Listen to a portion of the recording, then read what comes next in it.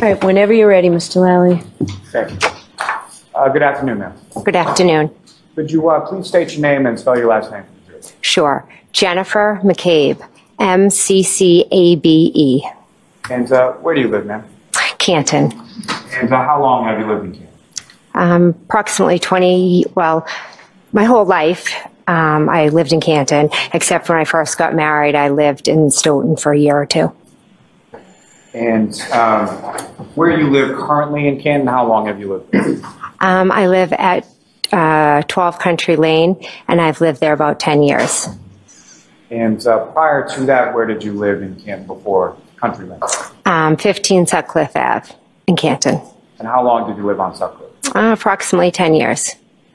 And with regard to both addresses, who, if anyone, do you live there with? I live there with my husband, Matt, and my 4 daughters. And how old are your 4 daughters? 15, 16, 18, and 20. Now, if I could turn your attention to January 28th and to January 29th of 2022. Do you recall what days? I do, yes. And do you recall what days of the week they were? Friday and a Saturday. So starting with Friday, January 28th in the evening, do you recall what was going on that night or where you went? What were you doing? Well, first, I set up at my house for a team dinner for my daughter's hockey team. Then I met up with some parents for my daughter played for the Canton High basketball team. So we met up with some parents before.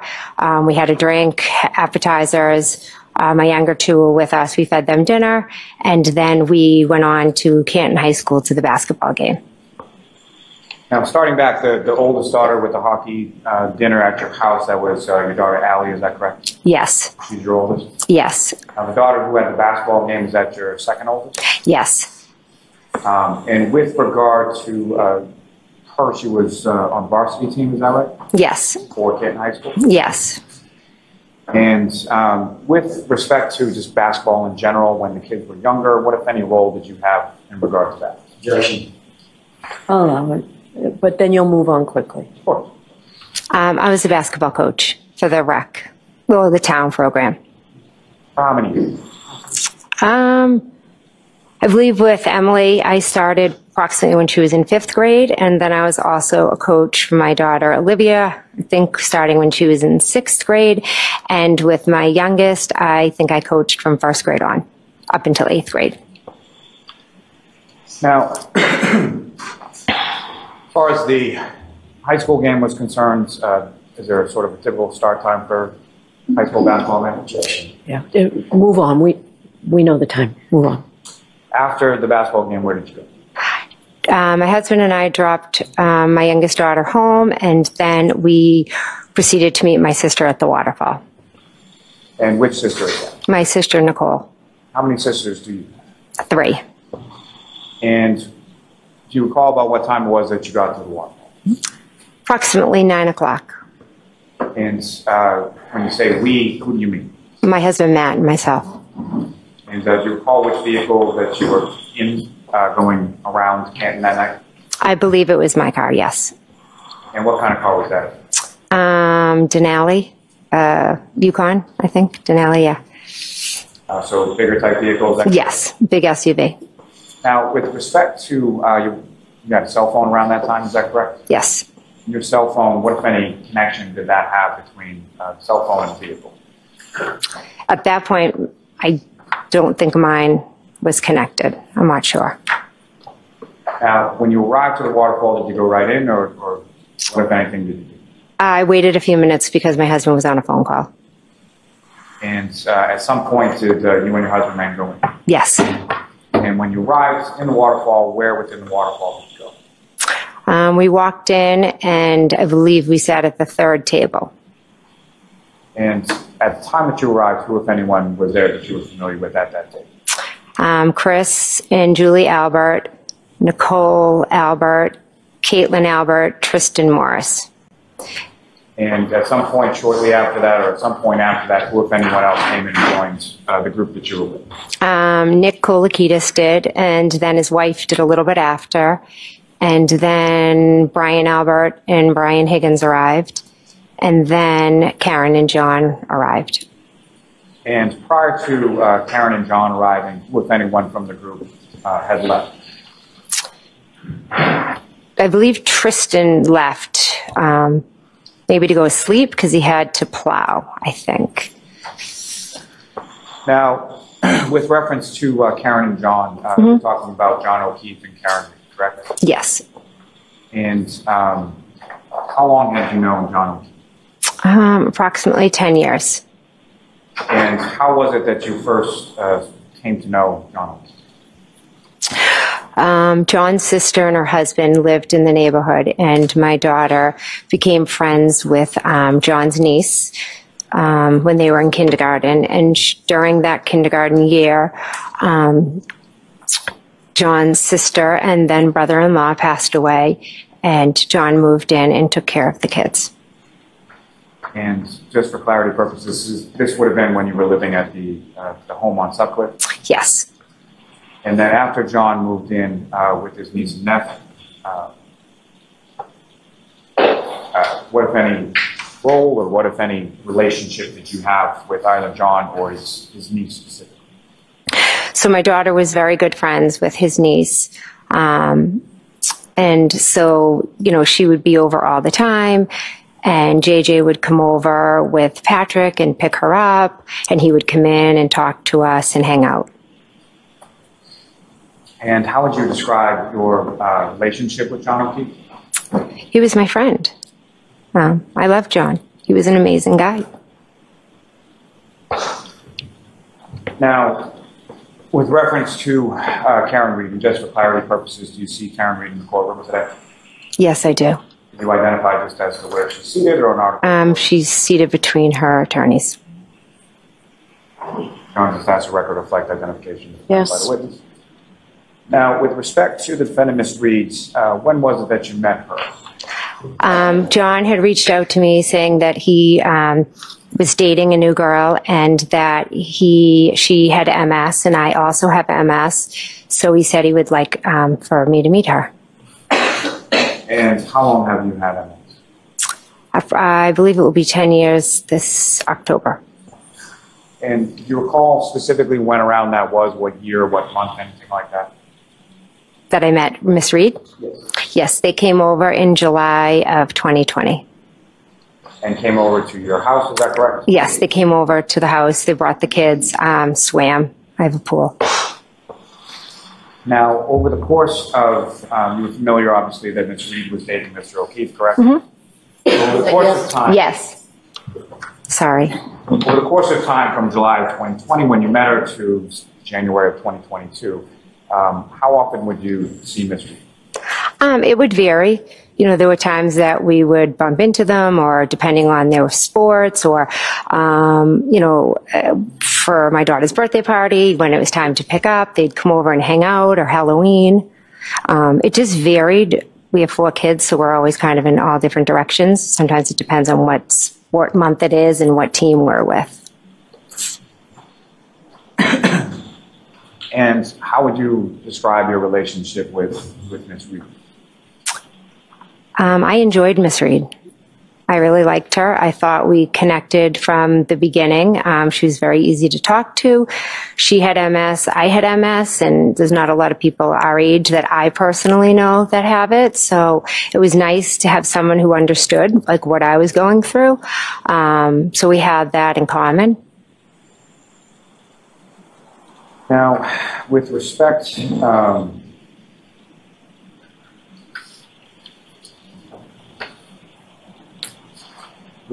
to either, starting with Mr. O'Keefe, was your friendship the type where you would have any sort of discussions about his relationship with Ms. Reed or any girls that he dated at any point in time that you were friends with him? At different points, yes. And what, if anything, specific do you recall him telling you about his relationship with Ms. Reed specifically? Objection. I'm going to allow that. I'd like to see counsel at sidebar for just a minute, please.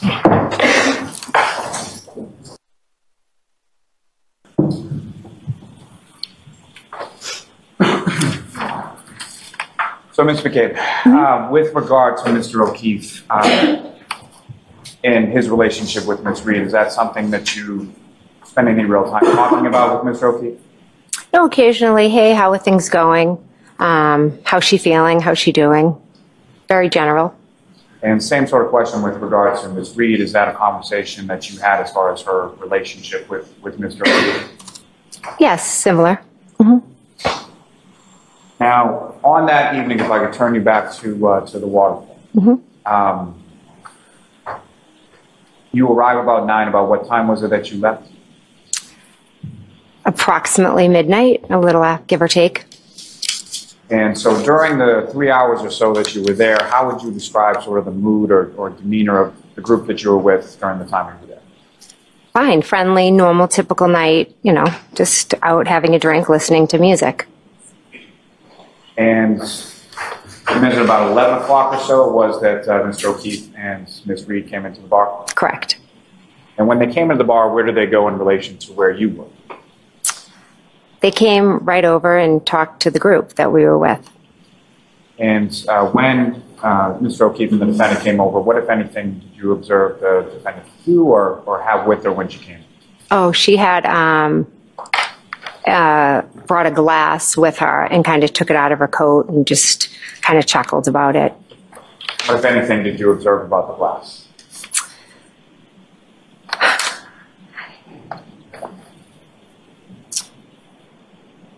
I believe it had ridges on it. What, if anything, did you observe as far as what was in the glass? It was clear. Was there any other kind of like a straw or a lime or anything like that? I don't remember. As far as you knew, at some point did you become aware of where Mr. O'Keefe and Ms. Reed had been prior to coming over to the waterfall? Yes. And where were they? C.F. McCarthy's. Where is that in location to the waterfall? Just right up the street. Now, over the course of the evening, you were at a bar. Fair to say you were drinking, is that right? Yes. Do you recall specifically what you were drinking? I think beer. And same question with regard to Mr. O'Keefe. Do you recall him drinking? And if so, what, if anything, was he drinking? I can't be certain. Possibly a beer, but I can't be certain. And with respect to Ms. Reed, same question as far as do you recall her drinking? And if so, what, if anything, do you recall her? Again, I remember just a clear glass with clear liquid in it. Any different glass beyond the one that you've already testified about, or no? I don't remember, sorry.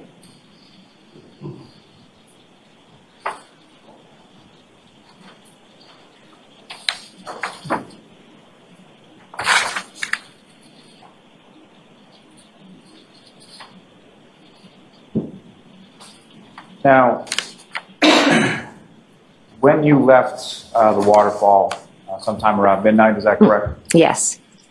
And well, let me ask you this first. I'm sorry. So with respect to the time that you were at the waterfall, did you speak with Mr. O'Keefe? Yes, briefly at the bar. And do you recall just generally what it was that you talked about? Yes, his niece had just gotten into Bishop Fian, so he was very excited. And with respect to Ms. Reed, did you speak to her at the bar? Yes. And do you recall what, if anything, the two of you spoke about? Yes.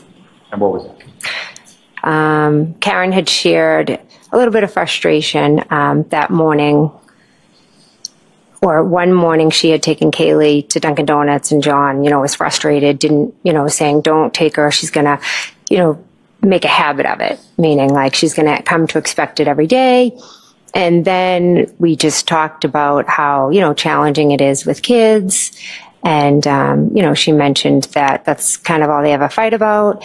And I said, yeah, well, welcome to parenthood, and, she just was a little bit frustrated, felt like the family needed to be doing more to help. And she just wished she had, more time, just her and John. But again, it was just, girlfriend to girlfriend kind of venting.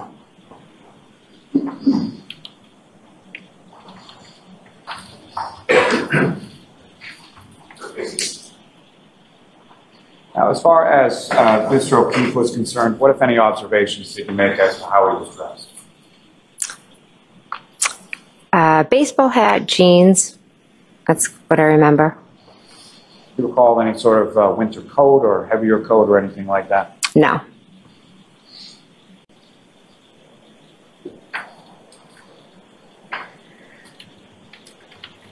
Now, over the course of the evening at the waterfall, what, if any, discussion was there amongst the group as far as going somewhere next or what to do after the waterfall? Karen had asked Chris if we could go up to D&E. She wanted to go up to D&E and have him cook some food. And was that something that was brought up by the defendant once or more than once or something? Many times.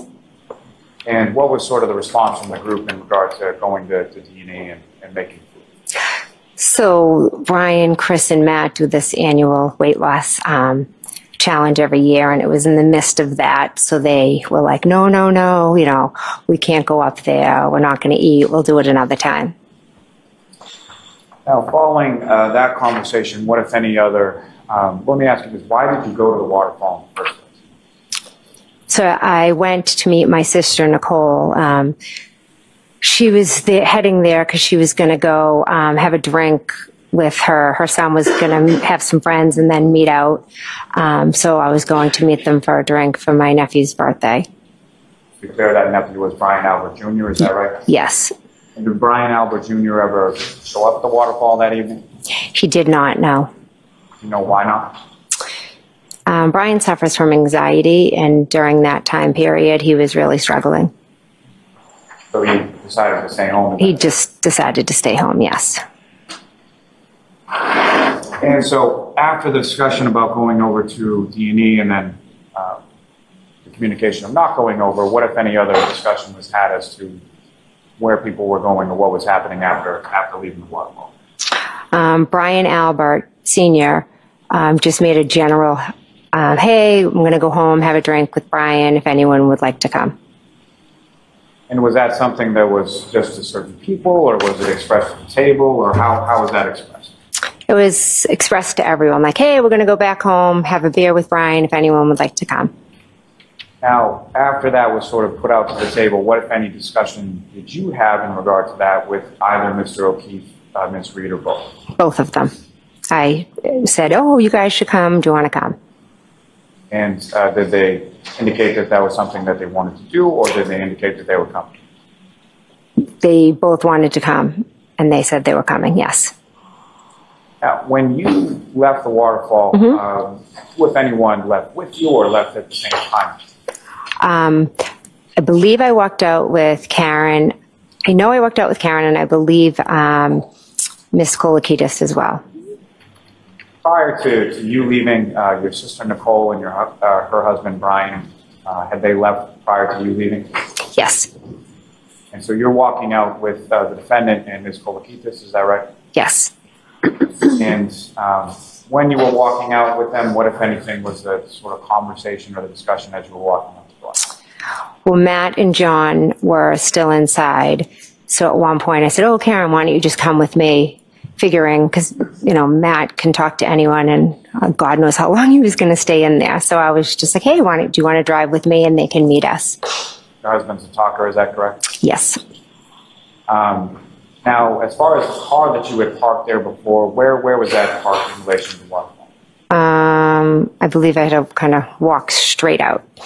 In the parking lot? In the parking lot, yes. And after you had exited from the waterfall, at some point did you observe Mr. O'Keefe come out as well? Yes, he did. And did you have a conversation with him in the parking lot while you were out there? I believe briefly, Karen, him, and I all spoke, yes. Do you recall briefly what you spoke about? Them coming back to Fairview.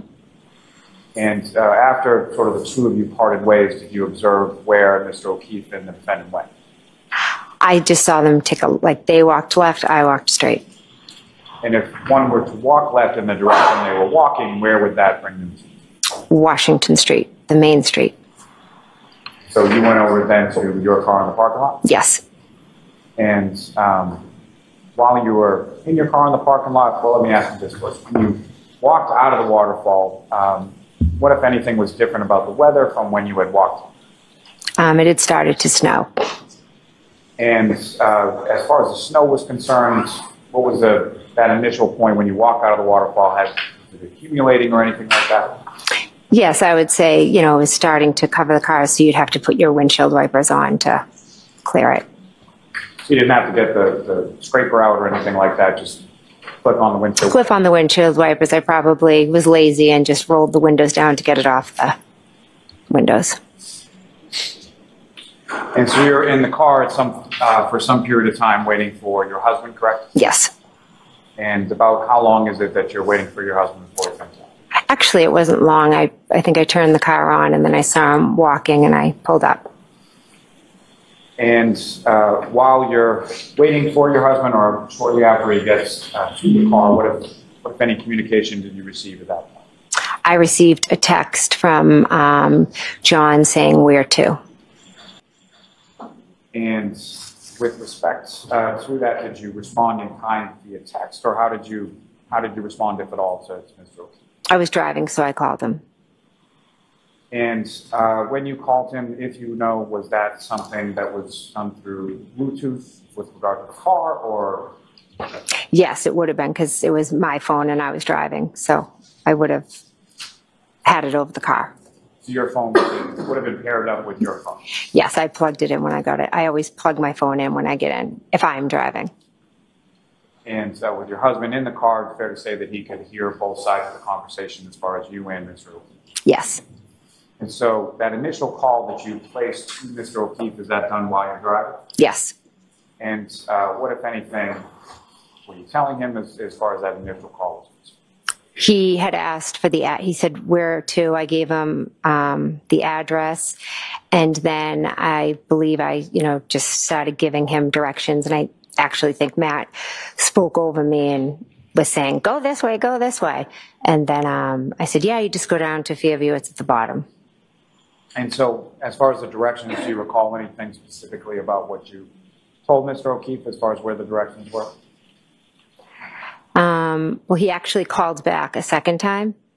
And when he called back a second time, I instructed him that it was by a friend's house, one of his niece and my daughter's friend. And I said, oh, it's right, go past Bella's street. It's at the bottom of the hill. And before we get to that, just as far as that initial phone call, essentially Fairview Road, you're familiar with? Yes. And it's where your sister lives with her family, correct? Yes. And if I could just ask, with regards to your sister's husband, Brian, how long have you known him? Since I was in kindergarten, very long time. So they had dated for some period of time before they got married, and they've been married for some significant period of time. Yeah, she had a crush on him for years. Then they dated, I think, for 10 years, and before they got married. So yeah, they've been together most of my life. So you're familiar with Fairview in the sense that there's, on one end of it is Chapman and one end of it is Cedar Crest, correct? Correct. And just in that initial phone call that you had with Mr. O'Keefe and you and your husband are giving directions, do you recall if you were indicating to him to go to Cedar Crest or go to Chapman in order to get onto Fairview? Go to Chapman. And is that the way that you went as far as going from Washington Street downtown to Fairview? Yes. Now, how long a drive is that going from the waterfall to Fairview Road? Approximately 5+ minutes, depending on if you hit lights. Now, if you're indicating you're indicating to someone to come down Chapman, and you said it was, I'm sorry, your testimony is it's sort of towards the end from that direction? The end of Fairview, the bottom of Fairview. And that's to my point as far as the bottom. Mm-hmm. Any kind of incline or decline, or how does the road sort of situated as you come from the Chapman side down to where your sister lives at 34 Fairview? It's a hill. And the hill goes down, is that correct? Yes. Is that somewhat of a precipitous? How would you describe sort of the hill? Well, the first hill is bit steep, and then it flattens a little, and then there's another hill. But the second hill is more long. So there's actually two hills as you're going down, correct? Yes. Now, you mentioned the second call, Mr. O'Keefe then calls you. Yes. And about how much time elapsed between when you first talked to Mr. O'Keefe and the second? Approximately 4 or 5 minutes tops. During either call that you had with Mr. O'Keefe, could you hear anything? You had it on Bluetooth, correct? Yes. Could you tell whether or not he was connected to a Bluetooth? Could you hear anything in the background? I couldn't know. And as far as when you were speaking to Mr. O'Keefe, did he express an intent that he was going to the house at Fairview? Yes, he was driving there and he was trying to find it. And when he indicated that he was trying to find it, was he expressing that in singular or plural or something else? No, more general, like where is it type. Did he make any reference during the time that you were talking to him to anyone he was with? No. And now as far as this second call, you indicated, what did you use exactly as sort of a geographic locator? My daughter and his niece's very close friend lives on a side street off of Fairview. So I just said, go past Bella Street, and it's at the bottom. And Bella is someone that's through his niece, John O'Keefe would have known, correct? Correct. Now, at this time, what if any relationship were you aware of between Bella's mother and John O'Keefe? They had dated No, I'm going to allow it. They had dated briefly years before.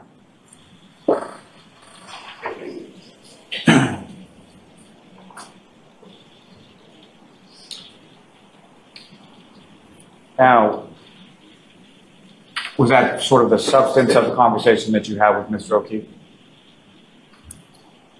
And that second phone call? Yes. Now, after that second phone call, did you speak to Mr. O'Keefe on the phone at any point in time after that? No. Now, you arrived at the house on Fairview. Do you recall where you parked when you got there? Yes, pulled into the driveway. And the driveway at the house of Fairview essentially has two garage doors, is that correct? Yes. Sort of widens out as you get to the top closer to the house? Yes. Do you recall where in relation to the driveway was that you parked when you got there? I just remember pulling in, there was definitely a car in front of me. There possibly could have been a car to the left.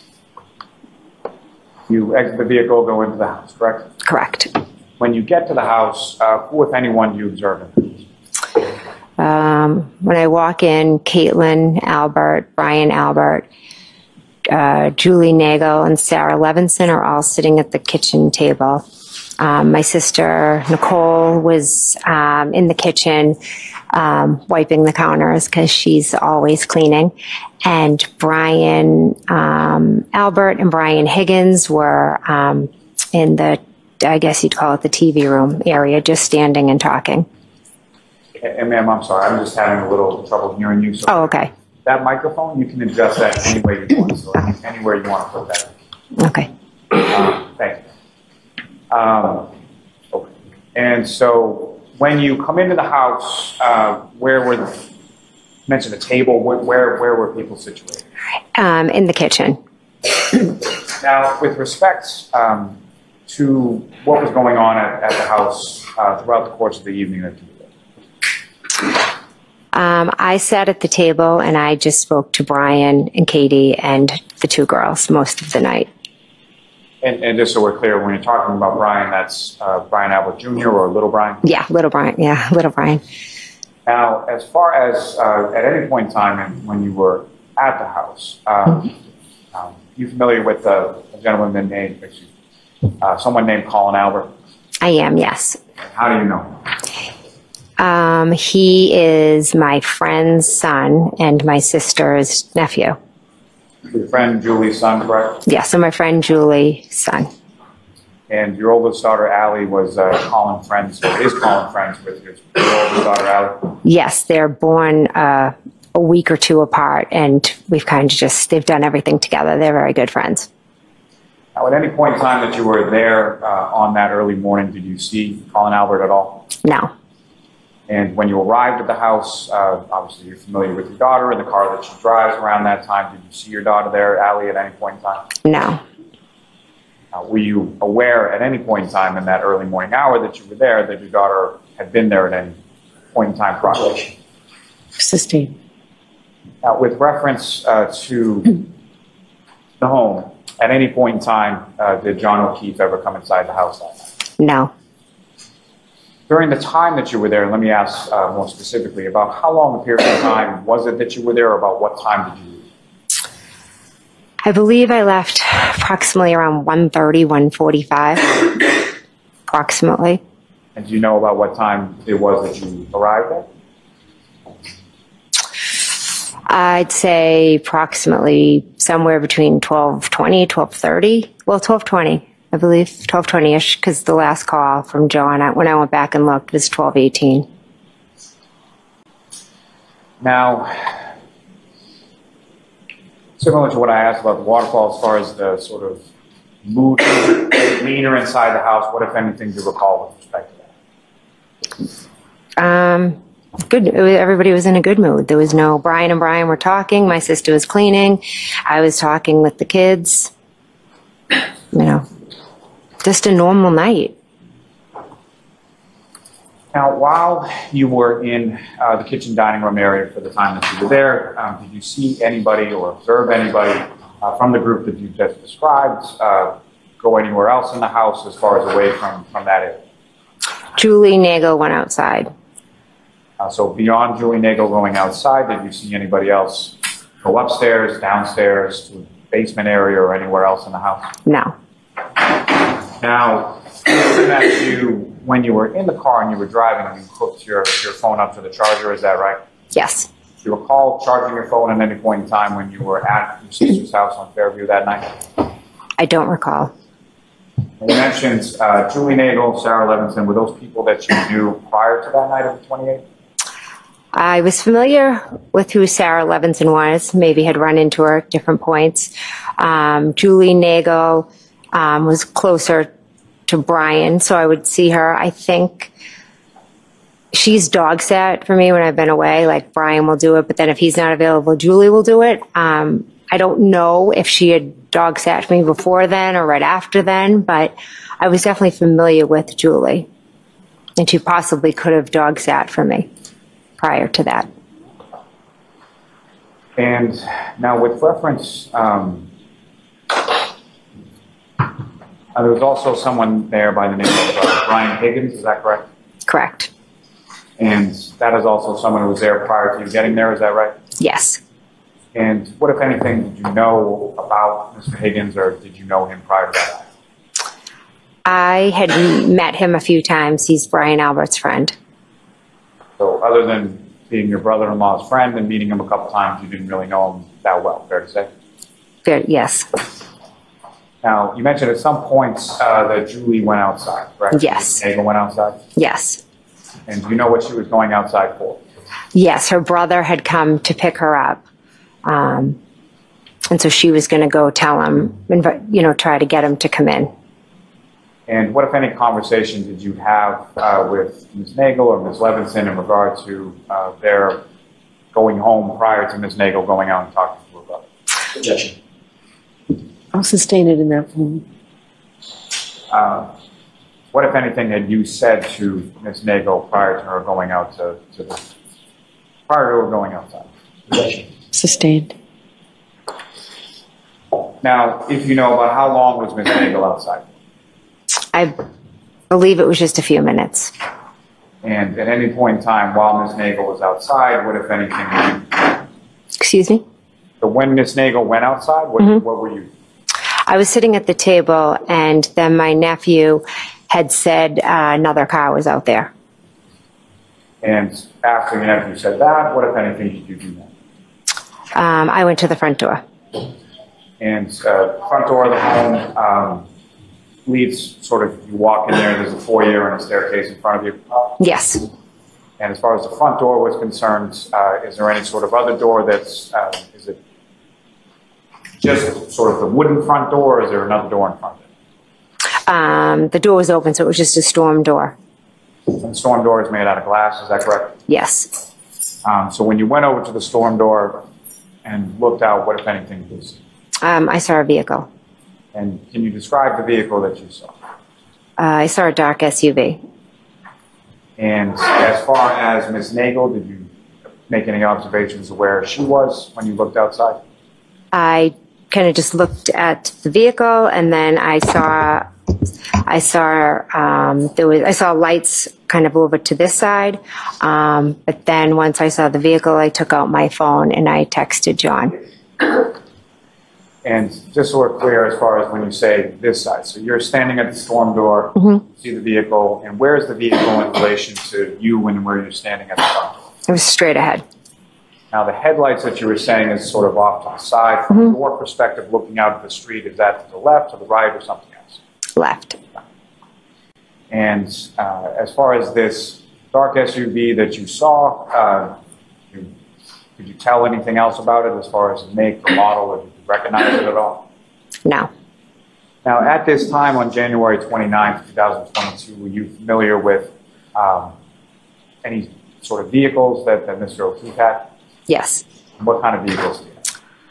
Gosh, I don't know the brand. It's, it was a small SUV type. Do you recall, like, what color it was? His might have been grayish. I'm not 100% sure. And any other vehicles that he may have had? Yes, he had this old-fashioned car that he loved, but Kaylee is so embarrassed of it. But yeah, he had that as well. Now, as far as Ms. Reed was concerned, were you familiar with what kind of vehicle she had at that time? Yes. And what kind of vehicle were you generally aware of her driving? She had a Lexus. Was that a sedan or an SUV, or what kind of vehicle? I think it was like a small SUV. Now, the vehicle that you saw outside of the residence of Fairview when you looked out the storm door, was that consistent with what you knew Ms. Reed to be driving at that time? Yes. Now, as far as that vehicle was concerned, at any point in time over the course of the evening, did you see anyone exit that vehicle or come out of that vehicle at all? No. Certainly never saw anybody exit that vehicle and walk over and come inside the house? Sustained. As far as that vehicle, when you first saw it, could you tell whether or not it was running or anything like that? It was running, yes. I could, I could tell it was running. It had the taillights. I could see the red. I'm going to actually keep your voice up, okay? Okay, sorry. Now, in addition to the taillights that you saw, did you see the headlights or anything like that? Yes, the headlights were on. And as far as the interior of the vehicle, were there any lights on inside the vehicle that you saw at any point in time? No. And as far as the windows of the vehicle, what, if anything, did you observe as far as their coloration? Was it tint or anything like that you saw?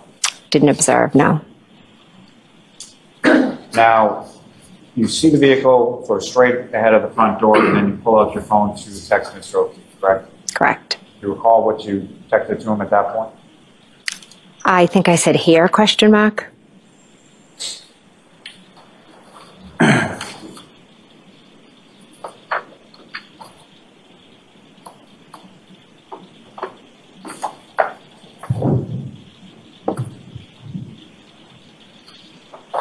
Do you think you said here, is that correct? Yes.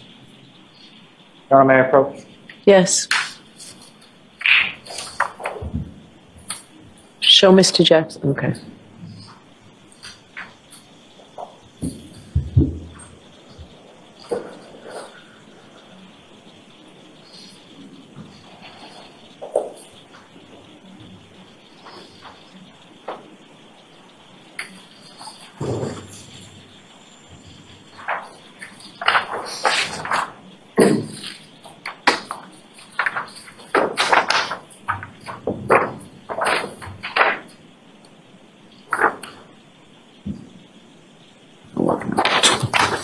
May I approach the witness, Your Honor? Yes.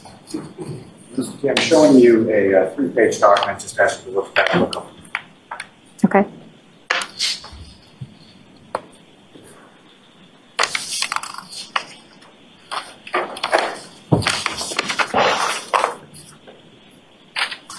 just generally speaking, that 3-page document, do you recognize the contents of that? I do. Or what do you recognize it to be? It's my text messaging with John.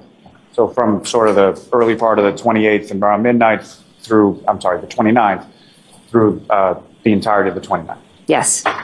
May I approach you? Yes. Almost. Is there any objection, Mr. Jackson? Okay.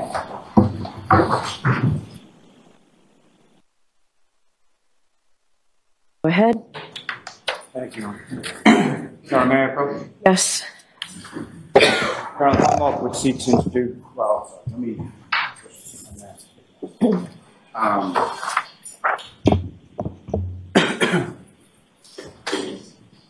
Those pages that I've just placed before you, do you recognize the content of those?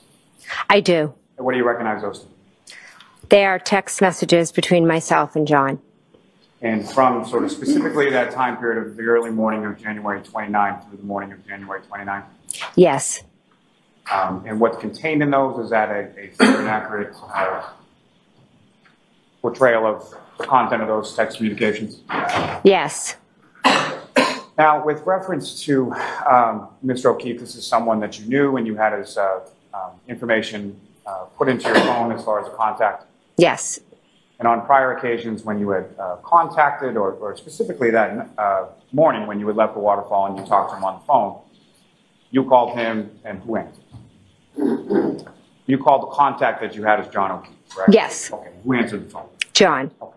And then the contacts that you had put in as John O'Keefe called you, and you answered, and who was on the other line? John.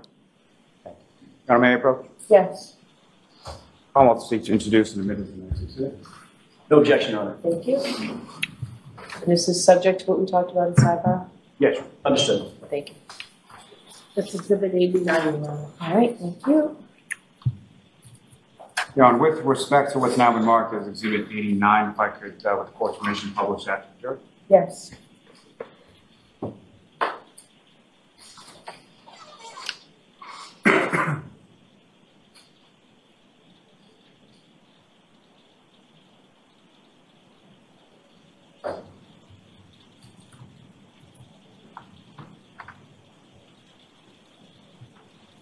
Mr. McCabe, what's up on the screen? Is that what you have before you as that exhibit?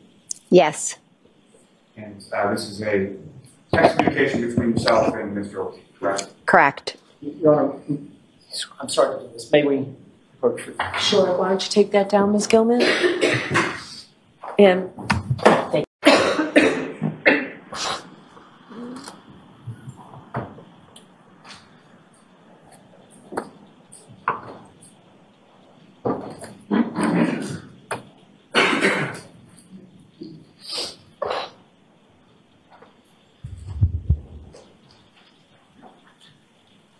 Thank you, Ms. Gilman. So, Ms. McCabe, with what's for you and what's up on the screen as the exhibits, there are sort of green bubbles and blue bubbles, correct? Correct. And can you tell the jury as far as who's communicating which direction, as far as the green bubbles are who and the blue bubbles? Green is John and blue is myself. And so the first text from this particular date, if you could just read to the jury as far as from whom the message is sent, what the content is, and then what the time period is. So John sent to me where to at 12:14. And if it assists you, if you have that in front of you, Okay. you can look at that. So the next bubble down is a blue bubble, is that correct? Correct. Similar to the one before, can you just read as far as that?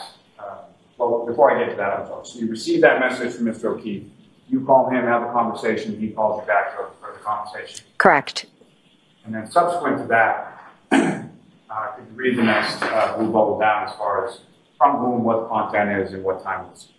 So this one is from myself to John, and it says here at 12:27. So at that point, I see a car out front, and I text him here. Testify to as far as looking out the front storm door, seeing the car, and then you send the text. That's the text. Correct. And Ms. Gilman, if you could scroll down to that. And ma'am, similar, if you could just, who sent it, what's the content, and what is the time? I sent to John, pull behind me at 12:31. And what were you referring to when you said pull behind? So at this point, the car had moved from the prior spot where I originally saw it. So I thought, what is he doing? Why don't they just pull behind me in the, in the driveway? Can you just pull down? And again, with this bubble, if you could read out. From me to John saying hello, and it was at 12:40. And at this point in time, as far as, let me ask you this way. When you're sending these text messages over these periodic time periods, what, if anything, are you doing sort of in between?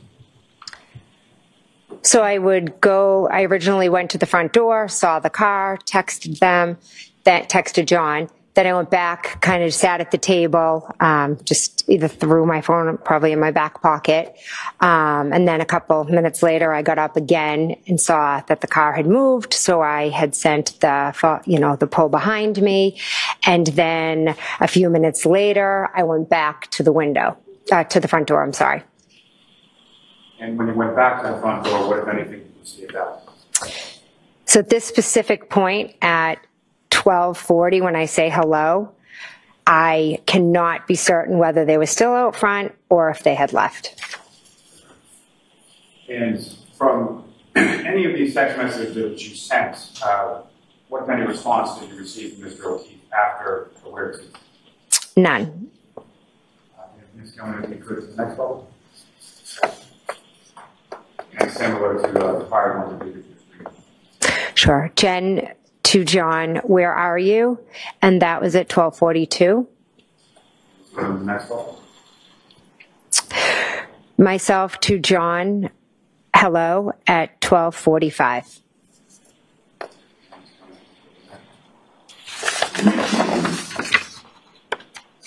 Now this is later in the morning, and we'll get to that a little bit more in a moment, but at some point you left the residence of Fairview, you went home, and you were awoken by something, and then at some point you texted John later on that morning, the 29th. Yes. You know, the next couple of those text messages that you sent at that point? Correct. Just, similar to the other ones we've been using. Myself to John, please answer at 4:59. Myself to John, Karen is worried. We need to find you at 4:59. Myself to John, please answer so I know you're okay. 5:04. May I approach this retreat? Yes.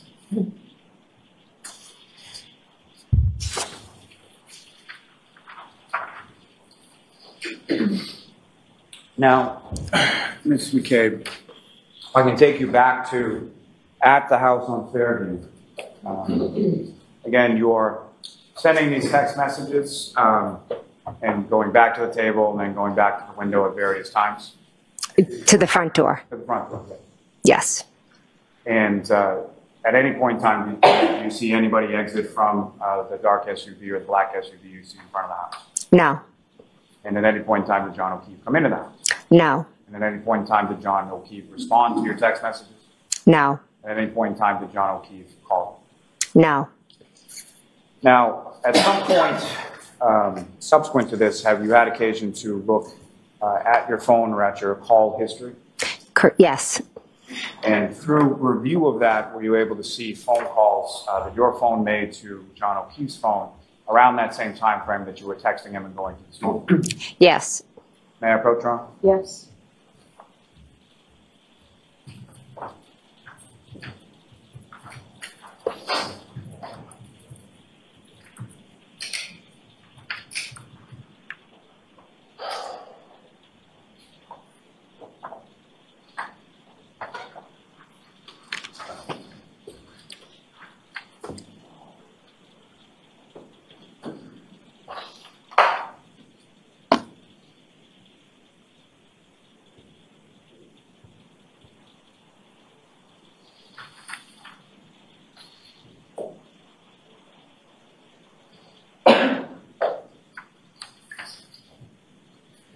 And I'm showing you a 4-page document. Actually, look at that and look up when you're finished. And if I could suggest, I think it starts in reverse order from page 4, timing-wise, up through page 1.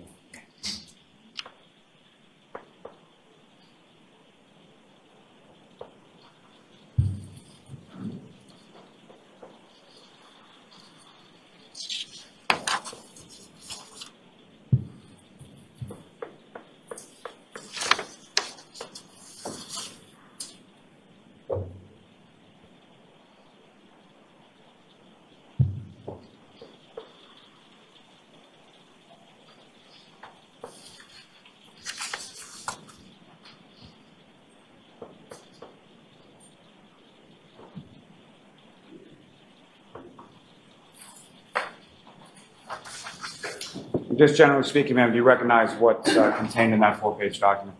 I do. And what do you recognize? The calls between myself and John O'Keefe. And am I correct that it starts in sort of a ascending order as far as the earliest calls are on page 4 and then the most recent are on the first page? Yes. And the phone calls that you were testifying to about before, as far as talking to him on the way from the waterfall to residents at Fairview, did they appear in those? They do. Section of it. Maybe we push briefly. Okay, may I have that?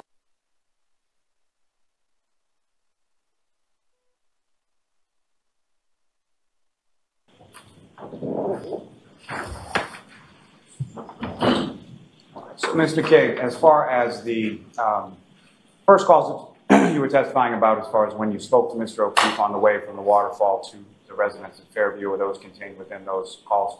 Yes.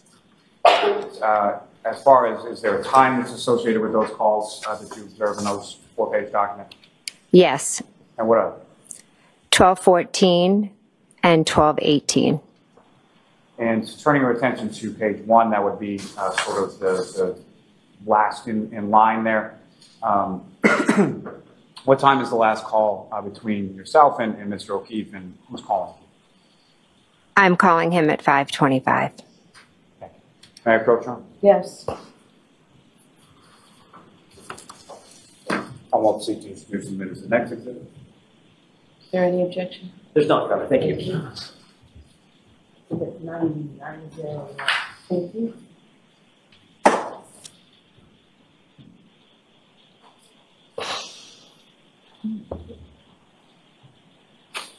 Now, Ms. McCabe, you had mentioned that during the course of the evening, shortly after you arrived at the residence of Fairview, you observed a vehicle outside of your sister's house, correct? Yes. And, Your Honor, with court's permission, I would ask to publish with this witness Exhibits 71, 72, and 73. Okay.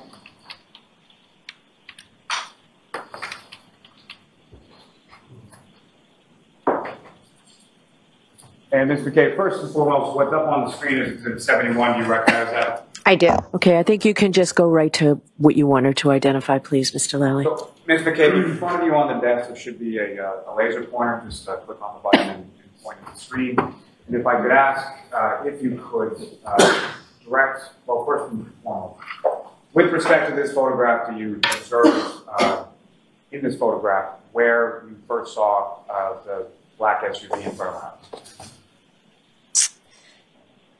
It was directly if I was staring out the front door.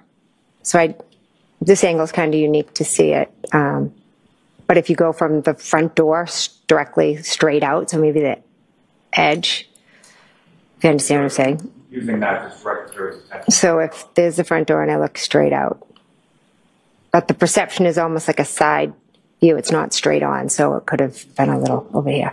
So, Lally, why don't you show another picture if this one isn't helpful? If I could have Exhibit 7.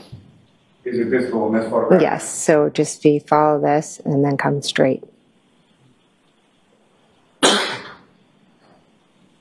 And lastly, Exhibit 73.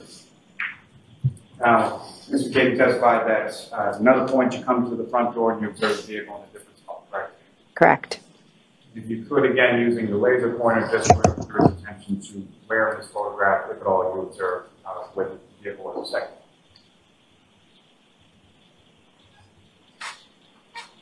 It was right about, right near the flagpole. Okay. This gentleman, you can take that.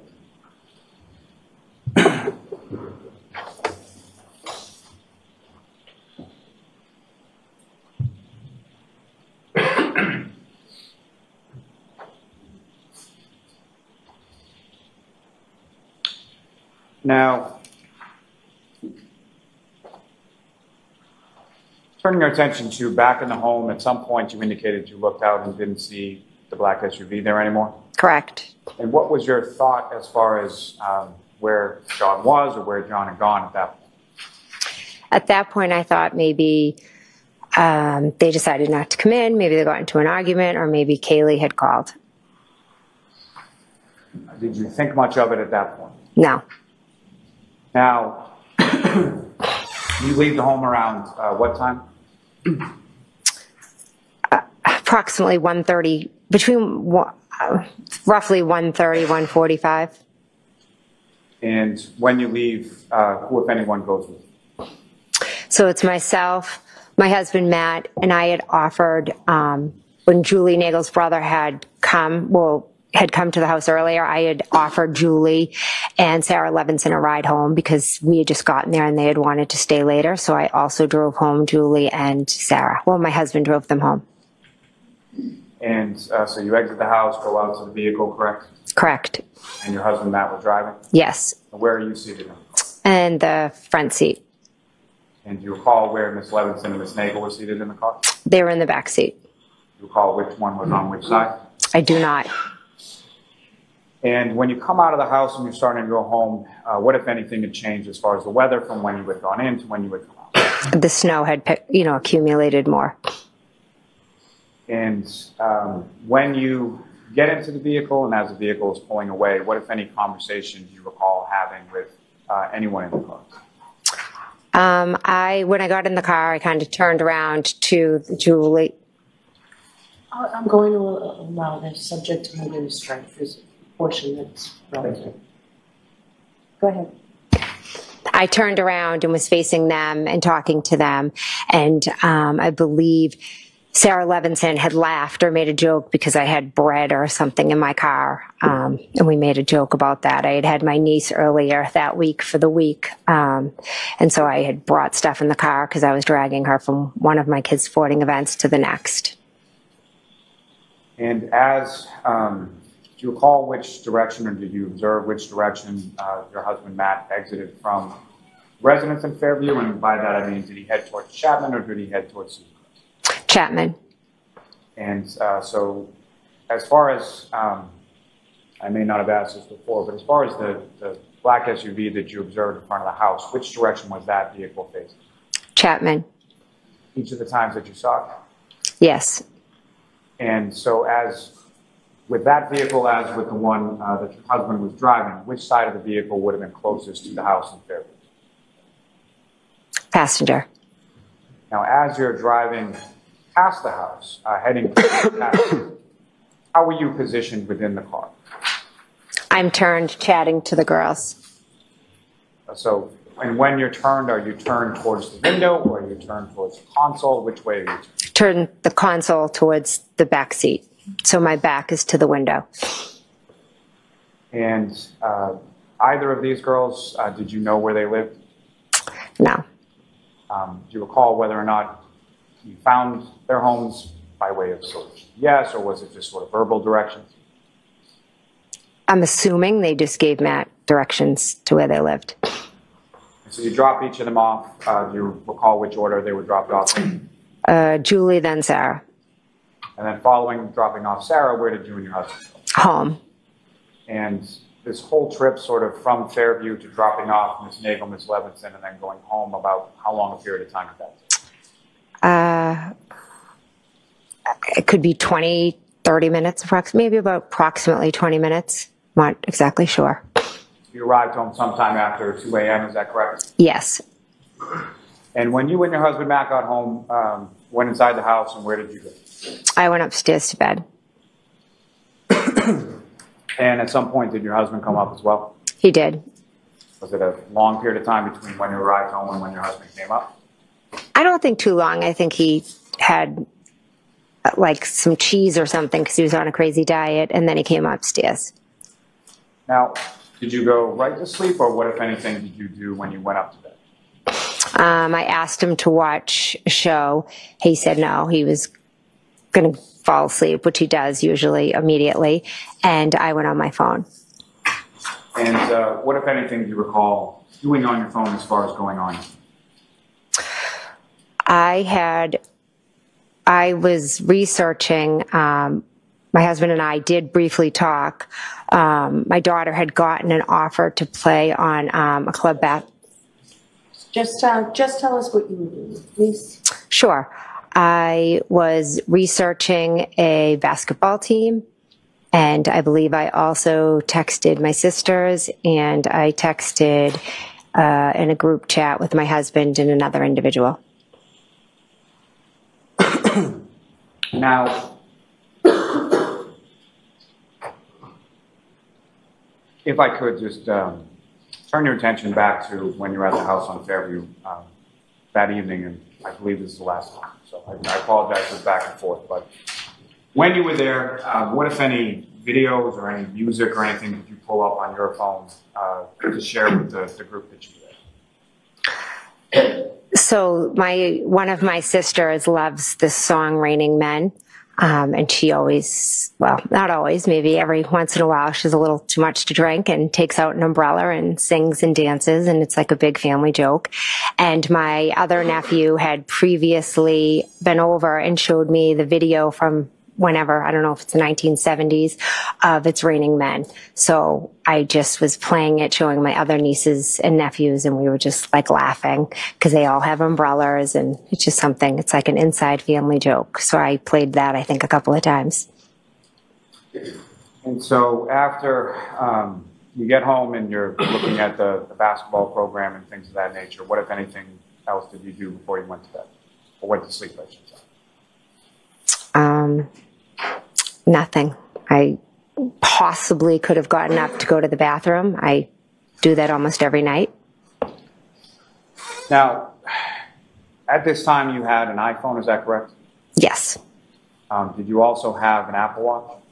I did, yes. And do you recall whether or not you were wearing the Apple Watch that evening or when you went to bed or anything like that?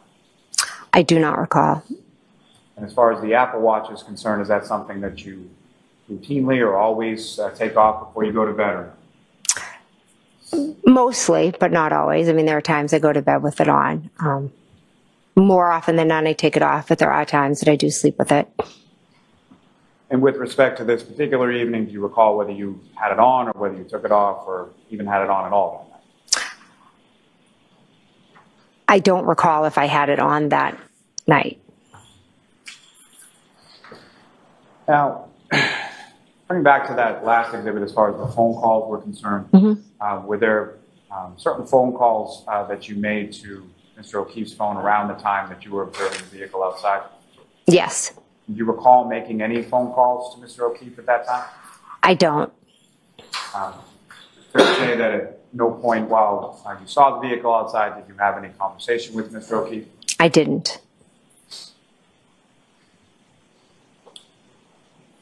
Now, you go to sleep, and at some point later on in the morning, you wake up, correct? Correct. And what is it that wakes you up, and when about was that? I woken up to my phone ringing. And do you know what time it was? 4:53. And according to your phone, who was calling you at 4:53? John's niece. And so that would be John's niece, Kaylee, is that correct? Correct. And how old was she at this time? I believe she was 14.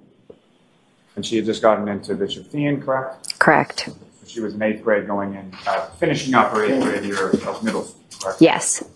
Is that a normal thing, that Kaylee would be calling you at 4:53 in the morning on a Saturday? No. So you answer the call, is that correct? Yes. When you answer the call, who, if anyone, is initially on the other end? Initially, it's Kaylee. And what, if anything, did Kaylee say to you? That John didn't come home, and Karen and we wanted to talk to me. And even in that initial call, when you're speaking to Kaylee, what, if anything, do you hear sort of in the background while you're talking? Karen screaming. And could you hear what she was screaming? she was just screaming, Jen, you know, Jen, Jen. Fairly loudly, is that correct? Extremely. Now, at some point, does the defendant get on the phone with you? She does. And what, if any, conversation do you have with her at that? She proceeds to scream my name multiple times, and she tells me that John didn't come home, they got into a fight, and that she left him at the waterfall. And how do you respond? I had just woken up. I was confused. I didn't know what she was talking about. I was like, what are you talking about? And then she, you know, told me that they had gotten into a fight and she left him there, and now where is he? And she was just kept screaming my name over and over. And so then I remembered that Chris Albert had still been at the bar. So I thought, well, maybe John walked home with Chris, because Chris lives close to the waterfall. And so at some point that conversation ended, and you recall how that ended? I told her that I was going to call Julie and see if John had ended up with Chris. And so you hang up with her, and then what did you do then? I called Julie Albert. And did Julie pick up the phone? She did not. And as you were calling Julie, did you have any conversation with your husband, Matt, around that time? Yes. He, you know, had kind of shot up out of bed when Karen had called. When Kaylee had called, because Karen was screaming. And then he was, what's going on? And I said, well, I'm calling Julie because Karen, they got into a fight, and I was trying to explain it to him. And he said, what are you talking about? We saw them outside of your sister's house. And at that point, I hung up. And when you hung up, Julie had not answered yet, is that correct? Correct.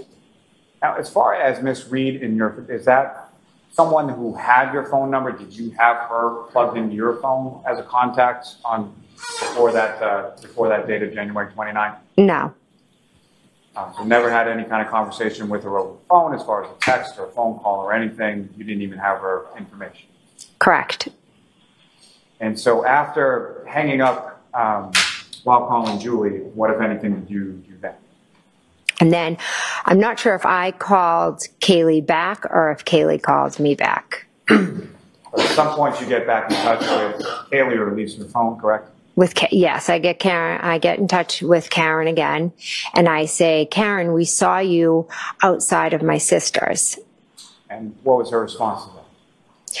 She told me that she didn't remember going there, and then she started yelling, Jen, Jen, and then she was saying, did I hit him? Could I have hit him?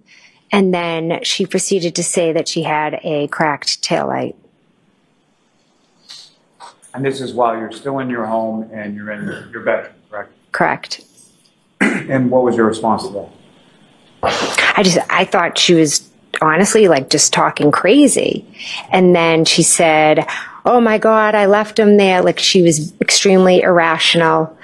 She said that it told me again that they had gotten into a fight. So now she was just kind of all over the place, just screaming. She was very hard to understand. So my brain started going, okay, well, if she left him there, where could he be? Who could he be with? And as you're going through that sort of process, what did you do next? So then earlier in the night, there was another individual who we had been in contact with, or my husband had been talking to, and he had mentioned that he was gonna meet up with John, at Waterfall as well, but he never ended up coming. I knew he was at a house close to Fairview, so I thought, well, maybe if they got into a fight, like John might have texted this individual, and maybe he just ended up on his couch. Who was that individual? Tom Beatty. And who is Tom Beatty in relation to, how did you know him? He has two daughters that are the same age as my daughters.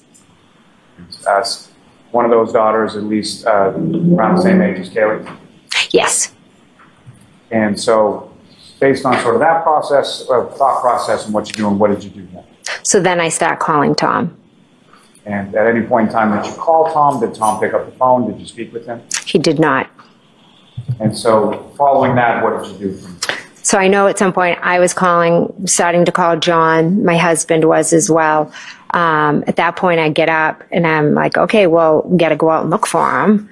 And in my head, I was thinking I'll drive over to Tom's and maybe he's there. I then go downstairs. Matt gets up. He's starting to get dressed. I go downstairs. I make a coffee. And I'm not sure how much time passed, but then all of a sudden I hear screaming out front. Now, if I could just take it back for a second, as far as a decade or so that you had known and been friends with John O'Keefe, with his either his niece or his nephew or both home, is him not coming home, is that something that had ever happened before, you were ever aware of before? I was never. Ask it differently. Had John ever gone out at night and then not come home when the kids were home? Objection. I'm going to allow it. Not to my knowledge, no. So at some point you make your way downstairs, is that right? Correct. And then what, if anything, did you hear once you were downstairs? Screaming And where was the screaming coming from? out front. And when you heard that screaming, where did you go? I ran to my front door. At some point, did you open your front door? I opened my front door, correct. And then what did you see when you opened the front door? Miss Reed came running up my walkway.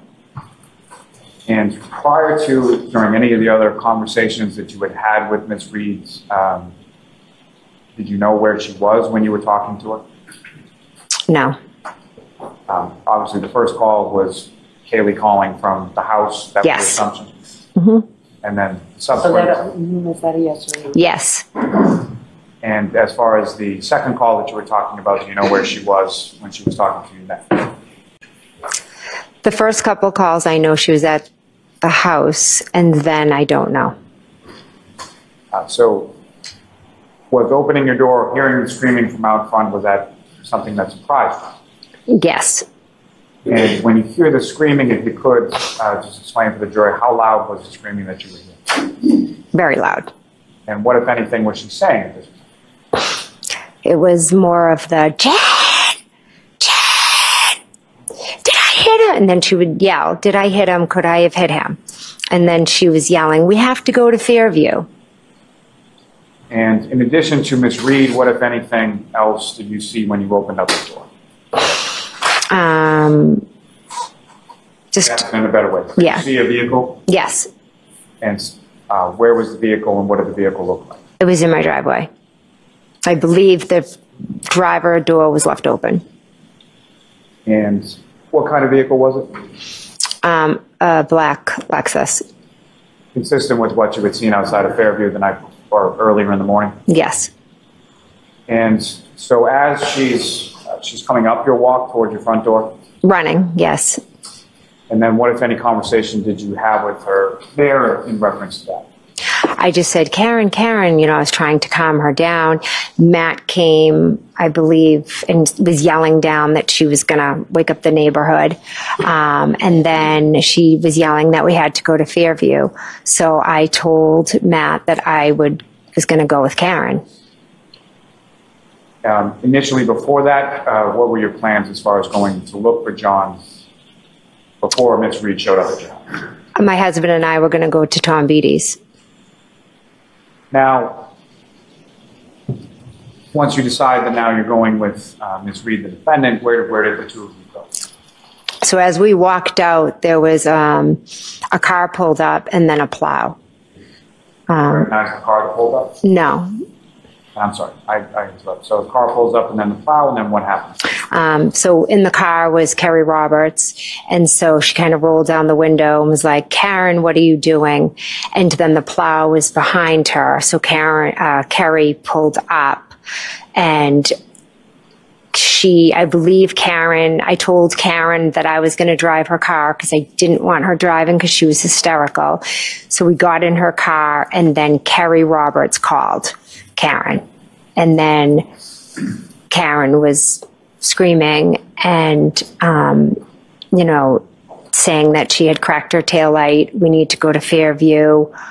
Could I have hit him? Did I hit him? And then she would just scream our names.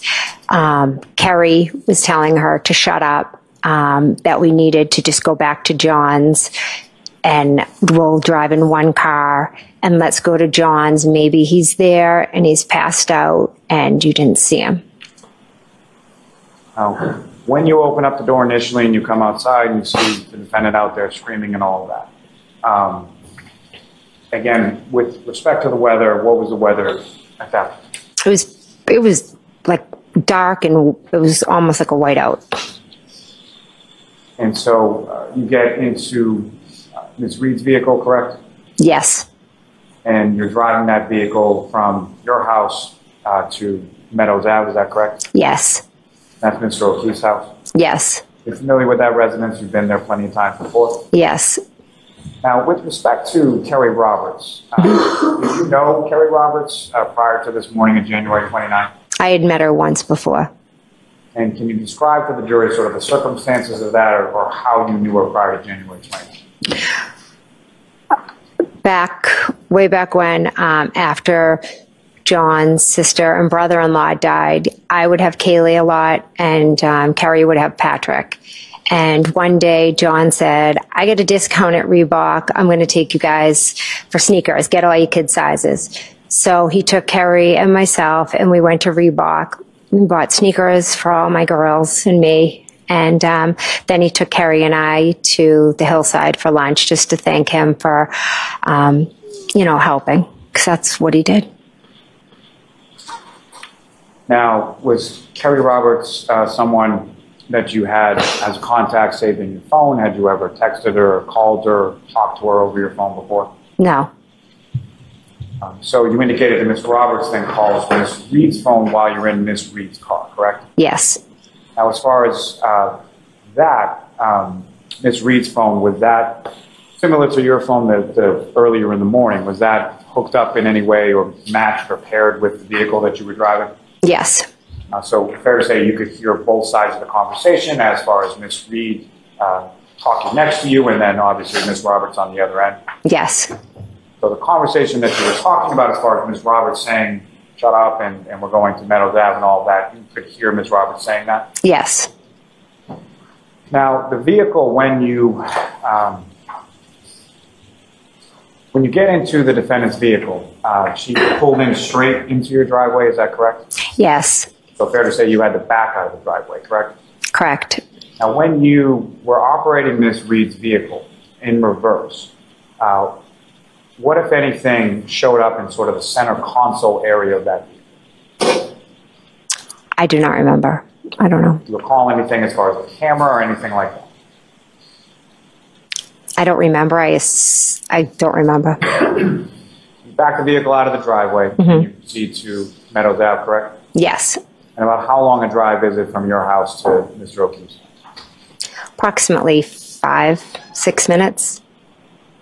And when you get to Mr. O'Keefe's house, where do you park? I pull in straight in the driveway. And after you pull into the driveway, at some point you all get out, correct? Yes. Do you recall who pulled in first as far as who was in front of who on the way to Meadows, yourself or Ms. Roberts?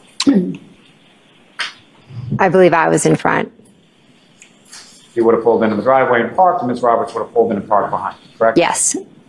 And so after the three of you get out of your respective vehicles, what happened then? Karen brings us to the back of the car and says, look, see, I have a cracked taillight. And where on the vehicle was she directing yourself and Ms. Roberts' attentions? The back right. So the passenger side, rear part of the vehicle? Yes. And when you looked at that area of the vehicle, what could you see at that point? I saw that there were missing pieces, but there was also snow covering it. And Karen was screaming, look, look, and then Kerry was screaming back at her. It was very chaotic, so I didn't stare in depth, but what I can tell you is I saw missing pieces from the taillight. And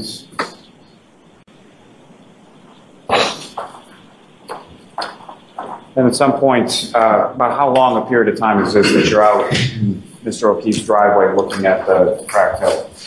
Not long, because then Kerry's, yelling at her, telling her she's crazy and that She was driving around drunk and she could have hit anything, and kind of rushes us to go into the house to look in there for John.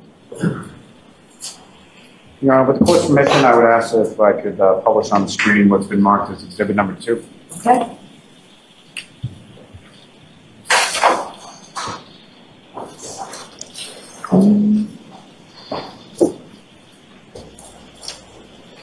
And Ms. McCabe, do you recognize what's up on the screen? I do. What is that? That is Meadows Ave, John's house. And the driveway that you're talking about as far as where you pulled in, that's not visible in this photograph, correct? Correct. So from facing Mr. O'Keefe's house on Meadows, which side of the photograph would the driveway be, the left or the right? The right. And Your Honor, may I approach? Yes.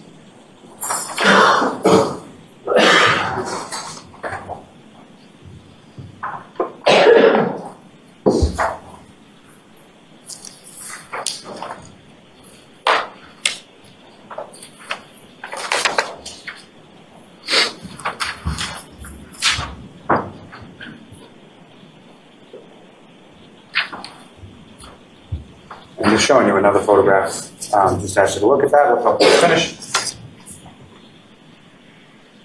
Okay. And you recognize what's in that photograph? Yes. What do you recognize? That's John's car.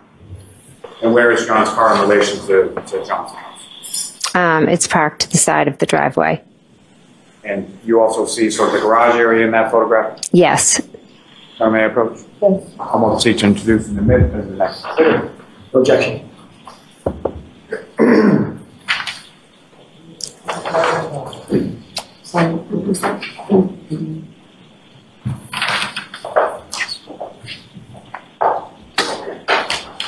Your Honor, with the court's permission, if I could publish that to the jury now as well. Okay.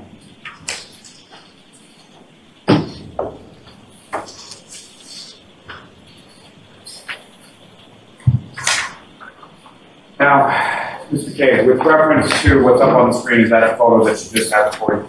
Yes.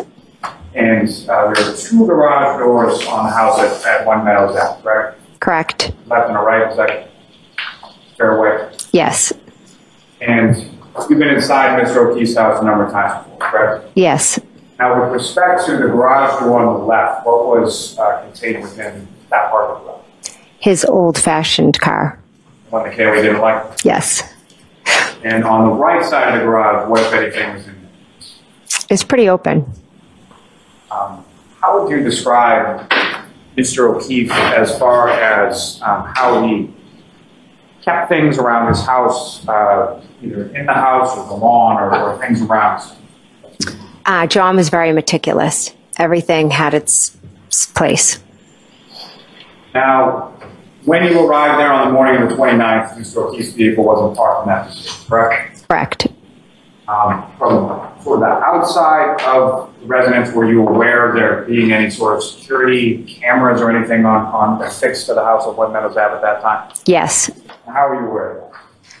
John told us he was, I don't remember, years prior, I believe, he came over and he was so excited that he got in a ring and he would always show us it. He just was always watching. And when he would show you that, how would he show you? Like on what kind of device? On his phone. So he had the ring application hooked up to his cell phone? Yes. Now, with respect to that morning when you arrived, if you could, using the laser pointer, just sort of delineate for the jury whereabouts you had parked Ms. Reed's vehicle when you pulled in and you see it in this photo. So it would be right there because John's car was further over. So Mr. O'Keefe's car was further over to the fence? Towards the fence, yes. And so when you arrive there, you're looking at the taillight, and at some point you go in the house, correct? Correct. How did you get into the house that morning? The right garage door was open. Now, is that something normal as far as when you get to Mr. O'Keefe's house and the garage door is open in a snowstorm? No. And so you go in through the garage door and then you go into the house, correct? Yes. And it's going to need to take that. So, Ms. McCabe, if you could describe to the jury sort of how you, when you come in through that right garage door and you start to go into the house, what is it when you see when you first come into the house, and what is sort of the layout of Mr. O'Keefe's house? You walk in from the garage and there's a mudroom. And typically when you would walk into Mr. O'Keefe's house, what, if anything, would you or anyone else do when they walked into his house? Take off your shoes. And why was that? He didn't want dirt or that morning snow probably getting all over his house. And so that was a pretty well-known rule for anybody that spent any time at his house on Meadows End. Yes.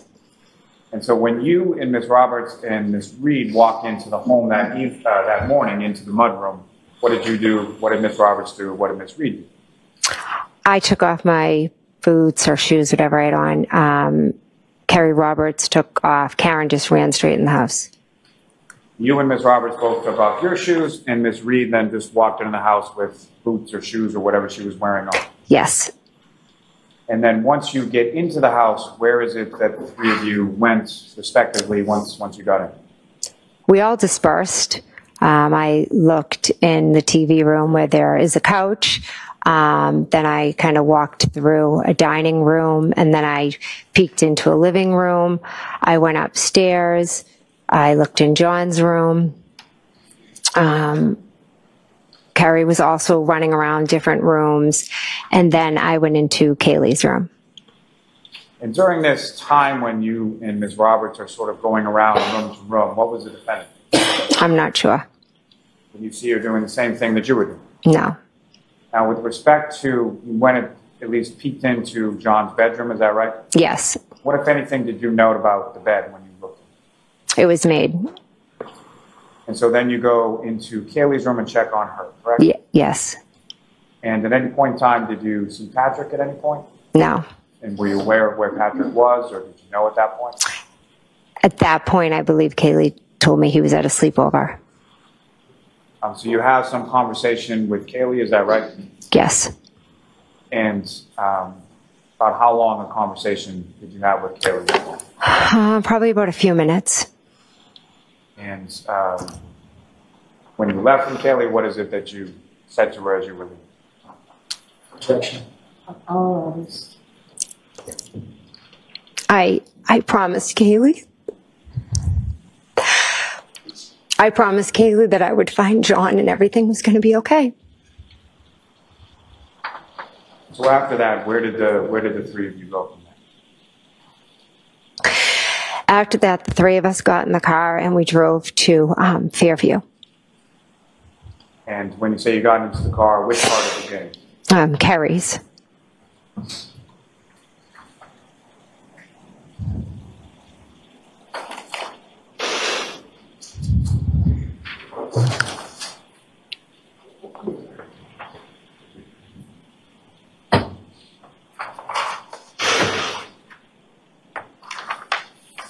Madam Mayor, approach. yes.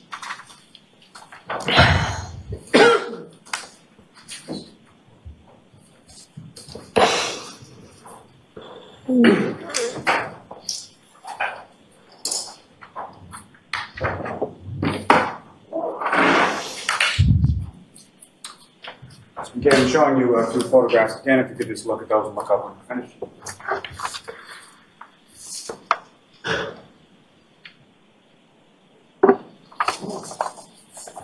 Did you recognize what's in those photographs? Yes. And what do you recognize those to be? The defendant's vehicle. And, may I approach? Yes. I'm going to call them up to seek to introduce them as the next two exhibits. No objection, Your Honor. Thank you.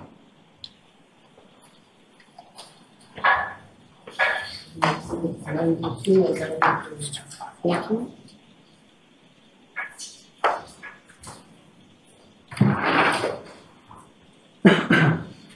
With the court's permission, if I could publish the jury as well.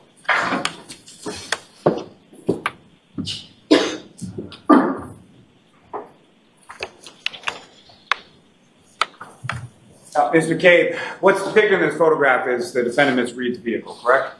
Correct. And in sort of focus here is the right rear passenger side of that vehicle, correct? Correct. And the tail light, if you could, with the laser pointer, just direct the jury's attention to where you observe that.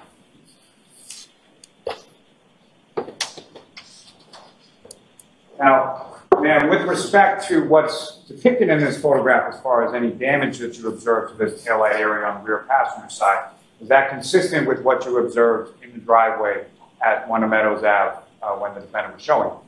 Correct, minus the snow, etc. And Ms. Gilman, if I could have the next exhibit.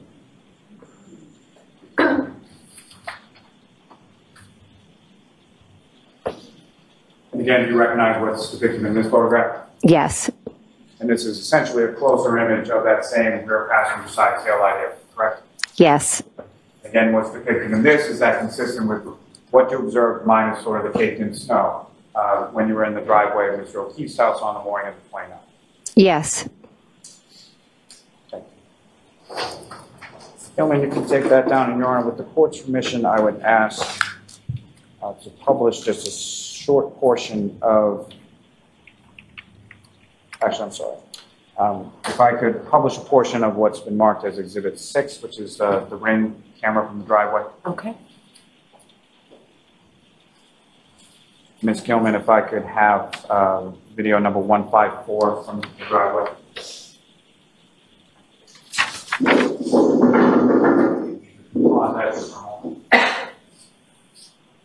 Ms. McCabe, directing your attention up to the screen, what's been marked as Exhibit 6, or video from Exhibit 6. Do you recognize what's depicted in this video? I do. What do you recognize?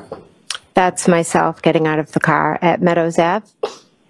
Is that essentially where you parked Ms. Reed's vehicle when you pulled in? Yes, If you could, just direct the jury's attention with a laser pointer as to where Ms. Reed's vehicle is that you parked, and if you see Ms. Roberts' vehicle. that is Miss Reed's, and that would be Miss Roberts. And as far as the right garage door that you entered into the house, if you could direct the jury's attention to whereabouts that would, I know it's not on the video, but where would it be?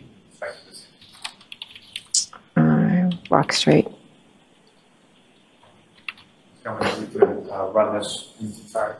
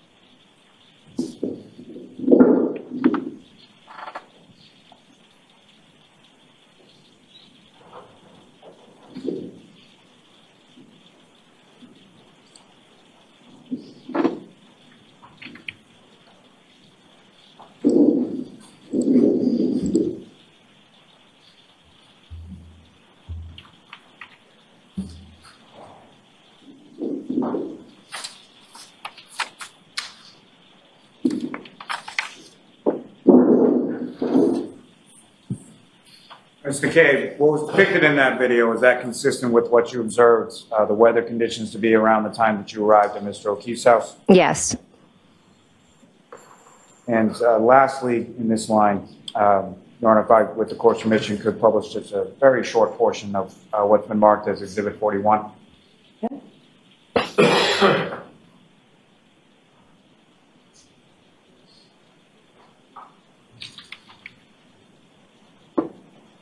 Gentlemen, if I could ask you to fast forward this to about 2 hours and 10 minutes.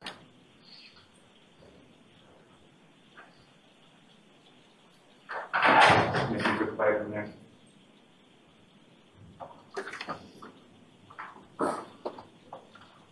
Stop it there. And again, what's in this video, do you recognize that, Mr. Kid? yes, I do. What do you recognize that? That is John's house. I'm just going to keep it play from there.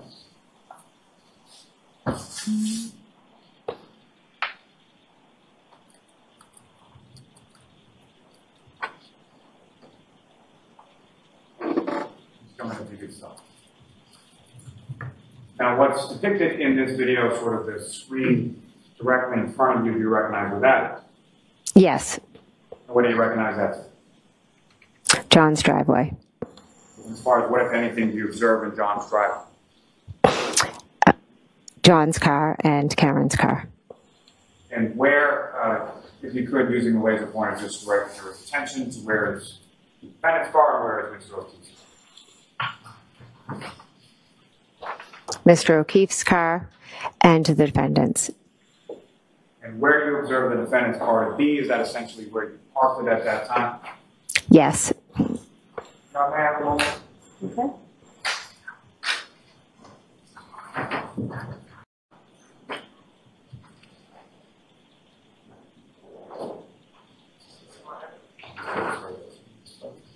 Can we just hold it on? Sure.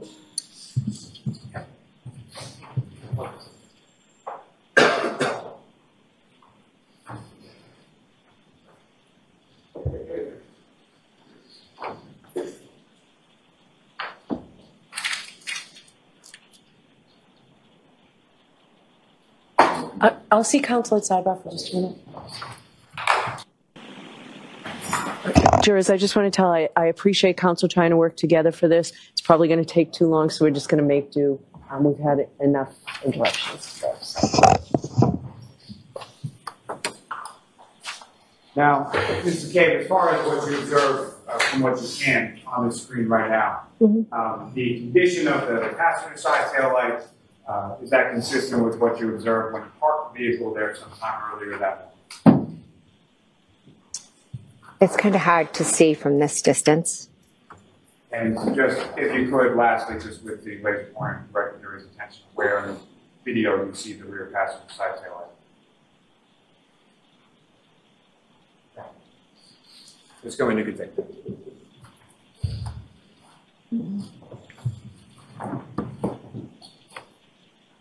Now, Ms. McCabe, you then, yourself, the defendant, and Ms. Roberts then get into Ms. Roberts' vehicle, is that correct? Yes. Who was seated where within Ms. Roberts' vehicle as you're going from Meadows Ave? Or what was the plan and where were you going sort of first when you left Meadows Ave? We were going to Fairview. And why were you going to Fairview? Because Karen kept screaming, we need to go to Fairview. Now, who was seated where within the vehicle when you did it? Kerry was driving, I was in the passenger seat, and Karen was in the back. And what were the lighting conditions at this point that you're driving over there? It was hard to see out the window. You really had to be kind of staring out. It was dark. The snow was coming at the car. And as you're making that drive, or as Ms. Roberts is making that drive from Meadows Ave to Fairview, about how long a drive is it?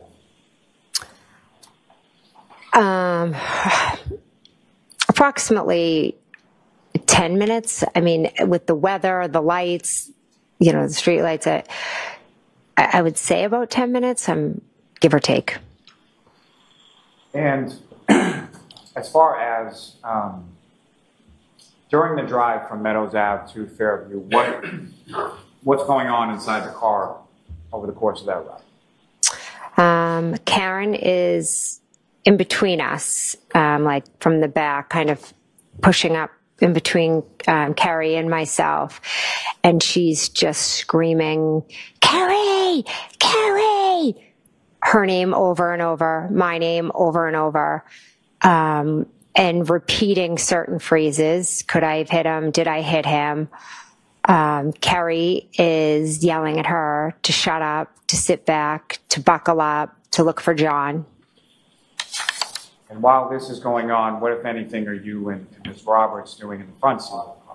We're just, she's slowly driving and I'm just peering out the window looking for John. I mean, it was a crazy situation. She's screaming, he didn't come home. Could he be walking home? Where is he?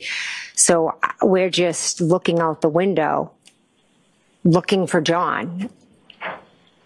Now, during the time that this is going on and Ms. Reed is sort of screaming in between you, was that continuous or what, if anything else, did you see her doing in the back seat while you were going from Meadows Ave there? I didn't see her doing anything. She just continuously screamed that. And then as we got by different landmarks, she then started, you know, screaming, asking if John could be at certain people's houses.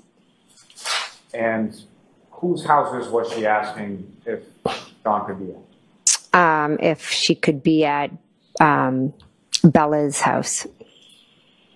Referring to the directions that you had provided the night before? Correct. And so that would have been, Bella was a child who was around the age of Kaylee and your daughter, correct? Yes. And there have been some years in the past dating relationship between Mr. O'Keefe and Bella's mother, correct? Yes. And so Ms. Reed is saying that in the car that morning as you're driving over to Fairview? Yes, she asked, could he have been with Ashley? And I looked at her and said no, because to me that was a crazy idea. And then Carrie had mentioned, oh, do you think he could have called somebody else that lived on a street over? And she started screaming, who's that? Who's she? And you recall who Carrie referred to? Yes. And who was that? A woman that John had previously dated. And was that anywhere recent in time to when you're driving around on January 29th? When they had dated? No. So similar to Bella's mother would have been years before? Correct. And so when Ms. Roberts said that, what, if anything, to the defendant? She was just spiraling, yelling about Ashley, who was Bella's mom, and just talking what I thought was very irrational about John maybe being with her.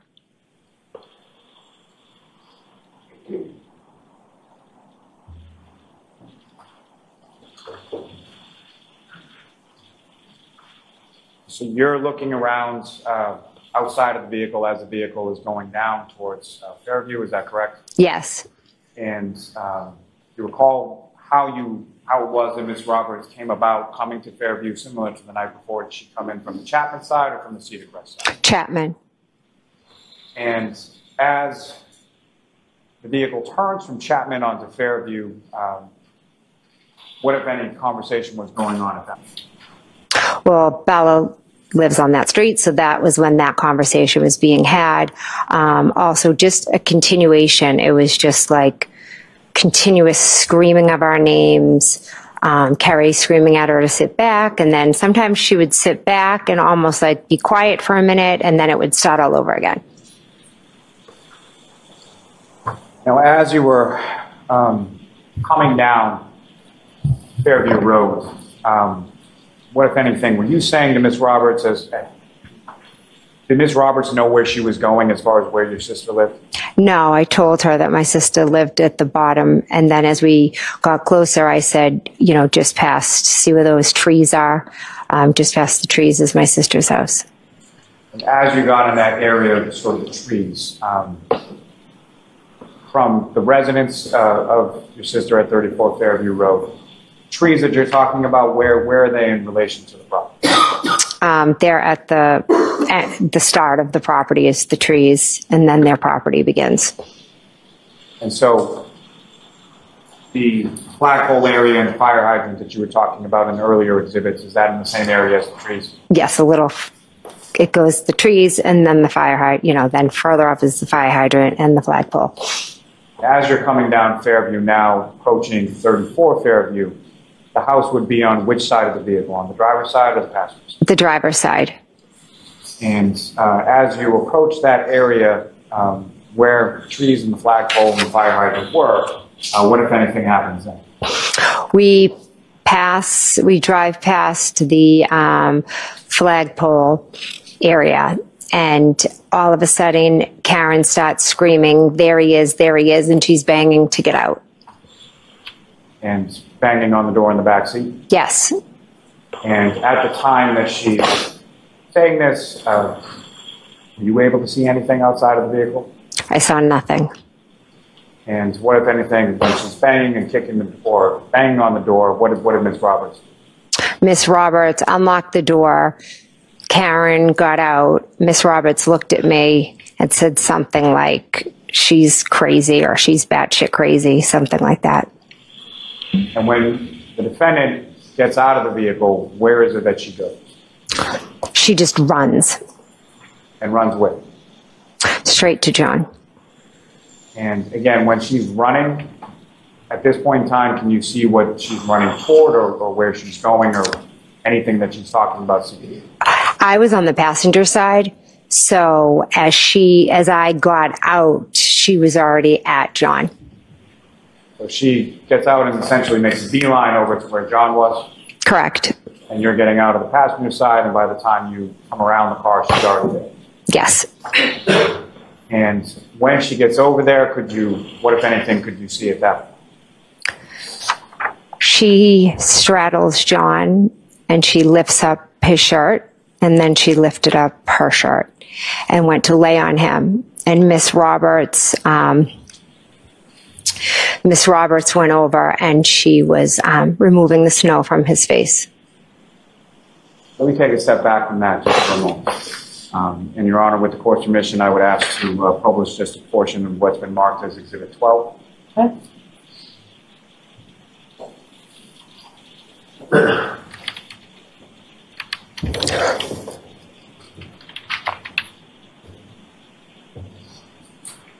Mr. McCabe, I'm going to direct your attention up to the screen of what's been marked as Exhibit 12, and I know this is not something that pertains to your vehicle or anything else.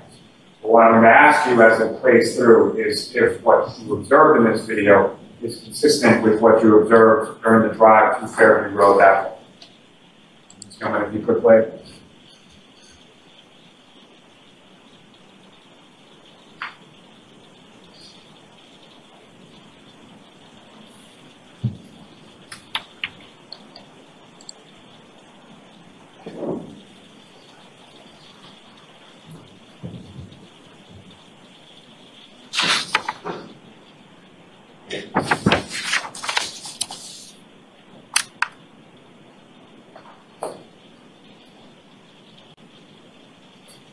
Now, as this video is running, Mr. McCabe, if I could just ask, what you see in this video, is that consistent with sort of the lighting and the conditions weather-wise that you observed when Ms. Roberts was driving from Meadows Ave to Fairview Road?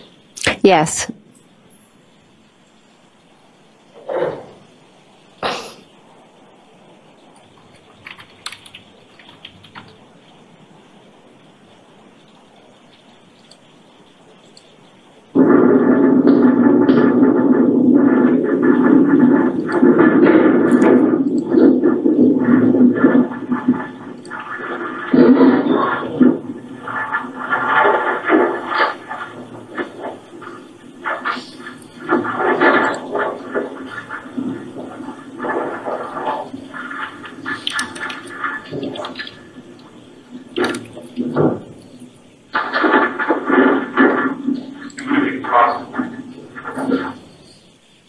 McCabe, do you recognize whereabout in the town of Canton this perspective-wise as far as what street or where it is, any landmarks that you observed in the video? Yes, that is Cassie. We just passed Cassie's Corner Store, and that is Chapman Street.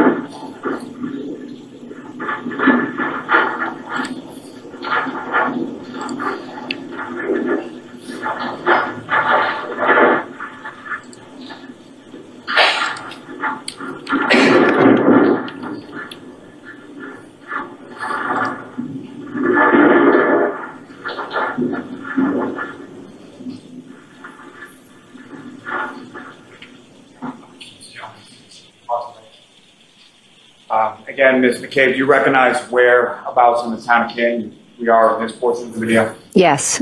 Where are we? This is the top of Fairview. So this will be from Chapman coming on to Fairview, is that correct? Correct. And prior to that, along that ride along Chapman, is that the period of time where you're looking out the window and trying to see if you can see John on the side of the road? Yes, but we didn't drive that way. You came from the other direction? Yes. You would have been taking, instead of a right onto Fairview, you would have been taking a left onto Fairview? Yes. And Ms. Gilman, if you could.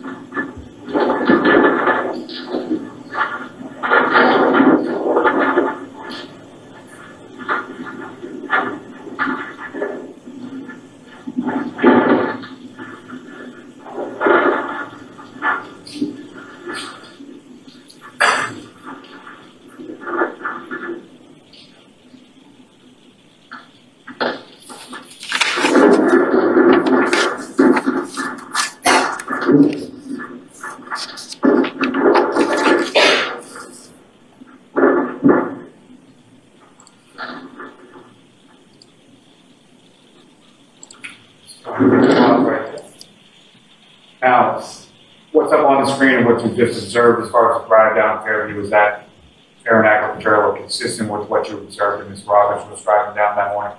Yes. And at this point in time, as you're coming sort of down the hill from Fairview, is this the point that the conversation occurs as far as Bella's mother and prior dating relationships and things like that? A little bit more towards the top of the street. So Bella's mother lives more closer to the job by cabin? Midway down, yes. Ms. Gilman, if you could.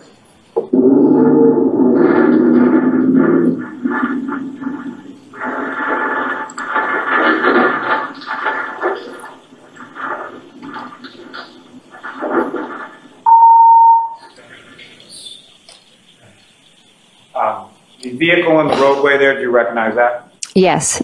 And what do you recognize that to be? Miss Roberts. Just for clarification purposes, with the laser pointer, if you could direct your attention to where you see Ms. Roberts. Oops.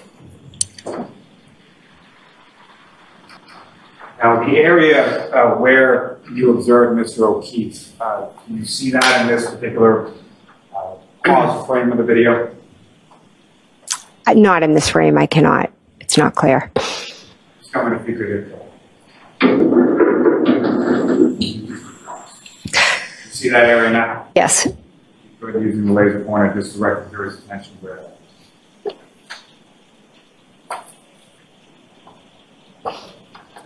I was coming if you could play this for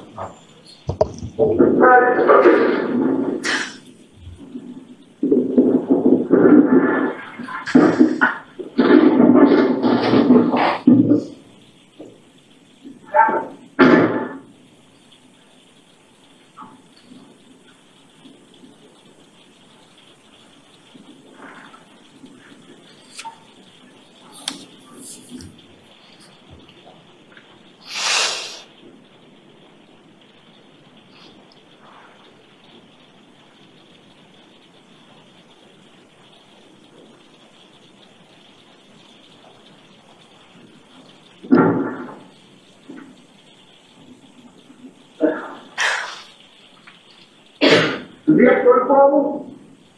Does he do what? Does he what? Huh?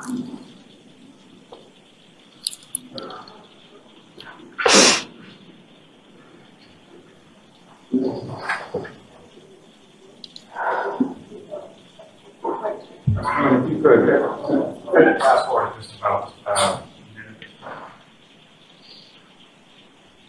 right. And the box. Okay, do you recognize any of the individuals up on that screen? Yes. And if you could, with the laser pointer, direct your attention. Who do you recognize and who do you recognize that? Carrie Roberts, myself, Karen Reed. Thank you. Come on, you can take that.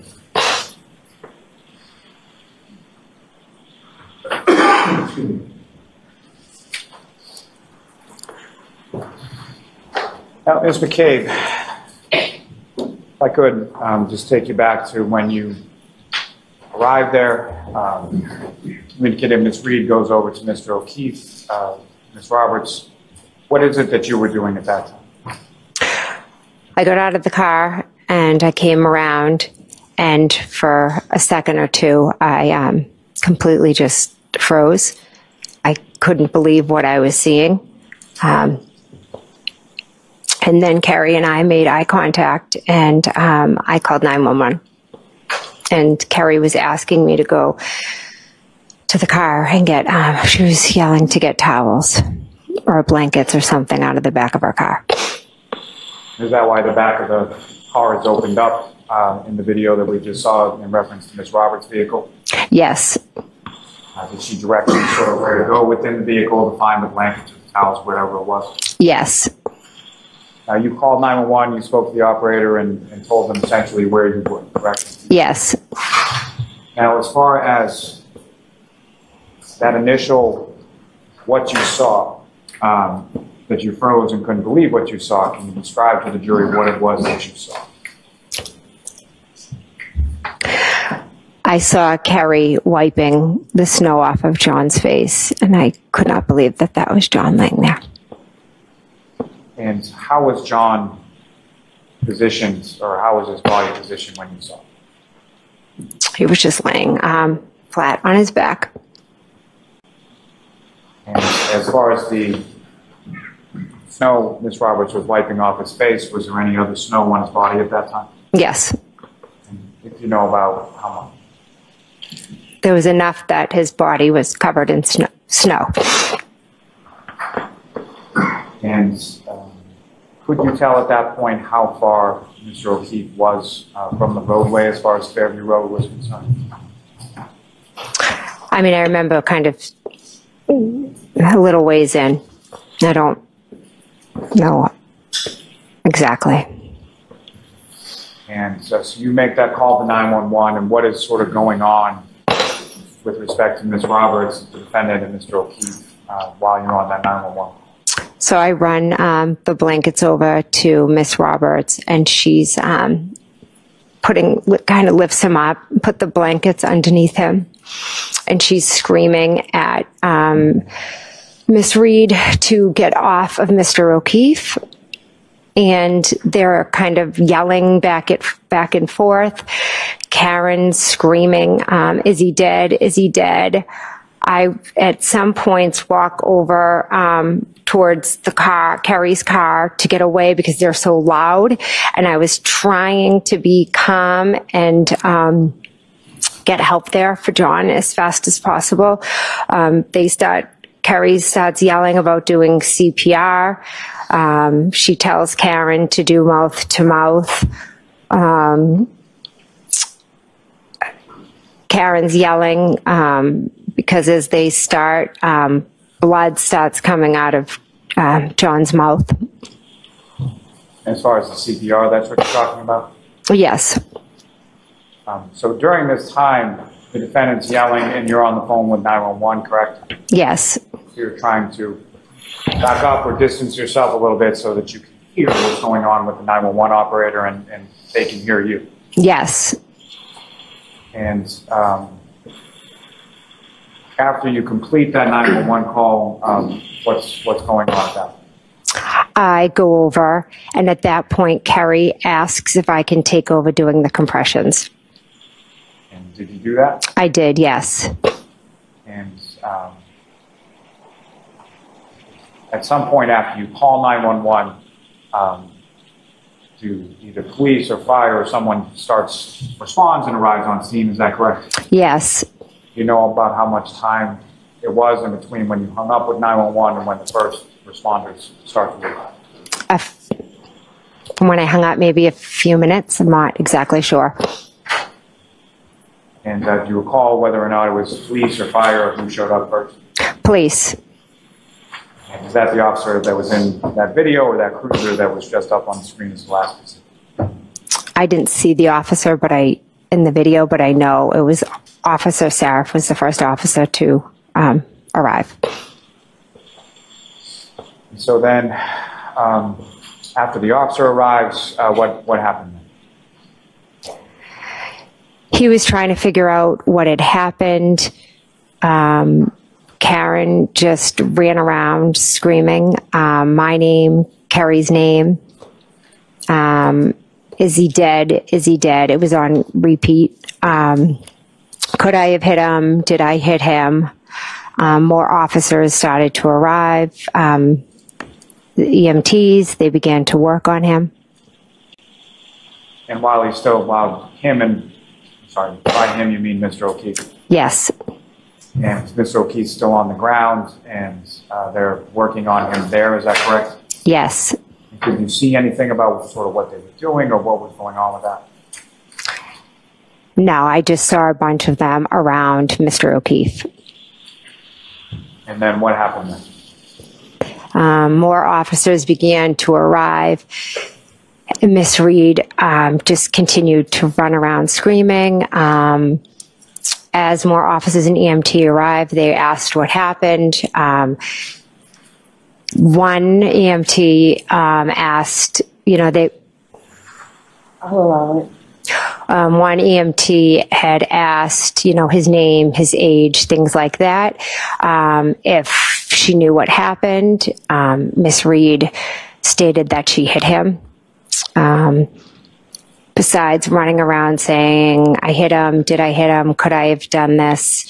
Is he dead? Is he dead? At one point, one of the police officers put Miss Reed in the back of her cruiser, and he asked for myself to go over with her, and Kerry came over with us as well.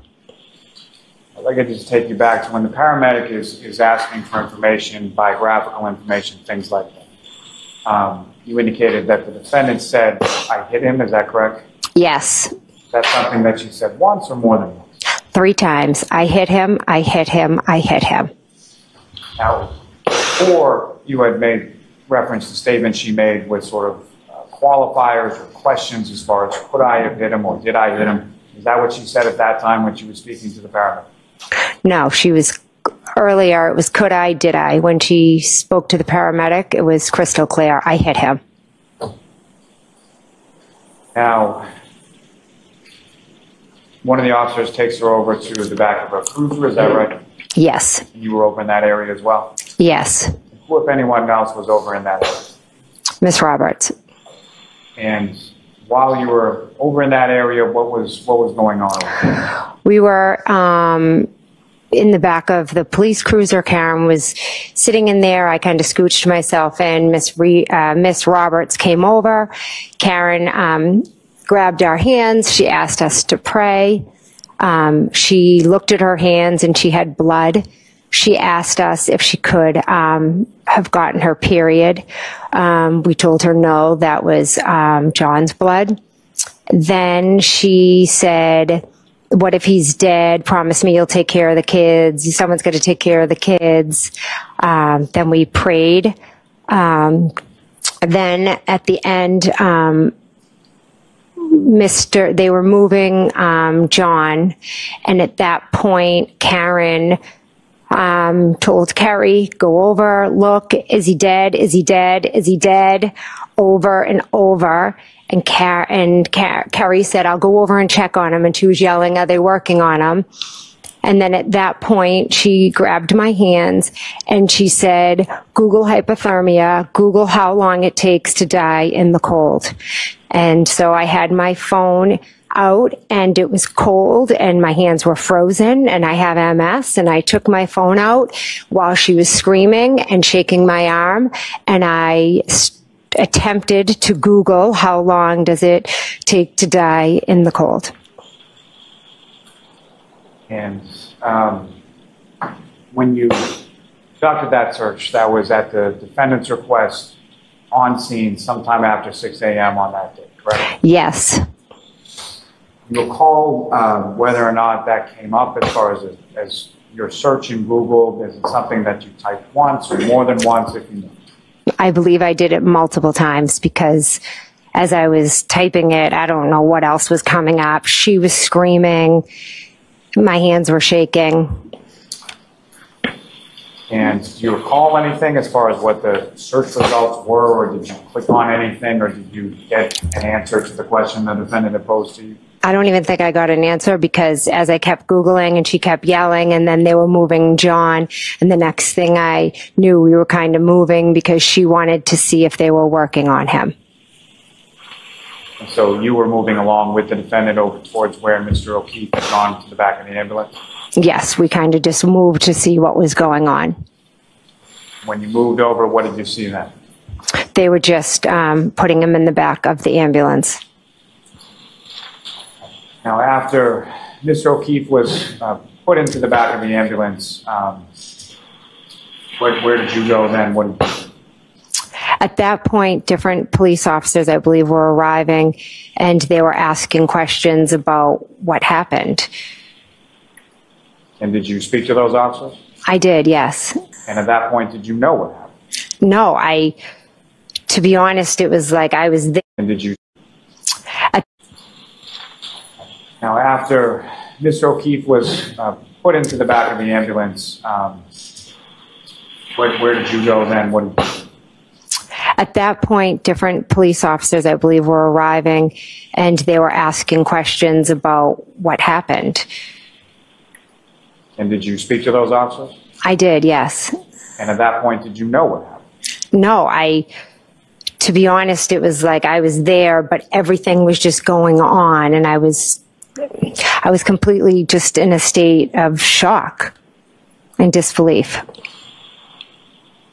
And that sort of period there, how long did that go on? So I talked to a few officers. We tried to just give them, he didn't come home. We went out looking for him, kind of just the brief overview. And then one of the police officers asked me to go into the house and to wake up my sister and my brother-in-law. And at some point while you were outside, did you try to contact your sister and your brother-in-law? I believe I called my sister, Nicole. And when was that in relation to everything as far as medically that was going on with Mr. O'Keefe and all? I think I might have called her right after I got off with 911 possibly, and then, she didn't answer, and that's when I was walking over, I believe, to John. And she didn't answer the call when you called her initially? No. And you recall calling either your sister Nicole or your brother-in-law Brian Albert prior to going into the house? I don't recall. I know I did call Nicole at one point. I'm not sure if I called Brian or not. Regardless of if you called or you didn't call, do you recall having any sort of phone conversation with either Nicole or Brian Albert before you went in the house? No. So you at least called your sister Nicole, she didn't answer, and then one of the officers directed you to wake them up. Yes. Now, when you went up to the house at 34 Fairview, how did you get in? The front door. And the front door was unlocked? Yes. Is that typical from your experience at that residence? Yes. And so you went to the house, and where did you go? I went up the stairs to their bedroom. And the bedroom door, when you arrived there, was it open or closed or something? Closed. And you opened it? Yes. And when you opened it, who, if anyone, did you see in the room, and what were they doing? I saw my sister and Brian, and they were both asleep. And you familiar with a dog that they have? Yes. What was the dog's name? Chloe? Was Chloe in the bedroom as well at that time? I don't recall. You come in, they're both sleeping, and what happened then? I go over to the bed, and I'm calling out their names. And how long were you calling out their names before you got any kind of response? Brian responded first, and he was very, startled and looked at me like, what is going on? Nicole took a little, and, I think it took Nicole a little bit longer than Brian to wake up. And what is it that you're telling them as you're coming into the room and they're waking up? I'm telling them that we just found John out front, and I could have possibly said John has died. We just found John out front. They were very confused. At one point, I think Brian was like, who's John? I mean, they had just woken up and they had no idea what I was talking about. Now, as far as when they're first waking up and you're explaining to them, how would you describe sort of their demeanor as you're talking? They were both shocked. I think they thought, like, why? Not what you think they are. Okay. But what I'm asking them is just sort of when you observe them, how would you describe your physical observations of what they look like, their demeanor in that respect? Shocked, confused, not understanding. Objection, move to strike. Strike the last one. Now, as far as this conversation that you're having with your sister and your brother-in-law in their bedroom, how long was that going on for? A few minutes, at least. And then following that, where did you go? They got up, got dressed, and then we walked down the stairs. And when you got to the bottom of the stairs, what, if anything, did you see when you got there? There was a police officer at the bottom of the stairs. And do you know who that police officer is? Yes, Officer Lank. At that time, did you know who that police officer was? I did, yes. How did you know? He's from Canton. He was, 5 years older than me. I knew him kind of growing up, who he was, and met him through the years. You're aware of who he was? Yes. And were there any other officers with him initially? No. Now, before you go into the house, do you know where Ms. Roberts and the defendant were, or what they were doing when you went to the house? I believe they put Karen in a car, and Only if you know. Only if you. Okay. If you know. Do you know? Karen was in a car. Kerry was walking all around. Now, as far as the ambulance with Mr. O'Keefe, at the time that you go into the house, was that ambulance still there? I'm not 100% sure, but I believe it had left.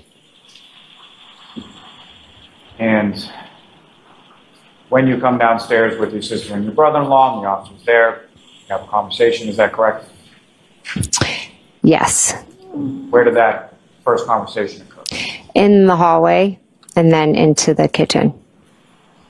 And from there, you mentioned that there was Officer Lank at one point. Were there any other officers that joined that conversation at some point?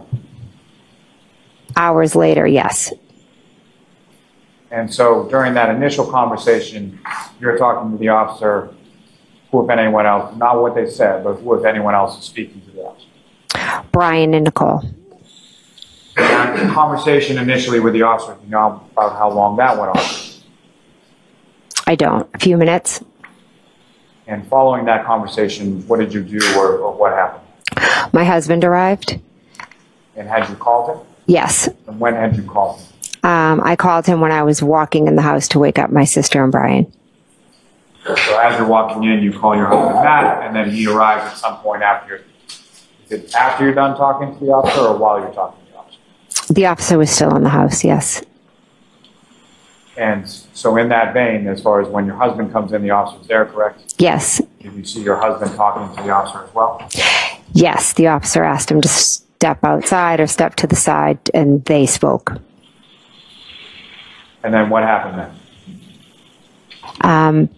The officer told me to stay. I'll allow that. I told her to stay. The officer told me to stay, and that he said that the state police would be coming to talk to me. And so you stayed at the house at 34 Fairview, is that right? Yes. You know where Ms. Roberts and the defendant were? Yes, Carrie came up, and she had told me that she... Not what she told you. Next question, Mr. Rowan.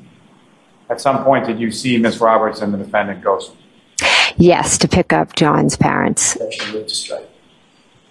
I'll strike that. And as far as they left in Ms. Roberts' car, is that right? Correct. Ms. Roberts was again driving? Correct.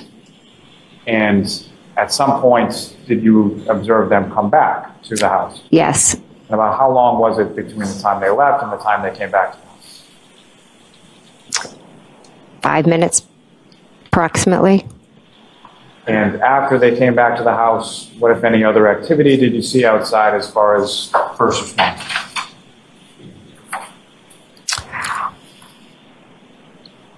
I was in the house, so I didn't see Miss Roberts pull back up. You were in the house for most of the rest of the time that you were there, is that correct? Correct. And how long were you there that morning waiting for the state police? I believe I left approximately 11:30. During the time that you were there, you're there, your sister Nicole Albert's there, your brother-in-law Brian Albert's there, and your husband Matthew McCabe's there, correct? Correct. And was there anybody else that arrived at some point over the course of the morning while you were there at the house? Yes. And who was that? And if you know about what time was it that they arrived? Julie Albert. Now, with reference to when Julie Albert arrived, at some point around that time, did you have occasion to look out and see sort of what was going on outside? No. Were you aware whether or not there were any police or fire or anything that was still there at the time that Miss Julie Albert arrived? There wasn't. And she comes in the house, and at some point, I'm assuming she's informed of what had transpired there before her arrival, right? Yeah. Yes. And when she's informed of that, what, if anything, did you observe about sort of her demeanor or how she reacted? Shocked. Now, in addition to Julie Albert, who, if anyone else, was at the house that morning while you were there? Officer Lank and Gallagher were there. And Brian Higgins came that morning. And do you know how Brian Higgins came to know or how Brian Higgins came to be there that morning? Did you know? I don't know. Now, you mentioned that Officer Lank came back to the house, is that right? Yes. That was after some period of time when he had left? Yes. He came back with another officer named Gallagher, is that right? Yes. And why did they come back to the house? Because I called Officer Lank. And did you have his number, or how did you get his number if you did? Julie Albert gave it to me. And so you called Officer Lank, he then comes back to the house on Fairview, is that right? Yes. And when he came back, what is it why had you asked him to come back? Well, as I was sitting there and I was waiting for the state police to come, I was slowly trying to piece together what had just happened in the last couple of hours. And he had told me, if there's anything that you remember, if you remember anything, please, give me a call. And so there was something that you remembered and you gave him a call. Yes. And when he came back to the house, what was it that you told him? I told him about the comments and the remarks that Karen Reed had been stating that morning. And specifically, what type of remarks are you referring to that you told Officer Lank when he came back? I said that she told one of the EMTs that she hit him. Now, at some point, you indicated that you left the house on Fairview, is that right? Yes. And with your husband, I presume? Yes. And where did the two of you go? We went home. And your children were still there without either you or your husband there, is that correct? Yes. And once you arrived back home, what is it that you did at that point? We went in the house, and Officer Proctor was coming over to speak with us. And that Officer Proctor, is that someone that you knew previously or had ever met before? I had never met Officer Proctor. And did he come alone or was he with someone else? He had another officer with him. You know who that officer is? Yes, Yuri Buchanan. And had you ever met Yuri Buchanan before? No. When you get home, how long was it at the time from when you arrived home with your husband to the time that the officers from the state police came by? It was pretty quick. Now, in addition to the officers from the state police, did anybody else come over to your house on that day, late morning, early afternoon? Yes, my brother-in-law, Brian. And do you know why he came over that day? Yes, he came over. I had asked him He's like a big brother to me, and I was all shaken up and nervous and overwhelmed, and so I wanted his support. And he obliged and he came over, correct? Yes. Now, at some point after the officers from the state police came over, you spoke to them, is that correct? Yes. And do you recall where in your home you spoke to them? In my dining room. Now, when you spoke to them, was it both of the officers that were present? Yes. And was there anybody else present in the dining room when you were talking? No. And as far as your husband or your brother-in-law, Brian, do you know where in the house they were when you were in the dining room? Yes, they were in my bedroom.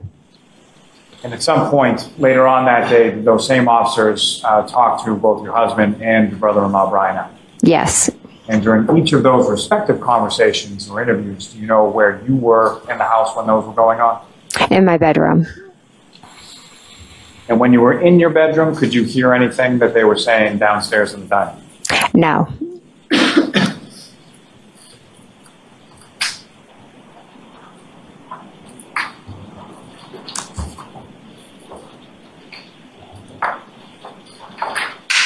Let me have a moment, Your Honor. Yes.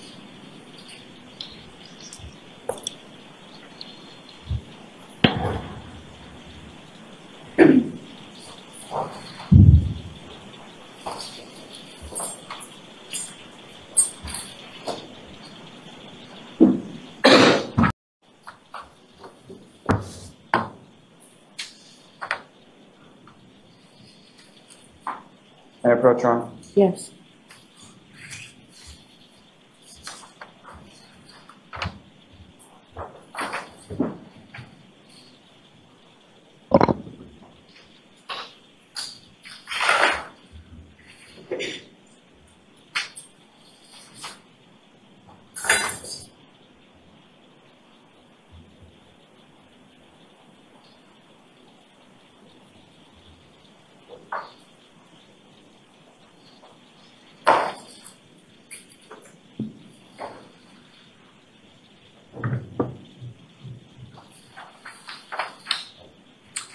I'm showing you two separate pages. Just ask you to look at each of them and then look whenever you're finished. Okay.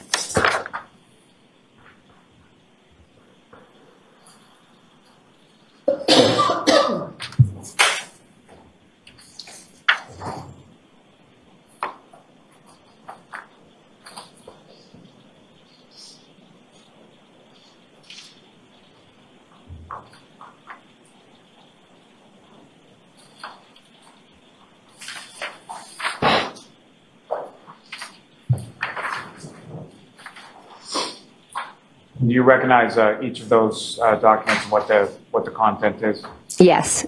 And those are essentially, one contains text messages that morning of the 29th between yourself and Ms. Reed, correct? Yes. And the other one is sort of the list of phone calls between yourself and Ms. Reed from that morning as well.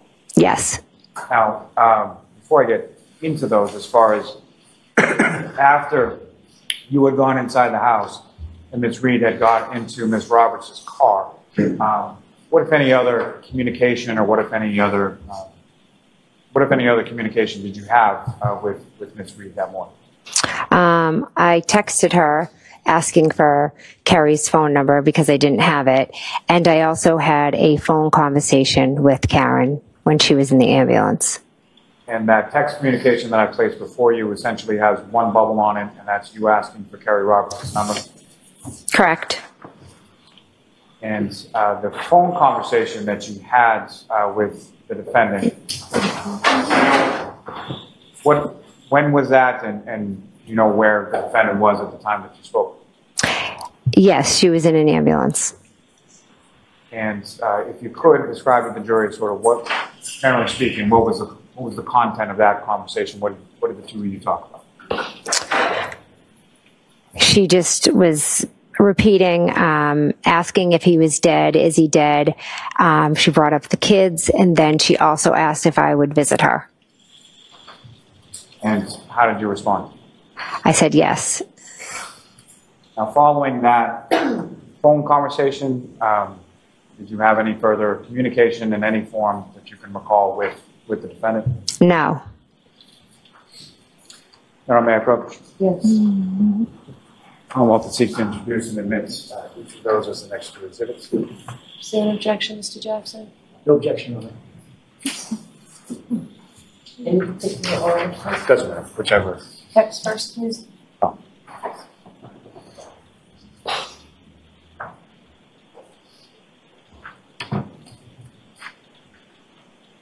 Is it 94? 95?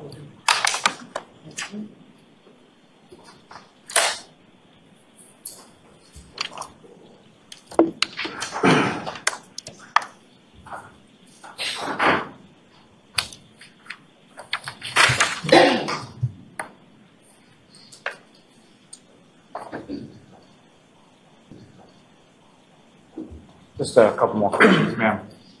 Now, you had asked the defendant, Ms. Reed, for Ms. Roberts' information because you didn't have it, correct? Correct. And at some point, did you receive that information from the defendant? No. And did you receive that information from any other source? I must have, but I don't recall how. And as far as asking for Ms. Roberts' information, why were you asking? She was on the way to pick up John's parents and to bring him to the hospital. And I wanted to check in on them and then further updates from Kerry about John and how he was. You wanted to know how your friend was doing, correct? Yes. No further questions from this witness, Your Honor. 4 minutes to 4, I think we're way too much. I don't think I can get it done in 4 minutes. All right, jurors. During the case, I mentioned the truth, the whole truth, and nothing but the truth, so help you God. I do. Thank you. Good morning. All right, Mr. Jackson, whenever you're ready. Thank you, Your Honor. Ms. McCabe, family is important to you, is it not? Yes. As a matter of fact, it's probably fair to say that family is one of the most important things in your life. Yes. You indicated on Friday that you know John O'Keefe, or you knew John O'Keefe, and you considered him a friend. Yes. You also indicated that you know Miss Reed, and at some point you considered her a friend. Yes. But clearly, John O'Keefe was not family, was he? No. He was not a McCabe, correct? No. He was not an Albert. No. Karen Reed is not family, correct? Correct. Not a McCabe. No. She's not an Albert. No. Ms. McCabe, when you were at Waterfall on the evening of the 28th, going into the early morning hours of the 29th, you spent some time with John O'Keefe and Karen Reed. Correct. You didn't see any tension between the two of them at the time?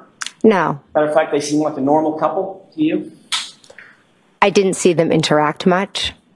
They were both engaging with you, correct?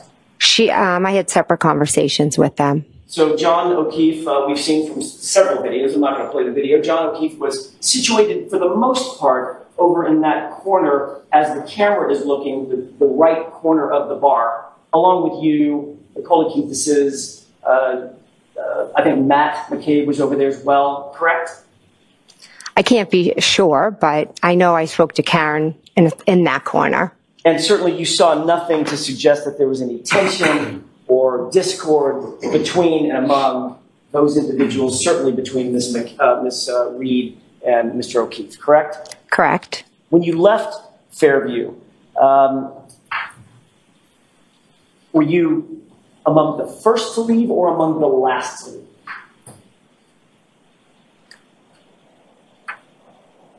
I left with, there was 4 of us that left total.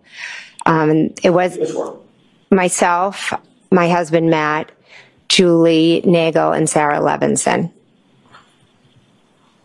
When you walked out, Karina Kolkithis was close by, close in town, correct? Oh wait, are you talking about leaving the waterfall? The waterfall. Oh, I'm sorry, I was confused. I was talking about Fairview. Leaving the waterfall? Correct. Yes, we were one of the last to leave. All right.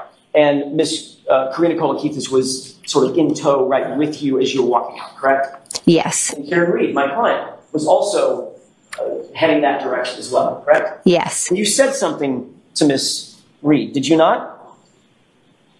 As you walked out.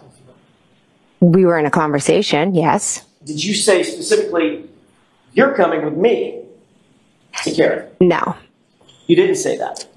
not exactly those words. What exactly were the words that you used? I said, why don't you come with me? And you even waited outside in what was ultimately freezing cold temperatures for Miss Reed, correct? Yes. If you could take a look, Your Honor, with court's permission, Exhibit 53, I'd like to play about maybe a 15-second clip from that. Okay. Actually, it's a little bit longer than that. It may be a minute. Can we pause this, Mr. Biggs?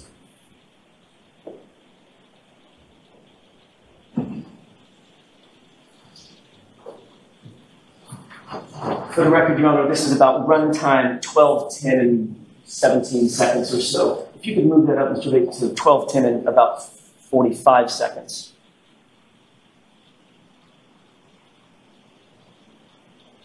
That's close enough.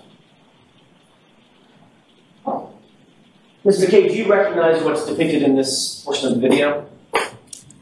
I see a car. It's kind of hard to see. I don't know what the thing on the white thing is. Okay, let's go ahead and play it and let's see if you recognize any of this.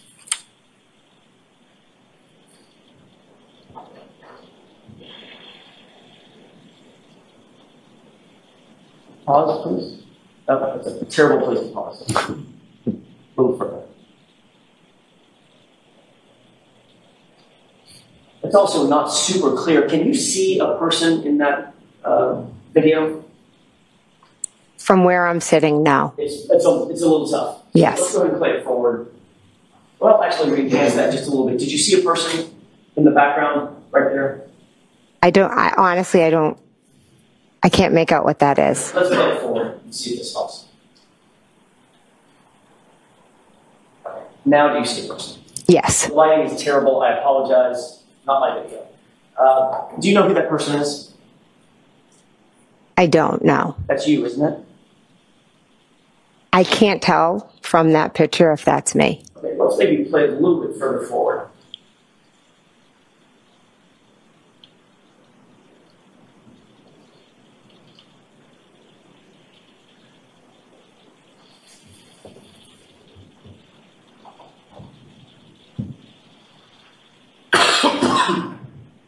Awesome. Now, with the flag out of the way, do you recognize anybody in the foreground down at the bottom right? That looks to be John. Mr. O'Keefe? Yes. Do you see someone to his right? I do, yes. And who is that person? I cannot make it out in the photo. Okay, let's go ahead and play it forward. And pause. You see the person with the sort of white shoes just above the car. Yes. Does that appear to be you? I can't make that out that it's me, but I know I was there, and I know I spoke with them. Okay, so you do recall walking outside and sort of waiting and hovering in about that area, correct? I was talking with them. Okay. Does it appear that you're talking with them in No. this frame? That looks like they've walked away. Right.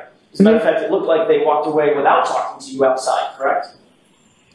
Well, do you have video of moments before that when I was standing talking to them? Well, see, this is the point where I get to ask the questions and you get to answer. So I'm asking you, do you see yourself standing in the parking lot after John and the person to his right had walked away? Yes. Okay. Let's play it for just a few more seconds. Go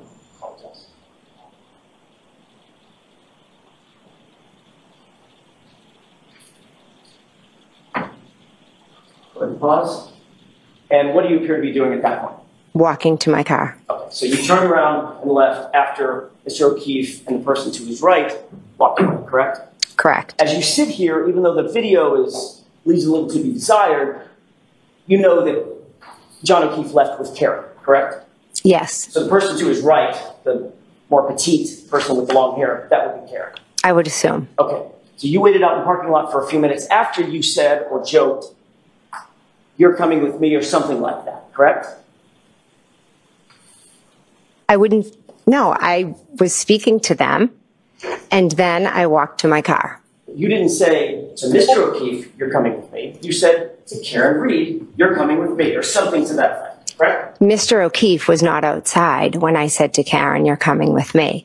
I told Karen, "You're coming with me," because John was still in the bar with Matt. So you asked Karen to come with you in your car? Yes. To give her a ride? Yes. Separate from John O'Keefe? Yes, I figured he could go with Matt because they were still in the bar. Was there a reason why you wanted to separate Miss Reed from Mr. O'Keefe at that moment? No. Why not just walk to your car with Matt and go where you're going to go? Matt was still inside. So you thought it was important enough to make the statement, "You're coming with me," or something to that effect, to my client, to separate her from John O'Keefe, even though your testimony is John O'Keefe was just inside the bar? Objection. Sustained as to that form. Ask it differently. Sure. Did you believe it was important at that point to ask Miss Reed to come with you, which would separate her from John O'Keefe? There was never any idea of separating them. Except for the fact the idea was, "You're coming with me," not "you two are coming with me," correct? Incorrect. By definition, if she came with you, you'd be separating her from John, wouldn't you? We were standing outside That question talking. could be answered yes or no. By definition, your statement to her, "You come with me," would separate her from John, wouldn't it? It would not, because we were all going back to Fairview Road. But not at the same time, ma'am, correct? Your idea is to bring Karen with you, separate and apart from John. We were waiting for John to come out, and I said, "Why don't you just come with me?" It was innocent. I'm not asking for your explanation. You'll get to that with Mr. Loudon. I'm asking for a yes or no question, or yes or no answer.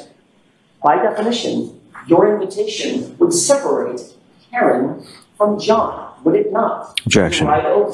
Sustained. Move on. Would it or would it not separate John and Karen for the ride over? Objection. Sustained. Now, when you arrived at Fairview, some folks were already there, correct? Yes. Who was already there? Brian Higgins, Brian Albert, Nicole Albert, Caitlin Albert, Julie Nagel, Sarah Levinson, and Brian Albert Jr. And then you arrived, as we saw, you walked through the parking lot, got in your car, you arrived, I presume, with your husband, Matt McCabe. Yes, correct. I want to ask a question about Mr. Higgins. Mm-hmm. You testified on Friday that you saw his vehicle when you got to the scene, correct? Yes. And you said that it was pulled up a little bit in front of the mailbox, correct? Yes. Can we have Exhibit 66 with the court's permission, please? Okay. This is a digital model of the location. Do you recognize this? Yes. Does it appear to be a relative scale model of 34 Fairview? Yes.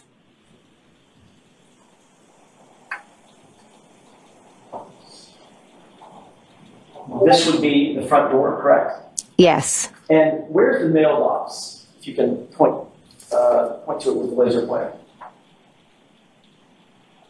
Okay, so you're pointing to an area just in front of a car that's in the driveway, correct? Yes. And then the driveway's to the right? Yes. And then along this line is the front lawn area and property line of 34 Fairview, correct? Yes. You indicated that that Jeep was just a little bit in front of the mailbox, meaning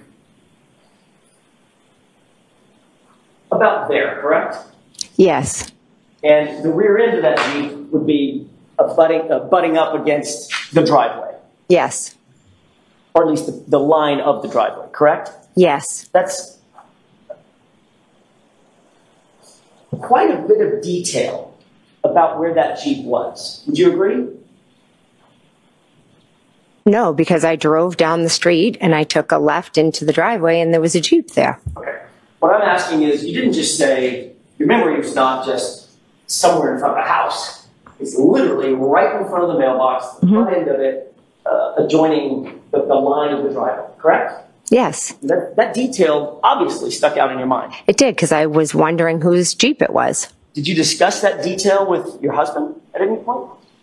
Not sure. You're not sure? You might have? I'm not sure if I said, whose Jeep is that? No, I don't mean then. I mean between then and now, have you and Mr. McCabe ever discussed where that Jeep was, or your memories of where that Jeep was? Possibly. You're aware that he put the Jeep in the exact same place that you did. Objection.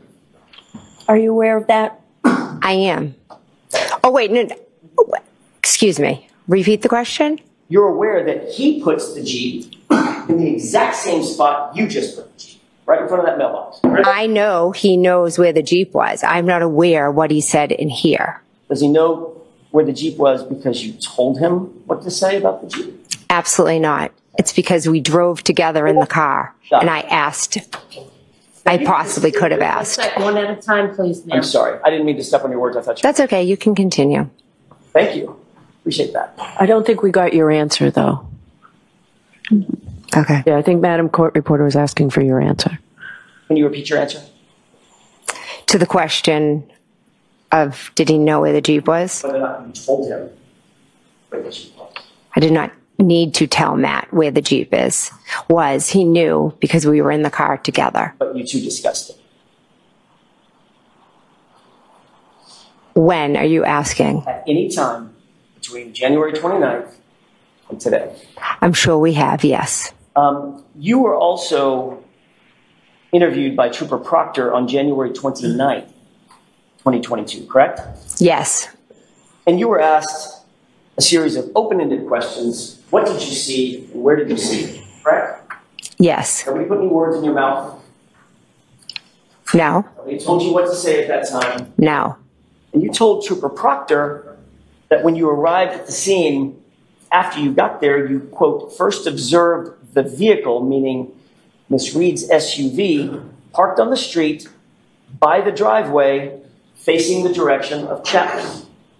Correct? Do you have something I can look at to refresh my memory? Sure. Do you not have a memory of exactly what you told Trooper Proctor? Well, I know what Yes or no? You need your memory refreshed? I would like to see what the report says, please. Permission? Yes. Thank you.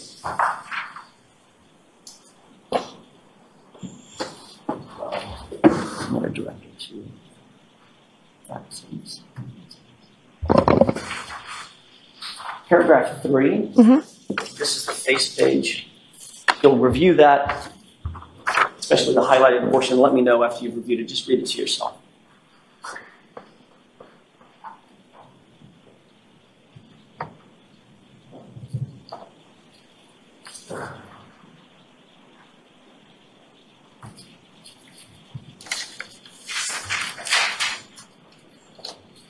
Do you have that? Does that refresh your recollection?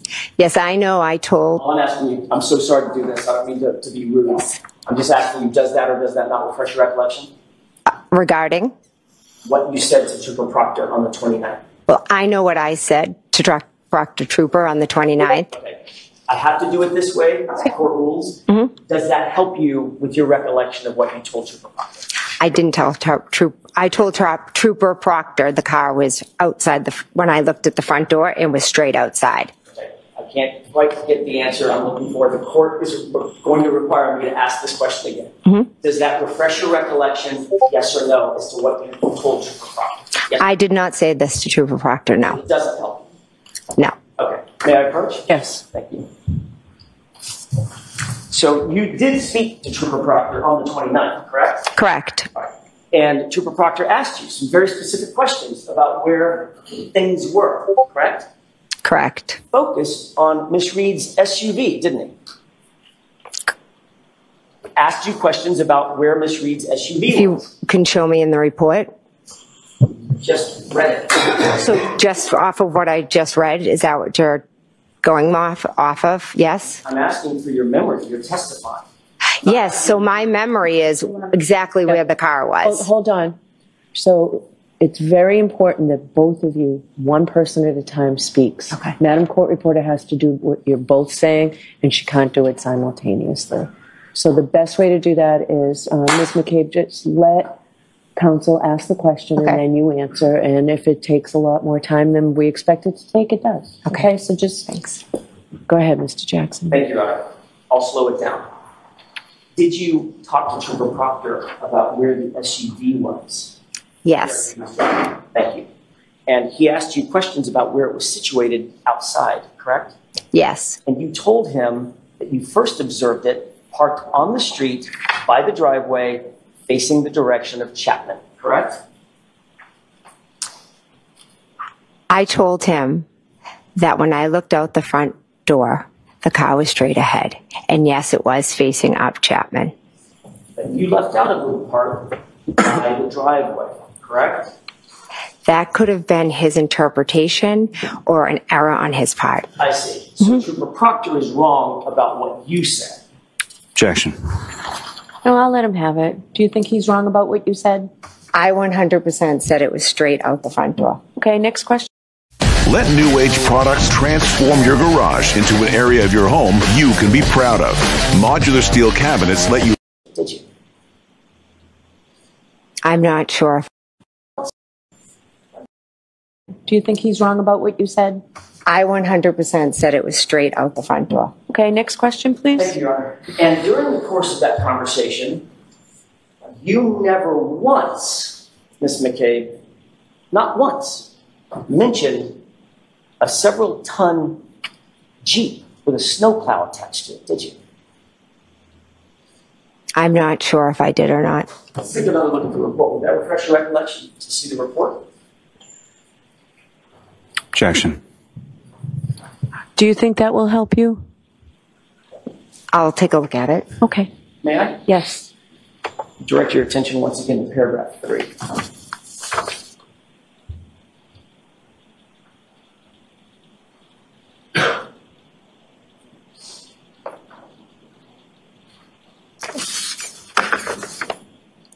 You've had an opportunity to review. I have, yeah. May I approach, Your Honor? Yes.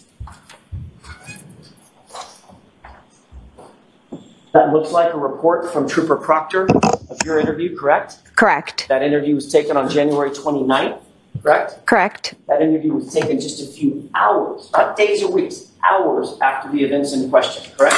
Correct. And you were asked what you saw, what you observed in front of 34 Fairview on that morning, correct? I'm sorry, the night before, correct? He asked specific questions about Miss Reed's vehicle. Okay. And when you said where you remember Miss Reed's vehicle being, you placed it in the exact spot where you're now saying there was a Jeep with a snowplow on it, correct? Incorrect. I never placed Miss Reed's car in the spot where Mr. Higgins' vehicle was. So as Trooper Proctor was taking notes about what you were saying, he just got it wrong. You'd have to ask Trooper Proctor. I will. And you never mentioned, according to that report, not one word about a Jeep, right? I may never have been asked about a Jeep. So if you weren't asked about a Jeep, you also weren't asked about a Nissan Altima. Mention that? No. Right. Because what he asked you was, what did you observe in front of the house? Ma'am, that's what he asked you, wasn't it? No. And you said, I observed her car by the house.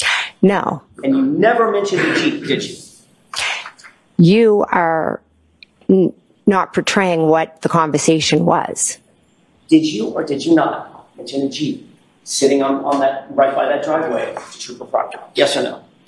It's not in the report. I don't recall if he asked me about a Jeep. Now, following the events of January 28th, 29th, you spoke extensively to Chris and Julie Albert, correct? What do you mean by extensively? Did you speak at all? Yes, we did. Between then and now, to Chris and Julie Albert. Do I speak to Chris and Julie Albert Have you spoken to them about these events between then and now? about this case? Is that what you're asking? Yes, Ms. McCabe, I'm asking about this case. Of course, I speak to them all the time about the vicious harassment we are all receiving. Okay. That wasn't my question. My question was, did you talk to them about this case, Ms. McCabe? Yes. I realize you want to give additional answers in the editorial. I'm asking you very specific questions. Objection. Okay, so objection as to the form. We've talked about this at sidebar, Mr. Jackson. You've talked to them about the details of that night, correct? The 28th going into the morning of the 29th? Yes. You've talked to them about what happened at the bar, correct? We've spoke about how we were all at the bar and Karen and John came in. Is that yes or no? Yes. Okay. You've spoken to them about your memory of what happened at the house at 34 Fairview that night, correct? Yes. You've spoken to them about who was at the bar, not just what happened, but who was there, correct? Correct. You talked to them about the timing of the night, correct? I don't think specifically, no. When people came to the bar, when they left, when people got to Fairview, when they left Fairview, things of that nature. Well, they were at the bar, so they know who was there and when they left. I didn't ask if you know what they know. I'm asking if you've ever spoken to them about these issues. Yes or no? I can't be sure if we've spoken about the timeline. And you've talked to them about when they got there and when they left. I have no idea when they arrived at the waterfall. Once again, Ms. McCabe, that's not what my question was. Do you understand my question? Have you spoken to them about their memory of that night and when they came and left?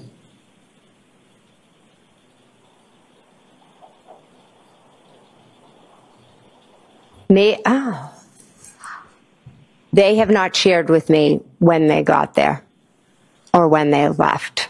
In the 2 years or 2.5 years since this event, you've had extensive conversations with your friends and family about this circumstance, correct? Correct. Yes.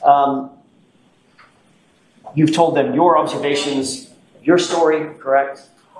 Correct. Your observations of the night. Correct. And they've told you their observations of the night, correct? Correct. So y'all have compared and contrasted your perspectives of what happened that night, correct?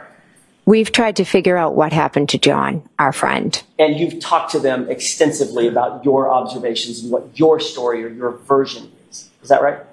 To be honest, not extensively. Speaking about it is very painful and difficult. What does extensively mean? More than twice? Well, you tell me.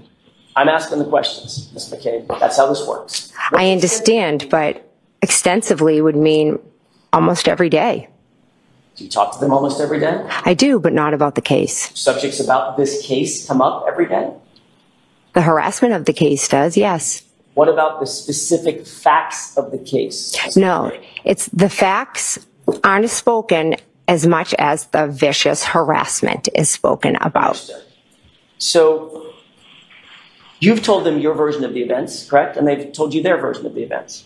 Correct. And remind me, Chris and Julie Albert are, in fact, Colin's parents. Correct. At some point, you became aware that your daughter, Allie, was involved in this matter to some extent, correct? Yes. You became aware that there was an extraction of your phone that revealed some data about her whereabouts. That's not how I became aware now. Like 360? Yes, I know what that is. Okay, that's what I'm asking about. You became aware that you know your phone was extracted, correct? I willingly handed over my phone. Oh, we'll get to that. Oh, okay. You know that your phone was extracted. Yes, I handed it over.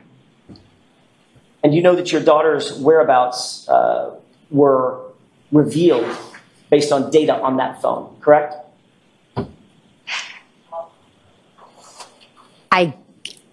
That is not how I became aware of my daughter's whereabouts. You testified at the state grand jury, questioning by Mr. Lally, correct? Yes. You were asked about the Life 360. Yes. You answered those questions very fluidly. Yes. Yes, I know what Life 360 is. I use it all the time. It's an app, etc. Absolutely. Okay, let's go over that for a second. You admitted that it works as a, quote, GPS as far as where people go and everywhere that you go, correct?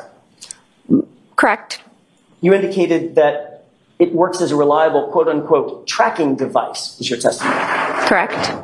You indicated that you rely on it, quote, so you know where your kids are at all times. Is that right? Correct. And you even said that it's a quote unquote good parenting tool. Is that right? Correct. And the reason you said that is because it's accurate in your experience and it's reliable. Is that right? It's a good tool, but it is not always accurate. But you said, when you testified in front of the great grand jury, that it's accurate and it works as a GPS as far as where you go and everywhere you go, correct? Objection. Did you say that? Can I see it? Sure.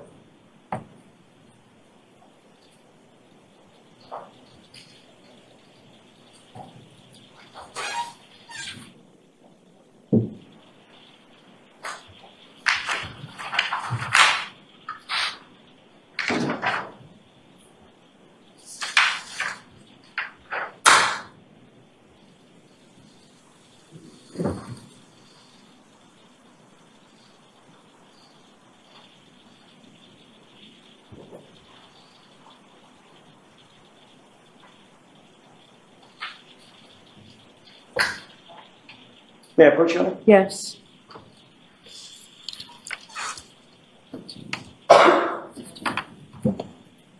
Lines 13 through 15.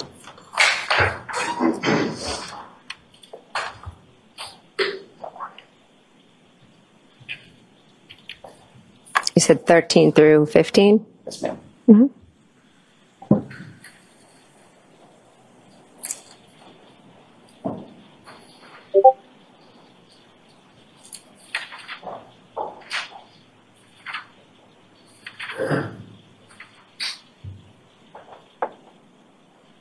Okay. May I, Your Honor? Yes. Mm-hmm. Does that refresh your recollection? It does, yes. Question and answer? Well, I just don't see the word accurate on there. I don't know if I missed it. Ms. McCabe, does that refresh your recollection as to the question and answer about whether you said it works as sort of a GPS as far as where you go and everywhere that you go? Correct. And your answer was, yeah. Correct? Yes. Okay.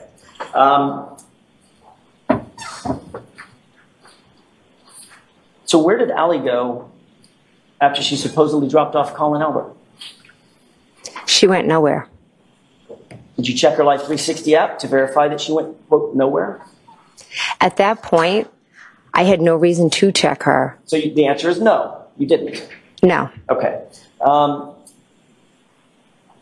Did you ever verify through the Life 360 app that in fact Allie did not go home, but rather was out driving until after 1:30 a.m.? You ever check the app and see that? Did I ever check Life 360 app for that? Yep. No. Okay. But you believed her when she said she came home. Yes. And just like you believed her when she said she picked up Colin, dropped him off, and then came home. Yes. Okay. The Alberts had a dog, pardon me, correct? Yes. What was the dog's name? Chloe. You indicated that on the morning of January 29th, after 6 a.m., it was still relatively dark out, you burst into the bedroom of Brian and Nicole Albert's home, correct? Yes. You did that specifically to wake up, according to you, Brian Albert and Nicole Albert, correct? Yes.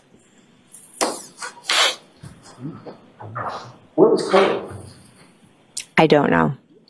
So you'll agree that, at least from their perspective, you walked in the front door unexpectedly, correct? Yes. You walked upstairs unexpectedly, correct? Yes. Still dark outside, right? Yes. You walked through their door, and you said you burst into the door into a dark room where they were sleeping, correct? Yes. Mr. Albert said that you were somewhat hysterical. Would you agree with that? Yes. You were loud, right?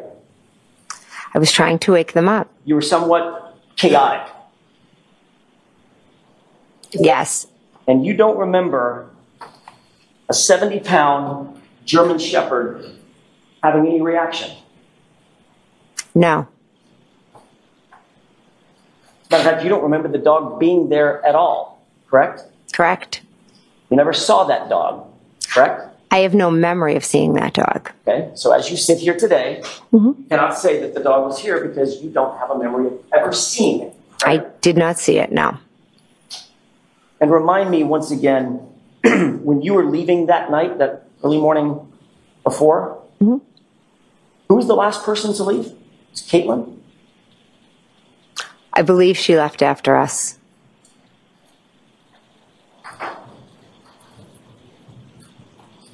We've talked about this, and I want to get into a little bit more detail about it. You indicated that at some point you looked outside and you saw Karen Reed's SUV in front of the house. Safe to say, correct? Correct. About what time was that you first saw it?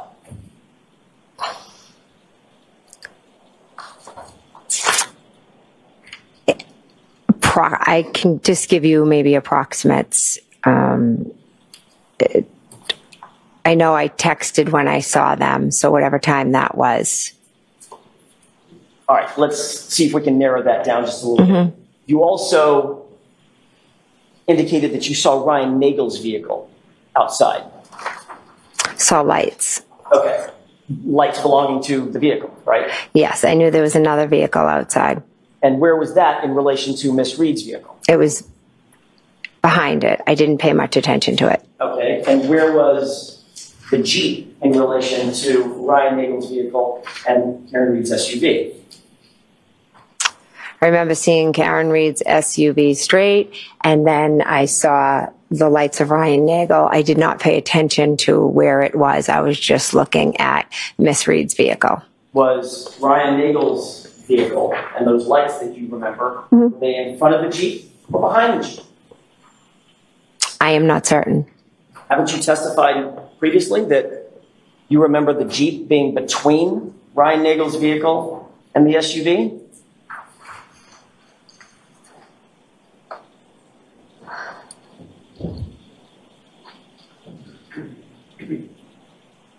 I am not certain where Ryan Nagel's vehicle was. So as you sit here now, you don't know if it was in front of the Jeep as you placed it by the mailbox. It would be behind the Jeep or somewhere in between. It definitely was not in front of the Jeep. Definitely was not in front of the Jeep. No. So it was definitely behind the Jeep. Behind or to the side, I'm not sure. Well, if it's parked on the street in front of the house, it's not going to be beside the Jeep, right? That's going to be in the middle of the road. It would have been in the middle of the road, correct. Right. So if it's pulled over, it's behind the Jeep. Okay, so now we've narrowed that down. It's Karen Reed's SUV. As we're looking at the property, Karen Reed's SUV. To the right of that, as we're looking at from the street, at the property, to the right of that Jeep, behind that Ryan Nagel's vehicle, correct? Correct. You sure about that? If my memory serves right, yes. If your memory serves you. Okay. So, you were asked about the arrival of Mr. Nagel's car at the state grand jury. Do you recall that? I believe so. That was in April 26th, 2022. Mm-hmm. Just okay. Remember. Okay. Does that sound about right? Yep. I would expect you to revise that date. Yes. You were asked what time did you see Ryan Nagel's vehicle arrive at the location, and you indicated that it was 12:23. You remember that? Do you have it? I do.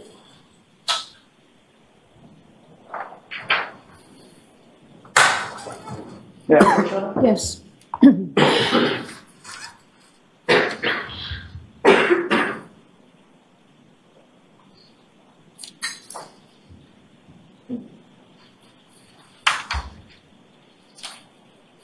Take a look at lines 21 down, the highlighted portion. Let me know when you... Okay. May I interrupt? Yes.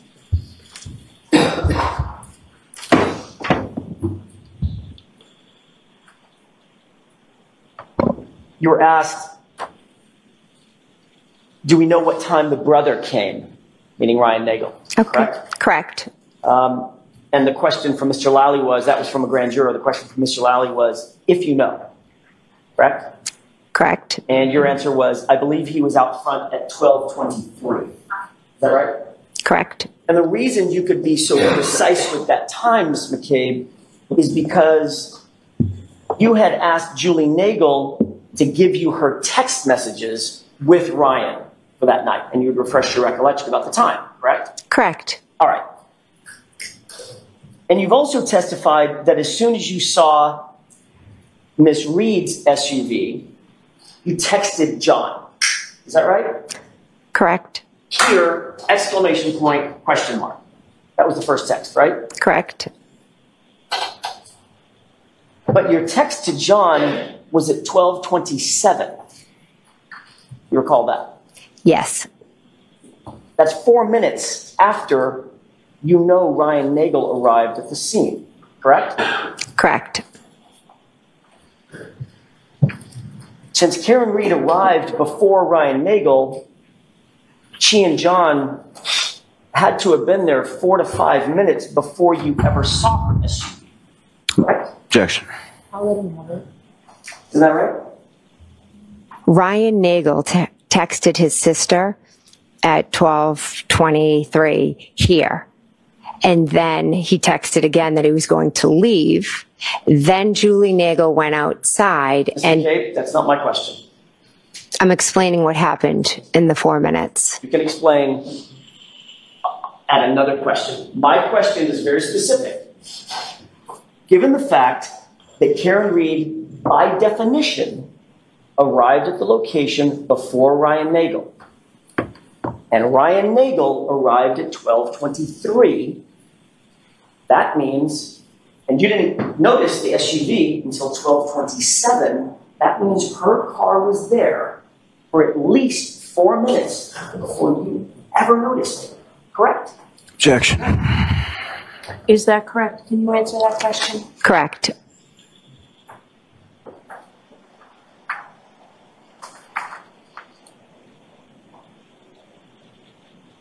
The snow condition. We've heard a lot about the snow condition. I'm not going to beat that dead horse. But it's safe to say that you would agree with me that it was a light dusting of snow, correct? I should be specific about the time. It was a light dusting of snow at or around 12 to 12:30, 12:45, something like that. It was starting to accumulate. Okay. And accumulate means stick to the ground, not just fall and melt, right? Yes. So it was starting to turn like a very thin blanket of white. Yes. You indicate that, or you indicated on Friday that you saw some sort of tire tracks. Is that right? On Friday? I don't believe. I thought in your testimony to Mr. Lally on Friday, you indicated that you saw some tire tracks. I could be wrong. Yes, I don't remember that. Okay, well, let me ask you, did you see any tire tracks? At one point, yes. Okay, when was that point? I'm not sure. Was it before Ms. Reed's vehicle got there? Was it after? Let's use that as a barometer first. I believe it was after Miss Reed's vehicle was there because that's why I was drawn to look outside. And what did those tire tracks look like? How would you describe them? Almost like as a wave went like this. So Like a half J? to my recollection, it was almost like it started if Miss Reed's vehicle's here, let's pretend, it was kind of like that. Just like a bit of a wave. So if you started on coming towards her, it'd be more of a wave. Okay. Like this in the road. What it sounds like is, perhaps, I don't want to put words in your mouth, but perhaps what you're describing is tracks in the middle of the road. If someone is pulling off parallel, they would pull to the right and then stop. And those are the tracks that you saw? That's the wave that you saw? It wasn't up to her car. It doesn't look like your description. Okay, fair enough. I'm just trying here. So if it didn't go up to her car, those tracks belong to somebody else. Well, when I saw her car, it had already moved up. Well, wait a minute. You already said that when you saw her car, it was directly in front of you. And then it moved at one point. Right, that's not what I'm asking about. Let's just take the point at which you first saw the car. Is that yes? Yes. Okay. When you first saw the car, that's when you saw the tire tracks. You just said that. No, I did not say when I first saw the car, I saw the tire tracks. I thought you just said a couple of questions ago that you saw the tire tracks because your attention was drawn to her car. That would be the first time you saw her car, right? I'm saying I saw the tire tracks because I was looking out at her car. I never said when I saw the tire tracks or where her car was when I saw the tire tracks. Well, I thought you just said, because I asked, when did you see the tire tracks? You said, I saw the tire tracks when I looked and saw her car because my attention was drawn to her car. I saw the tire tracks. That would be the first time you looked at her car, correct? It's not, doesn't have to be the first time I looked at her car. I looked out multiple times. Did you see the tire tracks the second time? Well, I'm not exactly sure. Did you see them the third time? Again, I'm not sure. Okay, so it could have been the first time. Could have been. But they didn't lead to the back tires of her car, did they? No.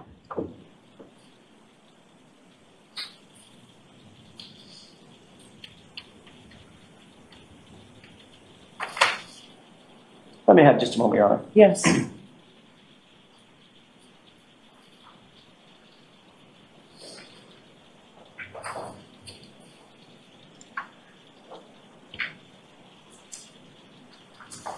In addition to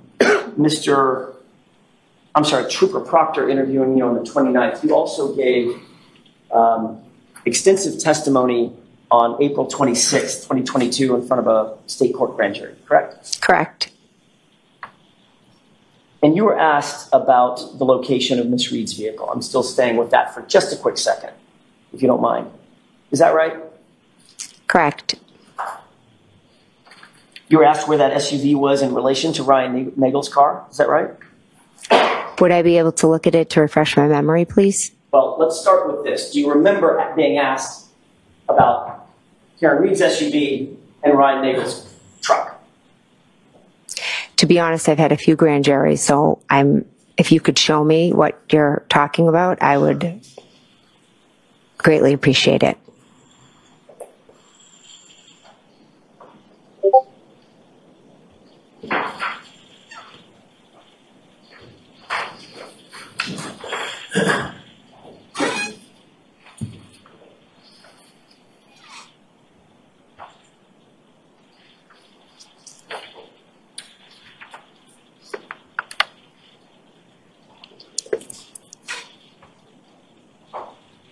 Let me have just a moment, Your Honor. Yes.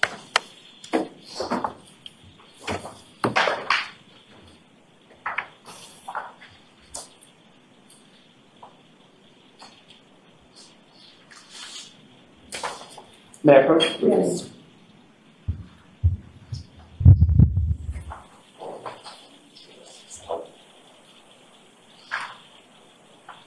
Try to speed things up, Your Honor, if I could have just a moment. Okay, take your time.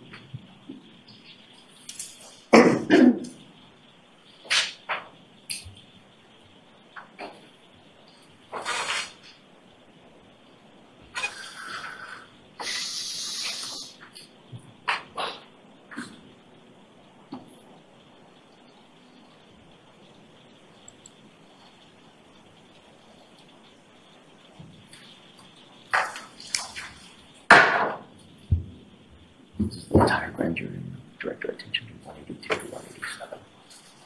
May I approach? Yes. Thank you. Thank you. That's the entirety of your state court grand jury. Okay. I'm going to direct your attention to pages 182 to 187. You can probably scan those pretty quickly, and just let me know after you scan those. Okay. Those pages, I should say.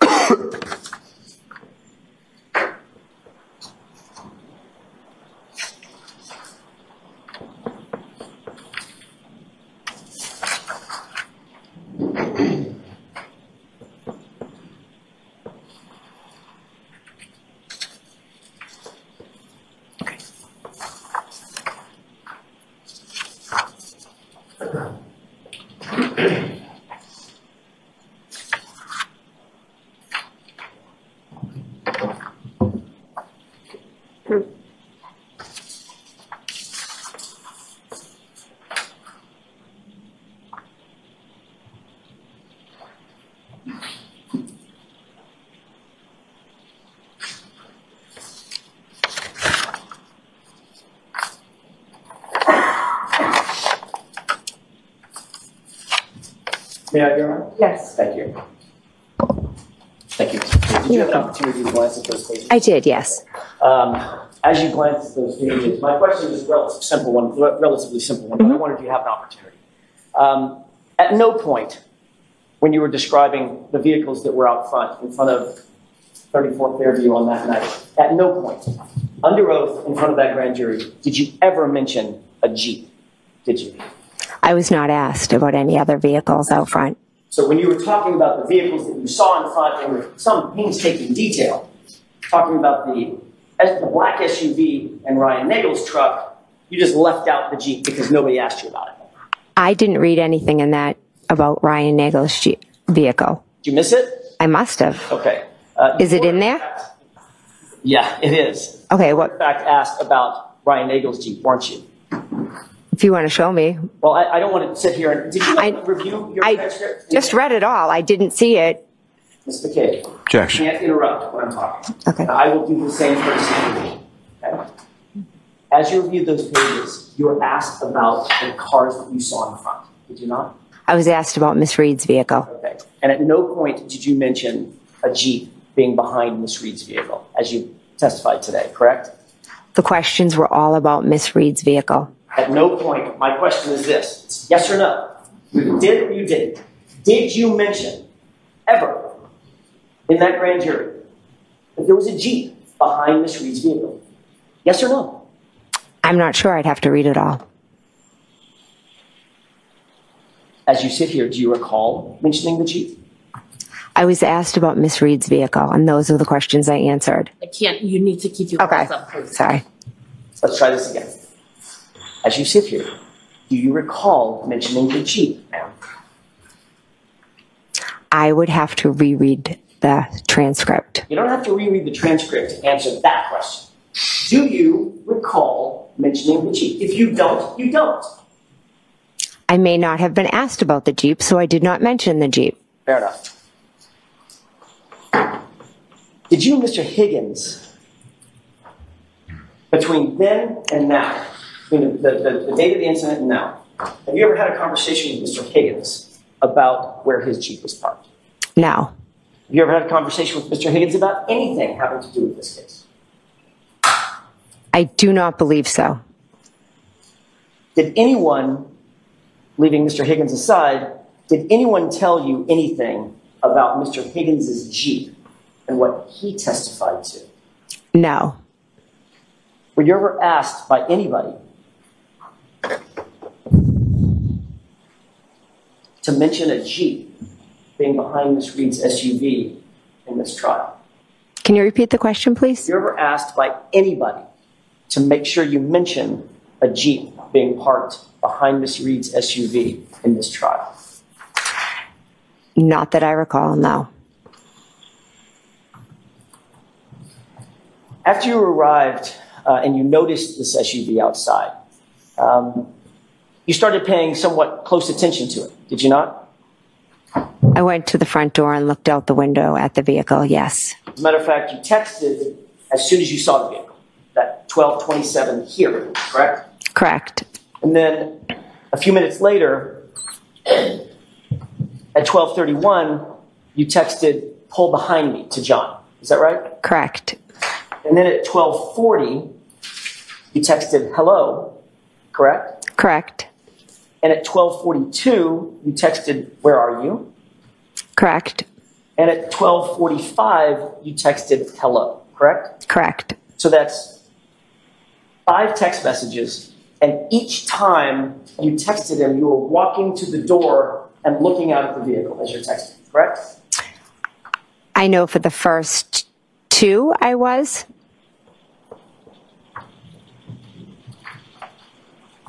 You testified at another hearing, another proceeding, on June 8th, 2023, correct? Correct. In that other proceeding, did you testify that you got up and sat down and got up and sat down every time you were texting? Possibly. Okay.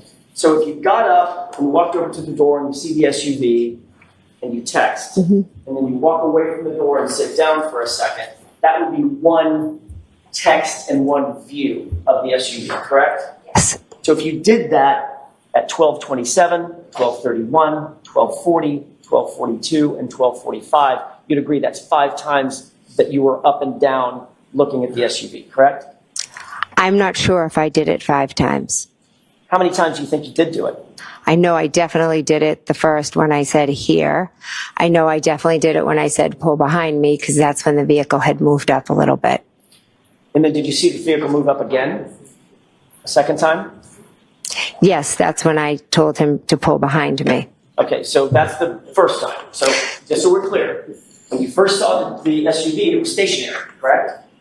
When I first saw the vehicle, it was straight ahead, out the front door, stationary. And you texted here. Correct. Then you walked back over to the window, or, I'm sorry, to the door, to the storm door, and you said, pull behind me, correct? At 12:31. Correct. All right. At that point, you saw that it had moved up a little bit. Is that right? Yes. Okay. So if you saw it move up a second time, which you just said you did, then that would be a third time that you had to have seen it and texted, correct? Why would that be third time? Because it only moved once so far. You saw it move twice. So the first time I saw it, it was here, and I said here, and then the next time I texted, I said pull behind me. So that was 1 time, 2 times. Keep going.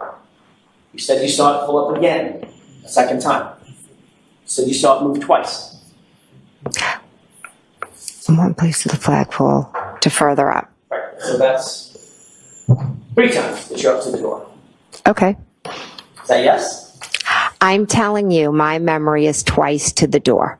Mr. McCabe, it's not a trick question. You just testified that you saw the car move twice. By definition, that has to be you looked at it 3 times. Stationary, move once, move twice. Maybe I used the wrong wording. Maybe.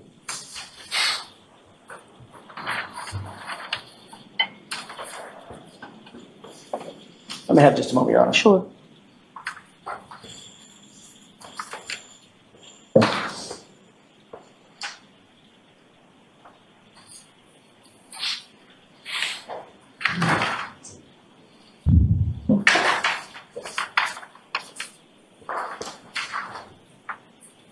So,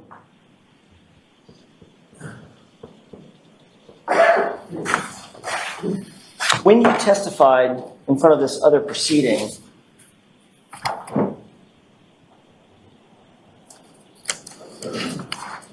didn't you testify that you walked up and sat back down 5 different times, watching that car and texting every single time? Would you be able to show me that? It's going to take a minute. May I have a moment, Your Honor? Thank you.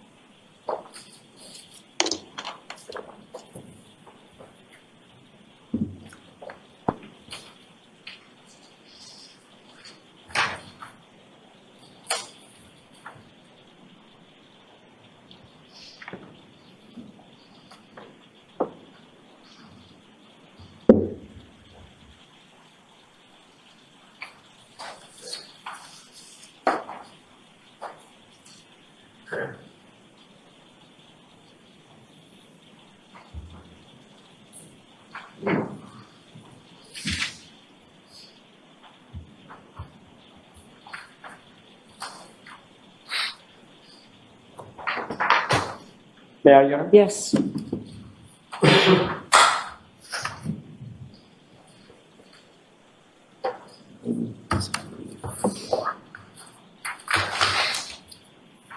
Take a look at those 4 pages.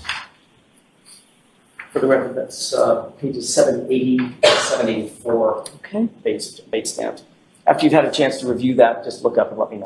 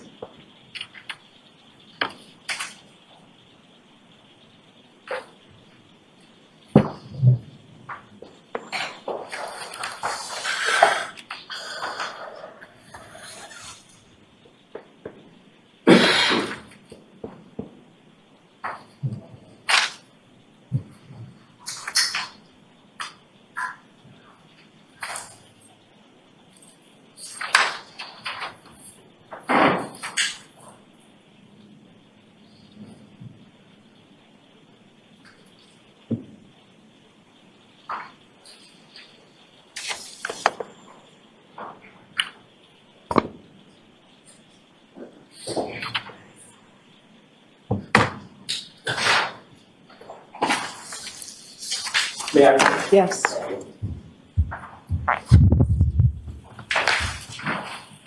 You had an opportunity, Ms. McCabe, to review those few pages from your testimony in June of 2023. Yes. Did you talk about, you were asked about getting up and sitting down and looking at the SUV several different times and texting? Yes.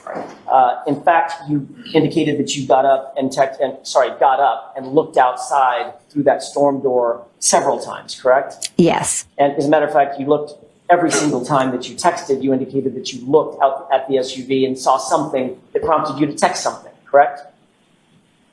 Correct. And then after the last time, which would be 5 times, 5 texts, 5 looks, after the last time you texted, you got back up, which would be a 6th time, and the SUV was gone.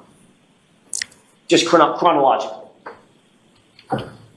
Correct. My husband and I were both getting up and looking, so... I didn't ask you about your husband. Okay. Just about you. The answer is correct. Yes. Okay. So you're indicating that you're trying to communicate with the occupant of the SUV that was sitting, what would you say, 30 feet outside the front door? I'm not good with distance. It's further than you and I are from each other, correct? Correct. At least double that, right? Correct. Okay, so could you give me, maybe yards are easier, like 10 yards, 15 yards? Again, I'm not good with measurements. Okay. Just right outside the front door, though. Within, Straight outside, yes. Mm-hmm. well, straight outside until it moved. To the front door. Of the front door is where it was. Ms. McCabe, straight outside until it moved, according to you, correct? Yes, and then it moved. Correct. And then moved the second time, correct? Correct. It moved to the flagpole, and then it moved up again. Okay. Then you indicated that you had an absolutely clear view of the SUV. You were asked those questions, correct? If I had a clear view, Clear view. I could see the car out front. Yes. You were asked, you were looking out the front door of the house, Your answer was, uh-huh. You were asked, and there's a window in that door, right? Answer, it was opened. Yeah. Question, so you had a clear view outside. Answer, a clear view outside. Yes. Remember that? Yes. Okay. And is that your memory? You had a clear view? I had a clear view of Karen's vehicle outside, correct. And then you reiterated that with the following exchange. Question, was the amount of snow coming Objection, down Your Honor. sufficient? So let's hear the question. Was the amount of snow coming down sufficient to obstruct your view of the vehicle, or did you have a clear view of it? Answer, I had a good view of it. Objection. The objection is as to the form of the question and the reading. No, that's okay. I'm going to allow the question. Was that your testimony? Yes, So not only did you have a clear view, you indicated in your words you had a good view of it, right? correct. Then you noticed that the SUV was gone after the 12:45 text, right? Correct. So you're looking at that SUV over the course of between the beginning text and the end text. It's about 19 minutes, right? 12:27 or so to 12:45, 18, 19 minutes, something like that, correct? Correct. I mean, maybe add a minute because you got back up and didn't text, the SUV was gone, right? Correct. So you would agree, we just do some basic math, you're looking at that SUV on average about every 3.5 minutes. I guess I'm. If you want to pull out the times, then you can look at them. Well, we talked about the times, and you agreed that you were texting between 12:27 and 12:45, Correct. right? So if you were just to divide that by 5 times, good enough and looking, I don't know, I'm doing the math in my head, maybe it's every 3 minutes or so. Correct. At no time did you hear any noise or sound outside that was unusual? Caught your No. attention? You didn't hear any squealing of tires or squealing of brakes? No. You didn't hear any screaming or yelling? No. You didn't hear any loud voices or foul language or doors slam? No. You didn't hear any verbal argument or the revving of an engine, anything like that? No. As a matter of fact, you didn't hear any collision or crash, did you? No. As a matter of fact, the entire time that you looked out at that vehicle with that clear and that good view, you didn't see anything out of the ordinary, did you? No. And you would agree with me, as you looked at the SUV, you're looking over the lawn to the SUV out at the street, correct? Correct. There was no obstruction between you and the SUV. You've already testified to that. Is that right? Correct. And you could see everything in your field of view. Correct.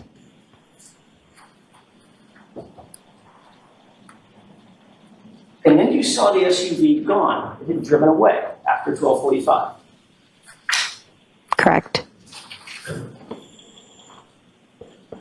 So I have a question, Ms. McCabe. Mm-hmm. Where was the body? I have no idea. I'm assuming the body was on the front lawn. The problem with that is you were looking at the front lawn, weren't you? I was looking at the vehicle and where it had moved. Do you know what field of view is? Would you like to explain it? You had a clear and good view across that lawn to the SUV, didn't you?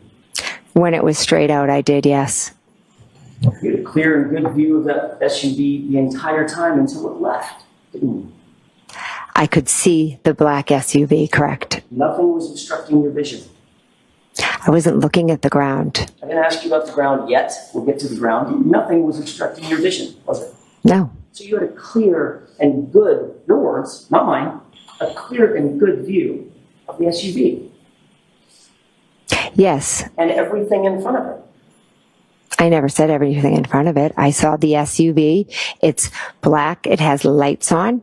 And as it moved, I could see it with its lights. You had a clear view of everything between you and the SUV. All the things closer to you and the SUV. I wouldn't say that. So your view was obstructed on what was between you and the SUV, but not obstructed on the SUV? That's not what I was saying. No, of course not. Because if you had a clear field of view to the SUV, you could see everything in front of it as well, meaning between you and the SUV as well. If I'm looking straight out at an SUV, I'm not looking down at the ground. Let me ask you a question about that. You're focusing right now on my face. Yes. As you're answering these questions. Mm-hmm. You think you'd see, I don't know, an alligator sitting in front of me if it was there? Objection, Your Honor. You think you would see something? Can you clearly see that there is nothing between you and me except a podium? Yes. Well, there's a table. And you don't have to look down to see that, right? Correct. You're looking directly in my face, but you can see things that are between you and me because you have a field of vision, right? Objection.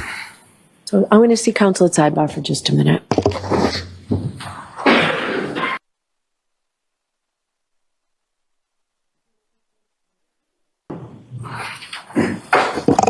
Mr. McCabe, as you looked over that flat lawn with that good and clear view of the SUV, you could see the SUV and everything between you and the SUV, correct? When I looked out the front window, I could see the SUV clearly, like I'm looking at you right now, and it was further away than you are. And you did it not once, not twice, not 3 times. You did it 5 times, and then a 6th after it was gone, correct? Correct. And after that SUV was gone, and you looked out that window with that clear and good view, there was no body, was there? I never saw a body. Thank you. I wish I had. Sounds like that's a little rehearsed. Not at all. It's Objection. not at all. I'll let the answer stand.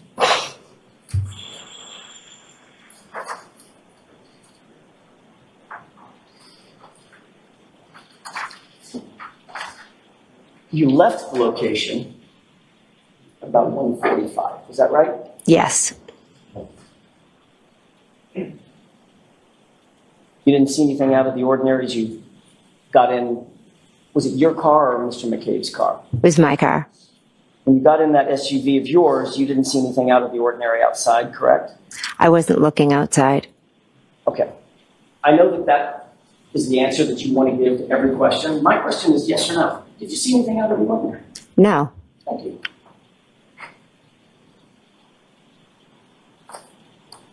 You didn't see anything out of the ordinary when you got in the vehicle? No. You didn't see anything out of the ordinary when the vehicle backed up? No. When that vehicle turned to the, I guess it would be to the right, to leave toward Chapman, and the headlights illuminated the area in front of you? Didn't see anything out of the ordinary then? I wasn't looking out the front window. Again, there's that question. There's that answer. My question is, did you see anything out of the ordinary? Well, you were asking about the headlights out the front. That's why I said I didn't see anything out there front. Oh, you didn't see the headlights turned on? I was turned to the back. Right. Did you see that the headlights came on in the car? Yes, in the driveway, the headlights came on. Right. And you're seated in the front passenger seat, correct? Correct. So, according to you, you got in the car and immediately twisted yourself, looking directly to the rear, and never turned back around and never looked outside the windows. Correct. Got it. Is that normal for you? Yeah, I'm a very chatty person, so I turned to talk to the girls. So you made sure that you didn't look out the window. Nope, that's not it at all. You also didn't hear anybody, you did hear some of the girls in the back, since they were so chatty, talking about bread and sandwiches or something, right? Correct. But you never heard anybody say anything about noticing anything out of the ordinary, correct? Correct. You didn't hear Julie Nagel say that she saw a black object in the yard. Never heard that. But you were turned around looking right out, according to you, correct? Correct. Indeed, engaging them in conversation, according to you. Correct. So that you can make sure that you weren't looking out the front or right windows. Objection. Can you answer that? Is that why you did it? No, that's not why I did it. I was talking to the 2 girls. When you got home, what did you do?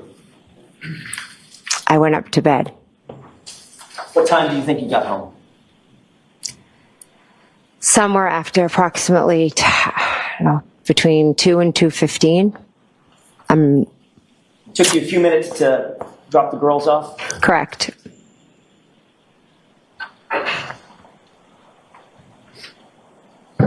When you got home, you got on your phone, correct? Yes. Before you got on your phone, you went upstairs to your bedroom. Yes. Did you use any applications?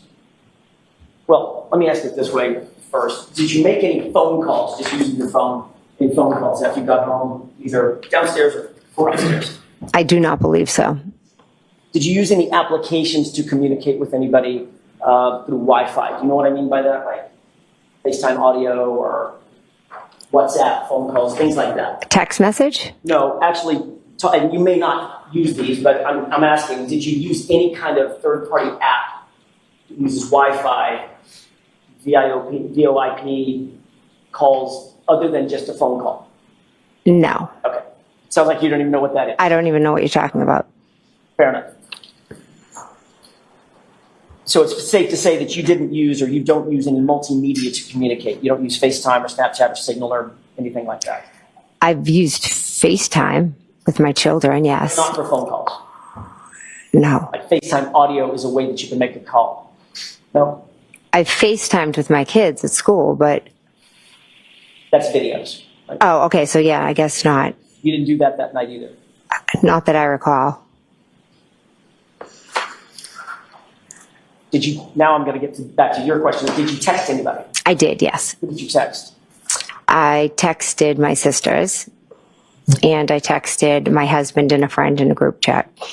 You texted your husband and a friend in a group chat? Mm-hmm. Is that yes? Yes. Your husband was home? Yes. Okay.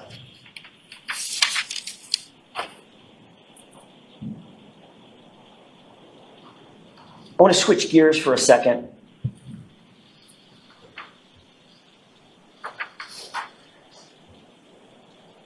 And ask you real quick about later that morning when you went to John O'Keefe's house. You mentioned on Friday that you went into his house and began to look around for him when you first got there with Carrie Roberts and my client, Karen Reed, correct? Yes. You indicated that you looked in his bedroom and saw that the bed was made, correct? Yes. You indicated that you looked around other parts of the house looking for him, searching for him. Is that right? Yes. You obviously saw the blankets and pillows on the couch downstairs in the living room, correct?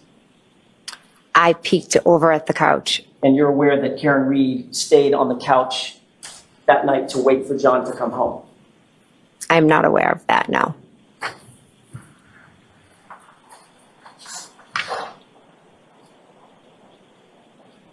You testified on Friday that my client said at the scene, when you got back to the scene, 34 Fairview, just after 6 a.m., that she said, I hit him 3 times. She declared it, correct? Correct. Not once, not twice, 3 times. I hit him, I hit him, I hit him, correct? Correct. You have a very specific memory of that event, do you not? I do. Obviously, that's an incredibly impactful thing for you to remember. Is that right? It was an impactful statement, yes. And you remember it today as well as you remembered it the day she did it? Yes.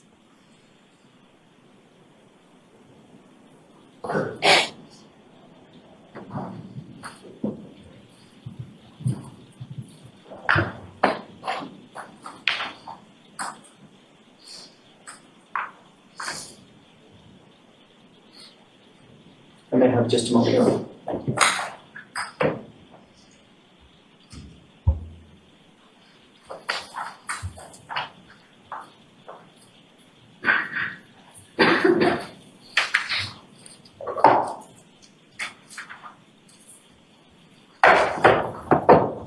May I? Yes. It's just the entirety. I'm going to hand you a document. Did you, before I ask you about that specific document, did you review anything before you testified in preparation for your testimony today or Friday? Yes. Did you review your grand jury testimony? I did, yes.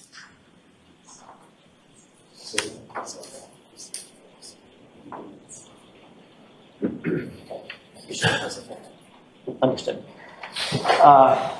You did review your grand jury testimony, correct? Yes. So the document in front of you, you recognize it? Yes. That is, in fact, a true and correct copy of your grand jury testimony that you gave on April 26th, 2022. Is that right? Correct.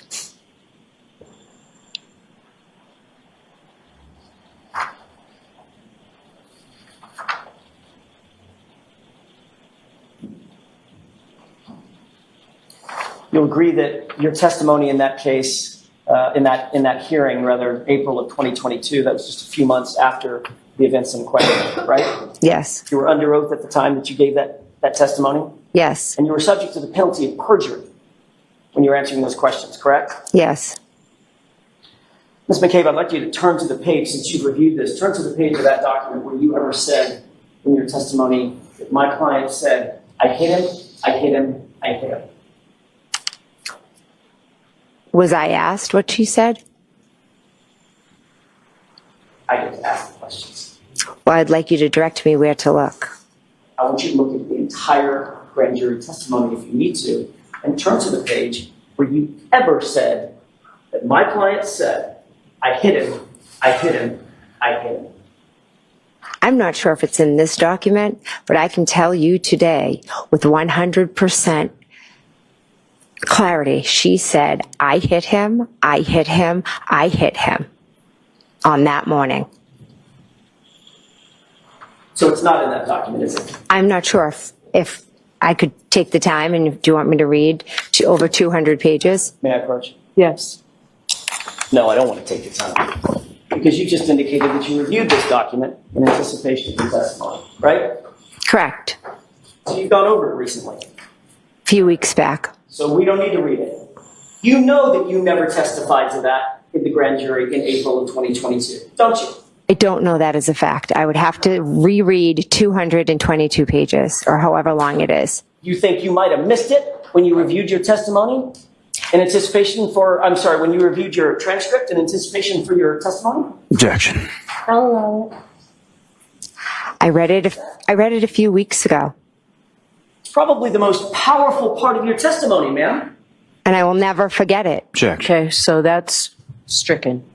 Would you agree? Do you think that's a powerful part of your testimony? Objection. I'll allow that. It is, yes. Did you see it in the transcript? I cannot recall. It's over 200 pages.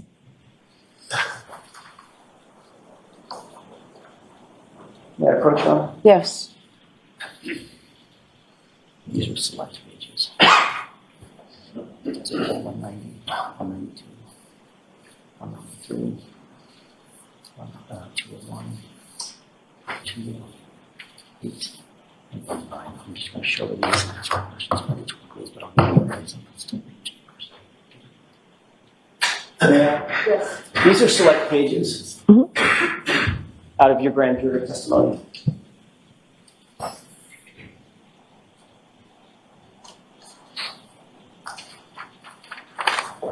Isn't it true, Ms. McCabe, that you were asked when you testified no fewer than 12 times what my client said, either at the scene or on the way to the scene?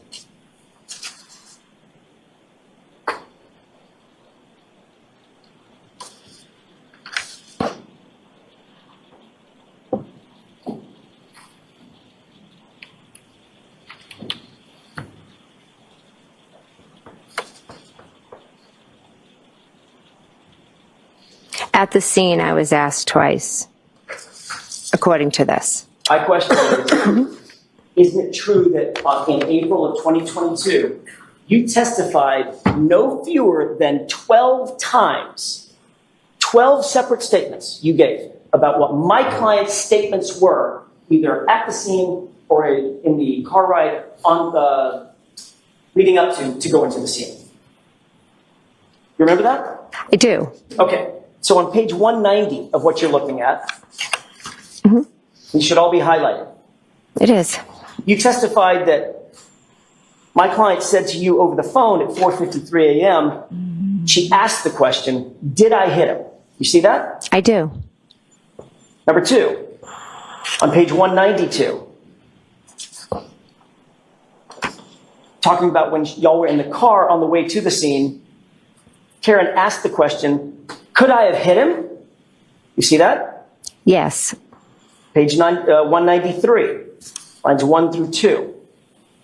You testified that in the car, once again, she asked the question, could she have hit him? You were relaying that, meaning, could I have hit him? Correct? Correct. Page 193, line 23. In John's driveway, she asked the question, quote, and she's asking if she could have hit him. Yes. Page 201, driving to Fairview. She asked the question, what if I hit him? And could I have hit him? Correct? Correct. Page 202, lines 1 through 2. While driving to Fairview, she asked the question, could I have hit him? Correct. Page 208, lines 24 through 25, outside at Fairview, she asked the question, did I hit him? And went on to ask, could I have hit him? Correct? Correct. And your testimony was also on page 208 that Karen was yelling nonstop in front of the female EMT, did I hit him? Could I have hit him? Is he dead? Correct? Correct. May I approach? Yes.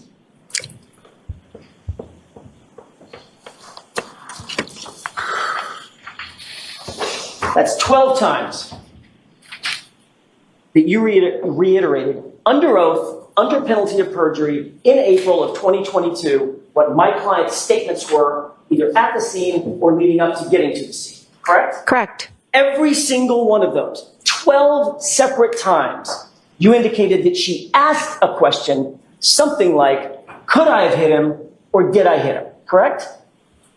Correct. Not one time in that testimony did you say, she declared, I hit him, I hit him, I hit him. Did you? The questions that were asked, when she said, I hit him, I hit him, I hit him, that was at the scene in response to an officer asking questions. What I just read was us when she first called me, or when we were driving in the car, or when we were at John's house. So I was answering the question that I was asked. So you believe that you weren't asked the question, did she say to an officer, I hit him, I hit him, I hit him? And if you're not asked the question, did she say to an officer, I hit him, I hit him, I hit him? You're not going to volunteer that she said, I hit him, I hit him, I hit him. That's your testimony. No, that's not. My testimony is, an officer was asking her what his name was and different things about him. And at that point, she was saying, I hit him, I hit him, I hit him. Which officer? I do not recall. Well, you recall the I hit him. You just told me that was the most impactful thing in the morning. It was shocking. So what officer did she say this to, supposedly? I was more focused on her and her hysteria than which officer was asking the question. So you have no idea who the officer was even, correct? I'm not sure which officer was asking her. It could have been an EMT. Someone said, what is his name? Does he have medical conditions? How old is he? But you were asked that question, ma'am. On page 208, you were asked what she said in front of the female EMT who was asking her questions. And her answer was, I'm sorry, your answer was, she said, did I hit him? Could I have hit him? Is he dead? Mm-hmm. Is that right? That is correct. That would have been a good time to offer up that she confessed, I hit him, I hit him, I hit him, right? Objection. Sustained as to that form. Ms. McCabe, the truth of the matter is you've manufactured this new story for this jury because you think it helps you out. Absolutely not.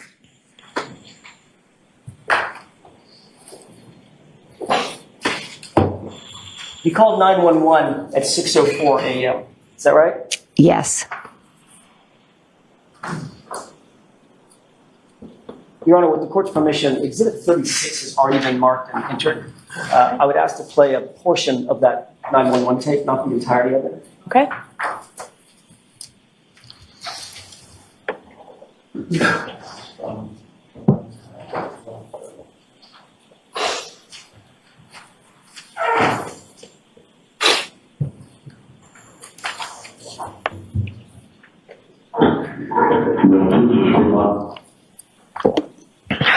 With the court's permission, I'd ask to play about runtime 1:30 to 1:45. If you can give me 2 seconds and pause it. Ready? Yes.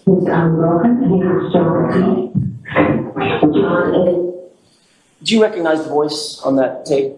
Yes, that's mine. Appear to be a true and accurate, at least that portion, a true and accurate reporting of the 911 call that you made that morning? It was a very brief clip. I'd have to hear more. Let's go ahead and play starting at runtime 1:30 to about runtime 1:45. 46 years old. 46, how long has he been outside? I don't know. I don't know. He got out of the car and Stop. Was that you? Yes, it was. Is that the 911 call? Yes, it was. And what did you just say? I said, I don't know. He got out of the car. He got out of the car, Mhm. is what you said, correct? Yes. And this was at 6:03 in the morning, correct? Correct. This is before you ever talked to Brian Albert? Correct. Before you ever talked to your sister Nicole Albert? Correct. Before you ever talked to Chris Albert? Correct. Before you ever talked to Julie Albert? Correct. You haven't talked to anybody at this point other than Kerry Roberts, correct? And Karen Reed. And my client. Correct. And in that 911 call, you said he got out of the car, didn't you? I did, because Karen Reed had told me that she had left him there. Your words were, he got out of the car, correct?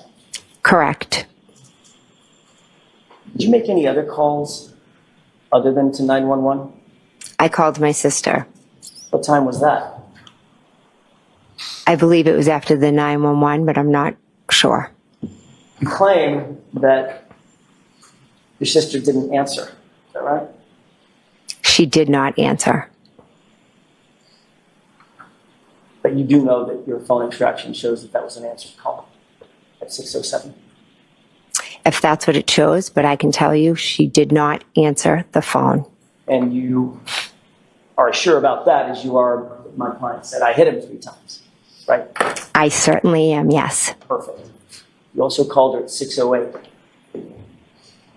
I might have called her twice, yes. Your Honor, I have an exhibit. This may be as good a time as any to take a break. If you wish, I just have to cue it up. It's up to you. I don't mind. Folks, we'll take morning.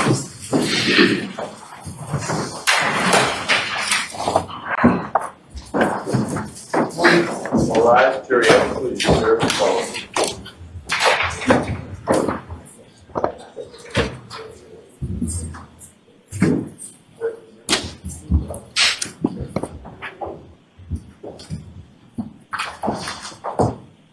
Ms. McCabe, just follow the case. Thank you.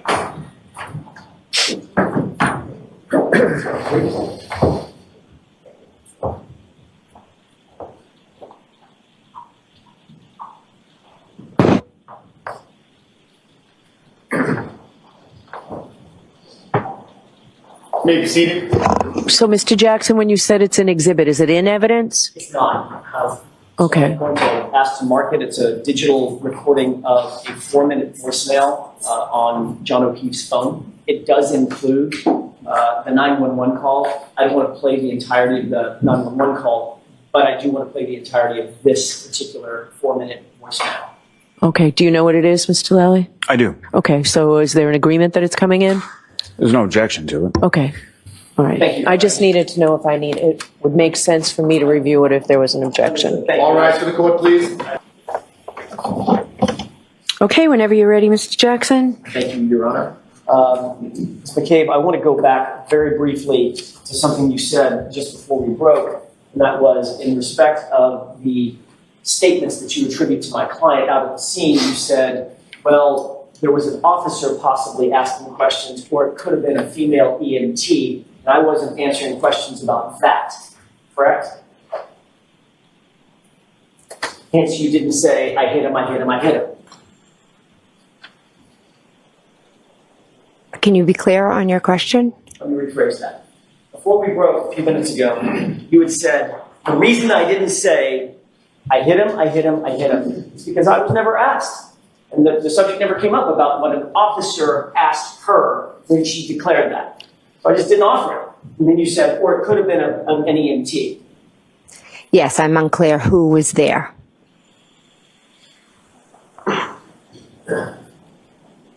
Isn't it true that at the grand jury, the question that was posed to you, and this is counsel page 208, grand jury. The question that was posed to you is, quote, so what happens next with yourself, Ms. Roberts, and Ms. Reed? And your answer was, so there are different, police officers getting statements from us. At one point, I'm standing with Ms. Reed, and she's saying, did I hit him? Could I have hit him? And there was, I believe, an EMT, a female, standing right next to me, listening to her yelling, did I hit him? Could I have hit him? Is he dead? Is he dead? Is he dead? Was pretty much nonstop. Remember that testimony? I do. So in point of fact, you were answering the direct question about what happened in front of the police officer and the EMT, correct? There were multiple police officers and multiple EMTs present. So now this is another police officer and a different EMT. I'm not saying that. Okay. But nowhere in this did you say that she declared the words, I hit him. Correct? We'll agree on that. Correct. Your Honor, I have an item I would like to have marked as next in order. Okay. Question. May I approach? Yes.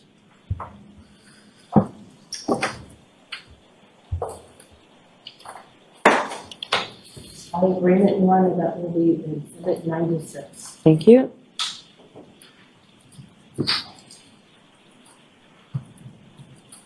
With court permission, I would like to play a portion of this and then stop it. Okay. And ask us a couple of questions about it. Okay? It's audio only.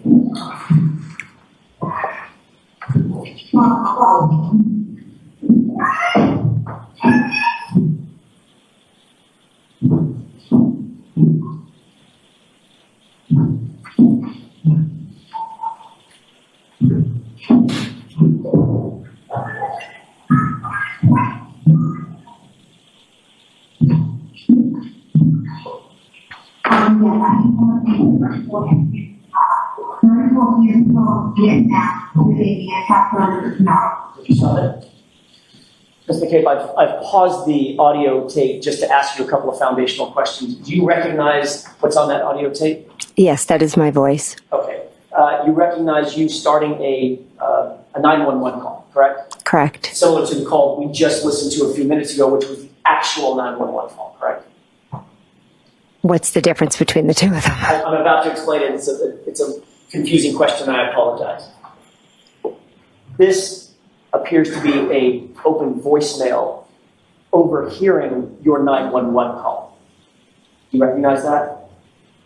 Now that you explain it, okay.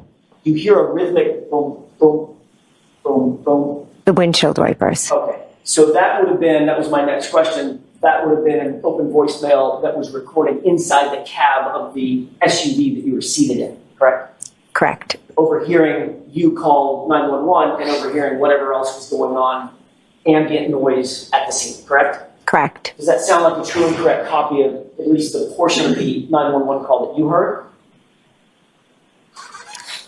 I have to listen to it again, but... Well, why don't we continue listening to it and see if you recognize it? Okay.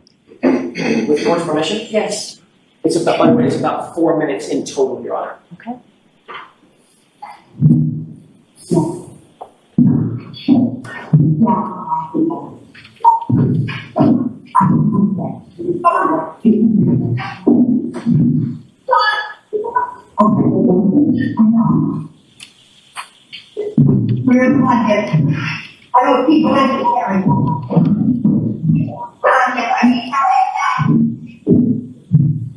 Pause it. Do you hear a person in the background screaming? Yes. Who is that? Miss Reed. I'll go ahead and put this.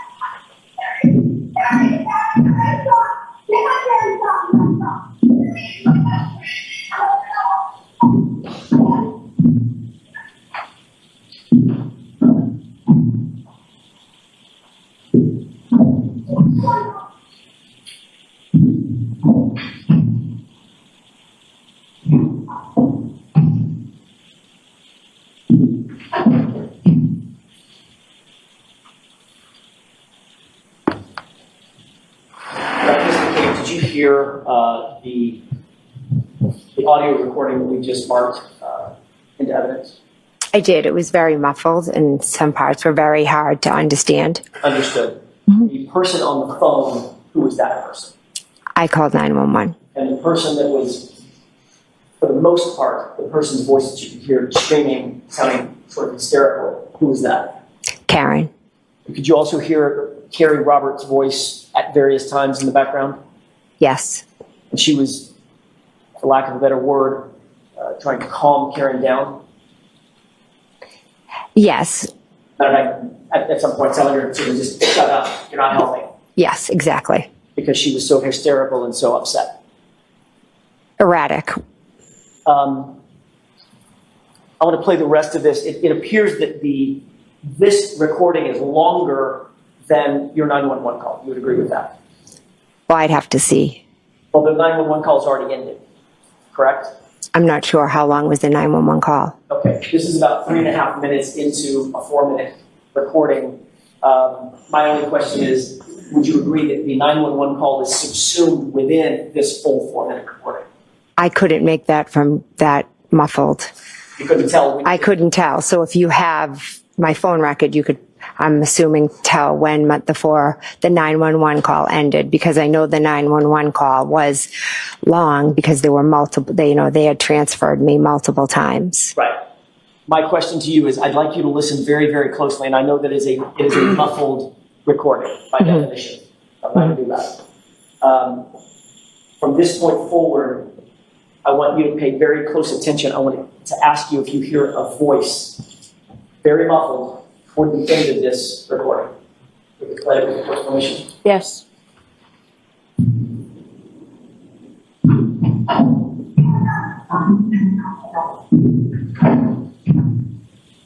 Stop.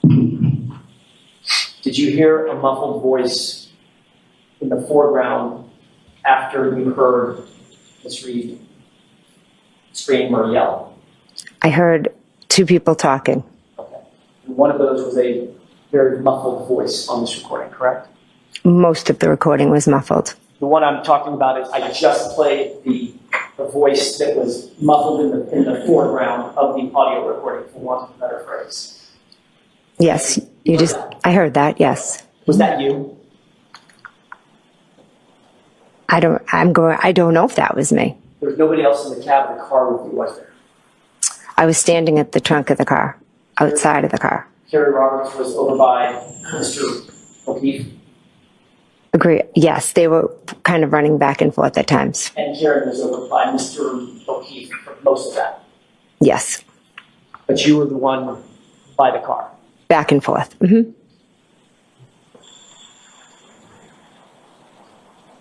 called Nicole, your sister. By the way, did we finish playing this just for? Okay, thank you.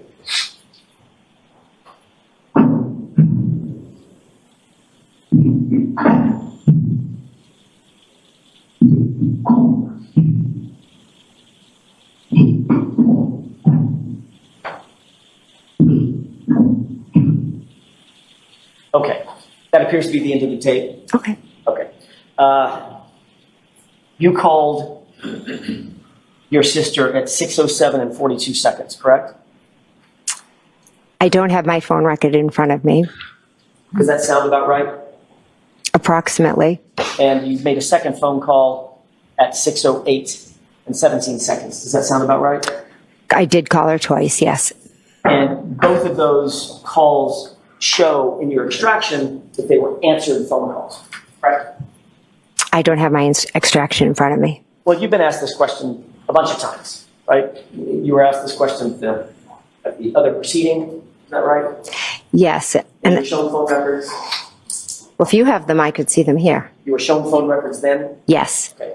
And at that time, you were confronted with the fact that the phone records show a 7-second call for 6:07, correct? Objection. I'm going to strike the word confronted. Go ahead and ask. I'll pick another Go word. ahead and ask the You were question. shown evidence that the 6:07 call lasted 7 seconds? My sister never answered the phone. Okay. I know you want to answer your own questions. Yeah. I'd like it if you'd answer my question. Were you shown records that showed the call lasted 7 seconds?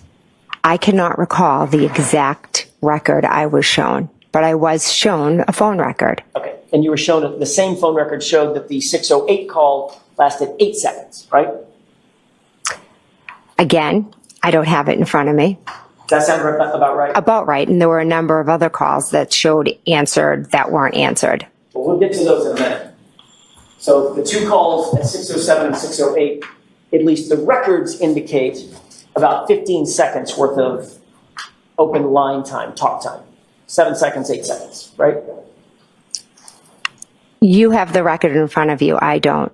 I'm just asking if you were confronted, there's that word again, if you were shown records that established that based on your own phone extraction, your phone records, that the 6:07 call, 7-second call, the 6:08 call was an 8-second call, right? I was shown records, but I don't know exactly what they were, how long the call said, because she never answered the phone regardless. You also made another phone call at 6:23, did you not? To Brian Albert? If you could share my phone record, it would be very helpful. Do you recall it? I know I called my sister and I called my brother-in-law in the house. I do not know the exact times. That's all I'm asking. You made a phone call to Brian Albert as well, right? I believe so. That was around 6:23. It was a few minutes after you had called Nicole twice, right? Correct. And that call was not answered. None of them were answered. But the record showed that call was not answered, as opposed to Nicole's two calls, right? Right. Okay.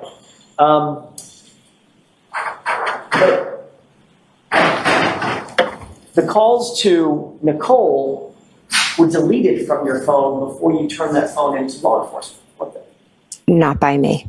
By somebody else? I never deleted any calls when I willingly handed my phone over.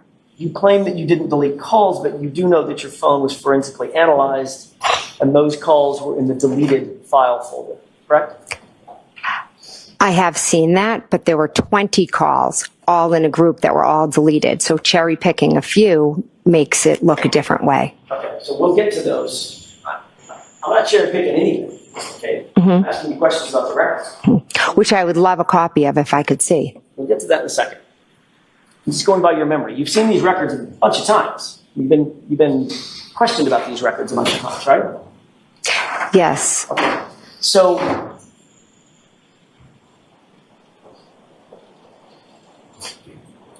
we know that you called at 6:07, 6:08, or thereabouts, and about 6:23. 2 to Nicole, 1 to Brian, correct? Correct. And you'll agree with me that notwithstanding those phone calls, by the way, did you leave voicemails? No. When did you hang up? Before it went to voicemail, or was it into voicemail before you hung up? So it was a bit of a hysterical scene that morning, and I was in a state of shock, and I was just calling my sister and my brother-in-law. They did not answer the phone. I cannot tell you when I hung up, because it was a hysterical scene. I was in a state of shock. Everyone was running around, and what seems to be forgotten is that my friend was lying there on the ground. Oh, I don't think anybody's forgotten that. You, in fact, did not leave voicemails for any of those 3 calls, did you? Again, I don't have my phone record in front of me. And that's because Nicole didn't get any voicemails, because the calls were answered, right? The calls were not answered. You do agree with me that Brian Albert being a police officer, never came out of the house, right? Correct. Neither did any neighbor. I know you'd like to continue editorializing after the fact. There's probably a time and a place for it. This isn't it. If you can answer my question, I'd ask that you do that. Did Brian Albert come out of the house? No. Did Nicole Albert come out of the house? No. Thank you.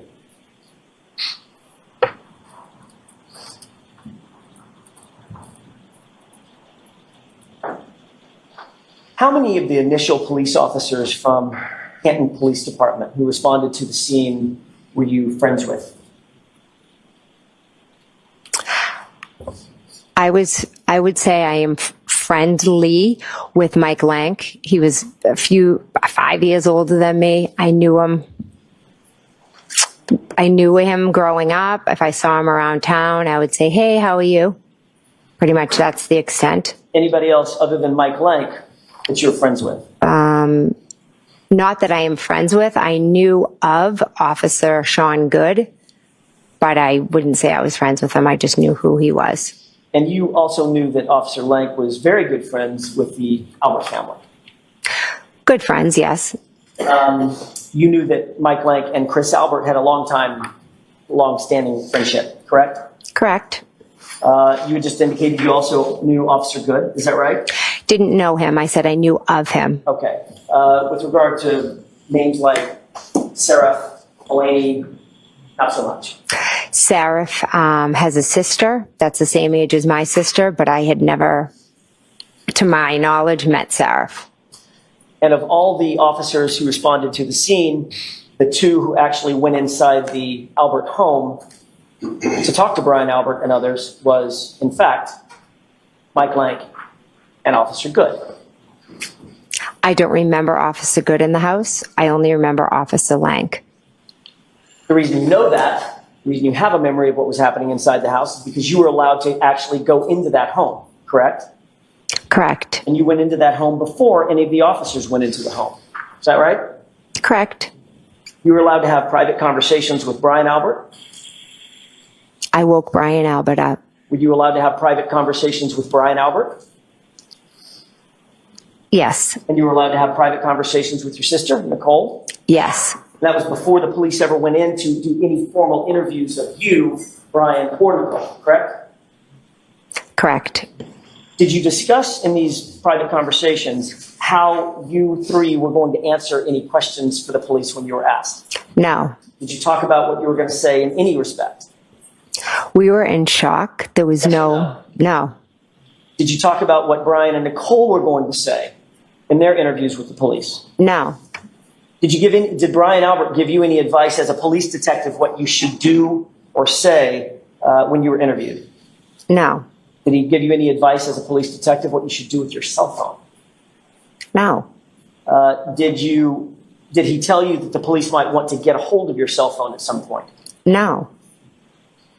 Did you two discuss the calls that you made to Nicole Albert at 6:07 and 6:08 and the call that you made to Brian Albert at 6:23? No. Did you ever discuss the idea of potentially deleting any of those calls that were made that early morning? Absolutely not. Would you tell us if you did? Yes, because I'm an honest and truthful person. Did you tell him which officers were outside? I don't recall. Did you tell him that Officer Lang, specifically, friend of the Alberts, was outside? I don't recall. And then your husband, Matt McCabe, arrived at the scene, correct? Correct. He was allowed to come in the house as well, right? I believe Officer Lank was in the house before Matt came into the house. And a little bit later that morning, Julie Albert came over, correct? Correct. And by the way, Officer Lank, after just a few minutes, then left the house, correct? Correct. Leaving all the witnesses inside together. Correct. And I can't remember if I asked this question or just thought it out loud. Did Julie Albert come over? She did. And then Chris came over. Yes. Even Brian Higgins came over. Correct. These are all friends and family of yours, correct? Not Brian Higgins. I had only met a handful of times. But you consider him a friend. A friend of Brian Albert's is how I would reference him. Fair enough. So these are friends and family of Brian Albert. Correct. And everyone was permitted to discuss the circumstances of the evening before going into the early morning hours with each other with no police there, correct? I sat with my family in shock and horror. Were you allowed to discuss the circumstances of the night before going into the early morning hours amongst yourselves without any police presence? Yes or no? There was no reason for us to be allowed or not allowed. We did nothing wrong. Understand my question? Did you get it? Yes, I understand your question. Can you answer it, yes or no? Were you allowed, that group of folks, were you allowed to discuss the case without a police presence? Yes. Okay.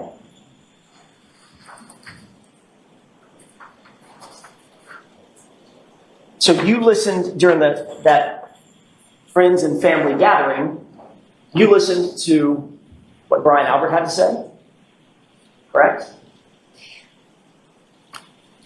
He didn't really say much. He was able to listen to what you had to say? Again, you're creating a scene that didn't happen. Anything, Ms. McCabe, I'm asking some questions. If you don't seem to want to answer. Objection, Your Honor. All right, so let's ask a question and let's get an answer. Okay? Yes or no? Was Brian Albert there within earshot when you discussed your version of what had happened? I didn't discuss much. I sat there in shock and horror, so I spoke very little, to be honest with you. But what little you did speak, he could hear. Yes. And Nicole could hear. Yes. And Chris Albert could hear. Chris came much later. And your husband, Matt McCabe, he could hear. Yes. Okay. And then when Chris is talking about what happened at Waterfall, you could hear and Brian could hear. In other words, everybody could hear everybody. Chris came much later. When Chris came, I was almost about to leave. I'm guessing that the topic of what had happened was still on everybody's mind. Everybody was trying to figure out what had happened. And you're discussing it amongst yourselves. That's my point. With my sister and my brother-in-law and my husband. Correct.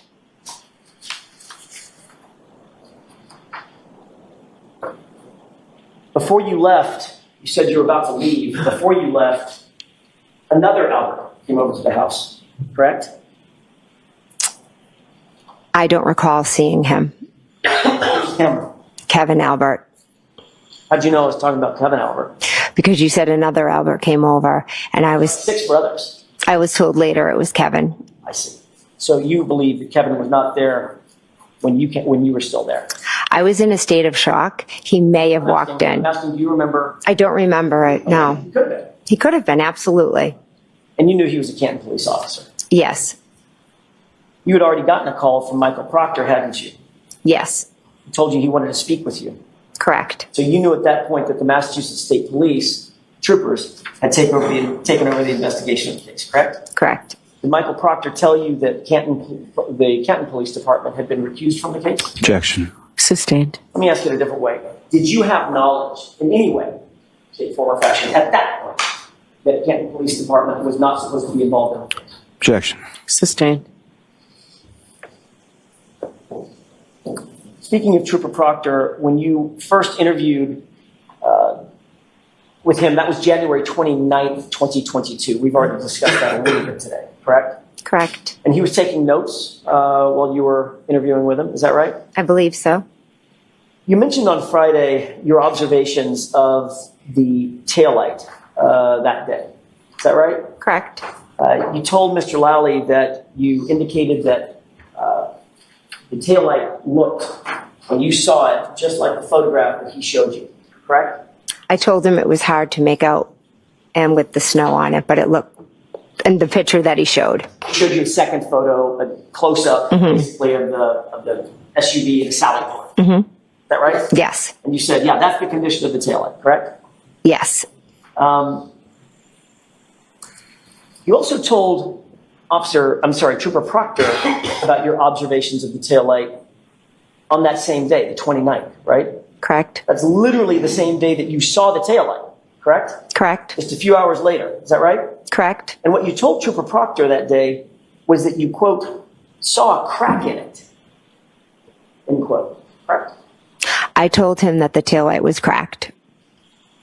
Matter of fact, the words that you used were that you saw, and I'm not fighting you on those words.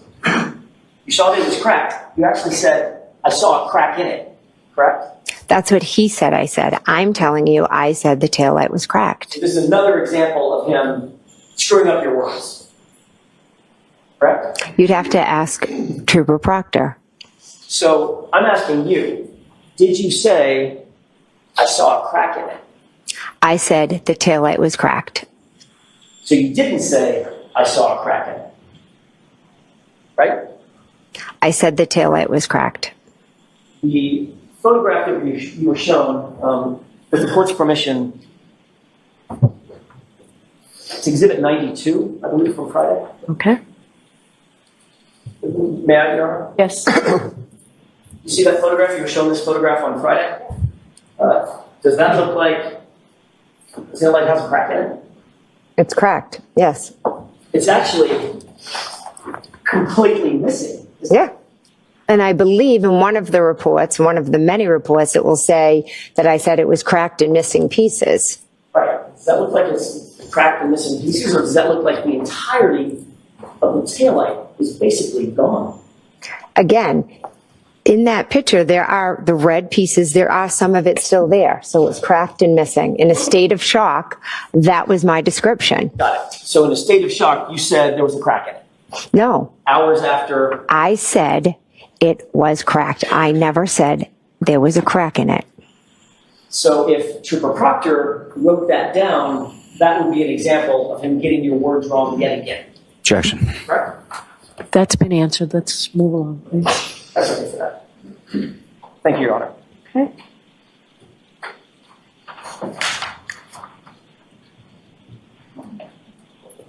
I want to get back to January 29th, that interview with Trooper Proctor.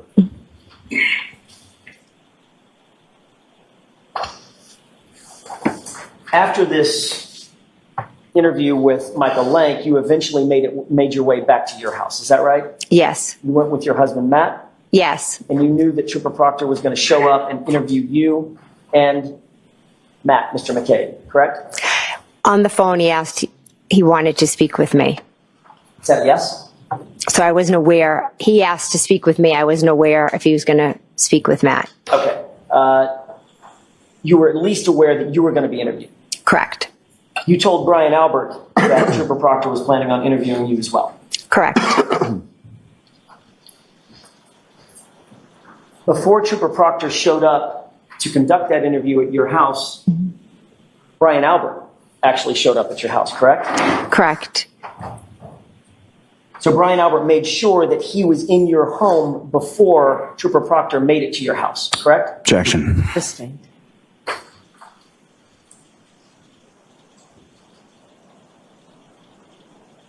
Brian Albert was in your home before Trooper Proctor was in your home.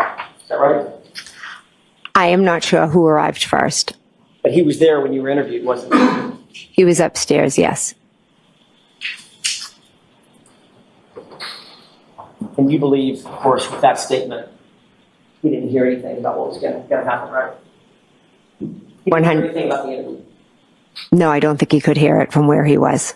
But you knew he was just a few feet away. I knew he was up in my bedroom. We've talked a little bit about your call records, and I want to pivot for a second and ask you about those call records. This is Exhibit 90.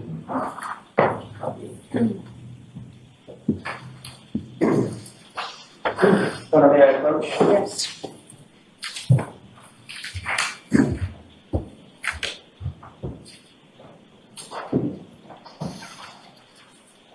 Thank you.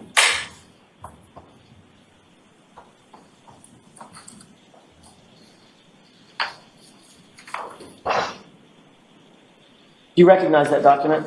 I do, yes. You were shown this document last week, is that right? Correct. This is a forensic extraction report of John O'Keefe's cell phone that you were shown on Friday, right? Correct. You acknowledge that it's an accurate report of calls found on John's phone between you and him. Is that right?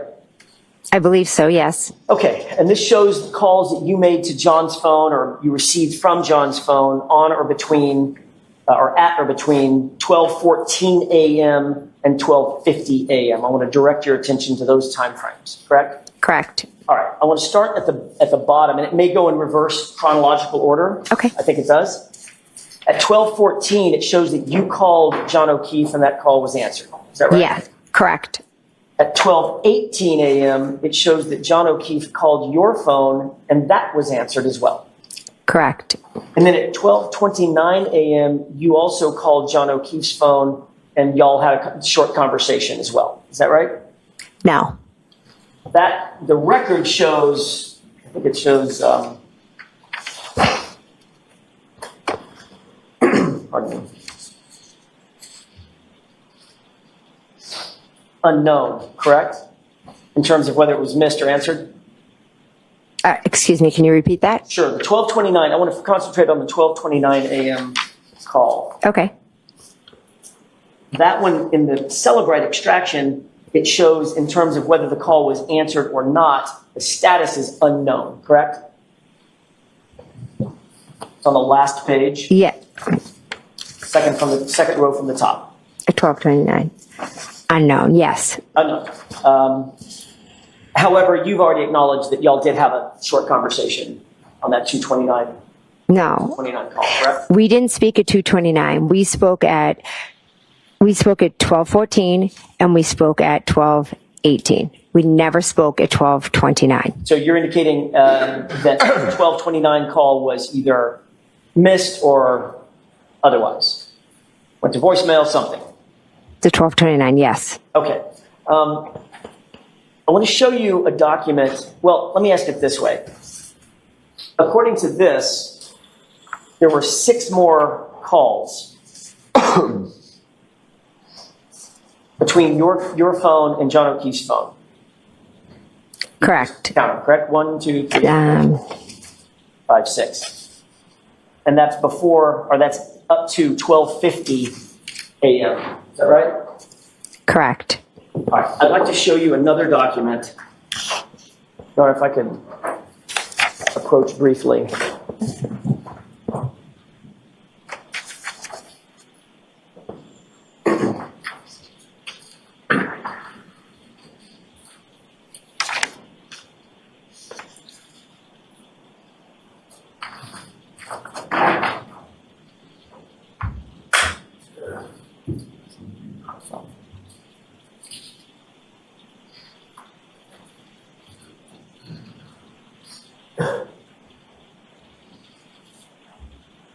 May I? Yes. Thank you. I'll take, so we don't get them mixed up, I'll take Exhibit 90 back. Okay, thank you.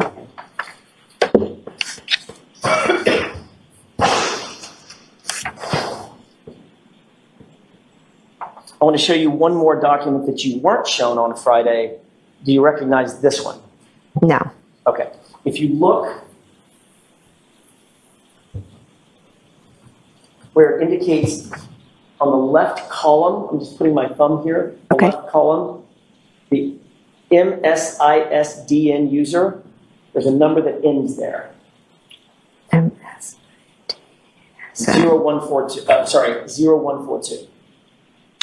Your Honor, may we approach? Yes. So I'm going to answer this question before we approach. I have no idea what we're approaching about this document. Yes.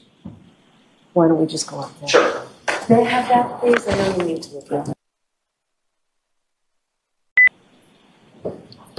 Thank you. You're welcome. If you look on the left column, Ms. McCabe, Yes. you'll see something that says Apple ID. Yes. Look to the right of it. Do you recognize that unredacted portion? I don't want you to read it out or anything. You recognize that? Yes. Whose Apple ID is that? That's mine. Okay, if you look 6 lines below that, there's a full phone number. Again, don't read the phone number out. Just tell me if you recognize it. I do. Whose is that? That's mine. Okay. May I approach, Your Honor? Yes. I'll take the unredacted copy back. Okay. So we don't get it mixed up. Does this appear to be Cellbrite extraction of your phone records, your Apple ID? Yes. Okay. And you recognize, without telling me what it is, you recognize that phone number as your phone number back at the time and the Apple ID back at the time? Yes. Associated with the phone that you then turned in to law enforcement, correct? Correct. Okay.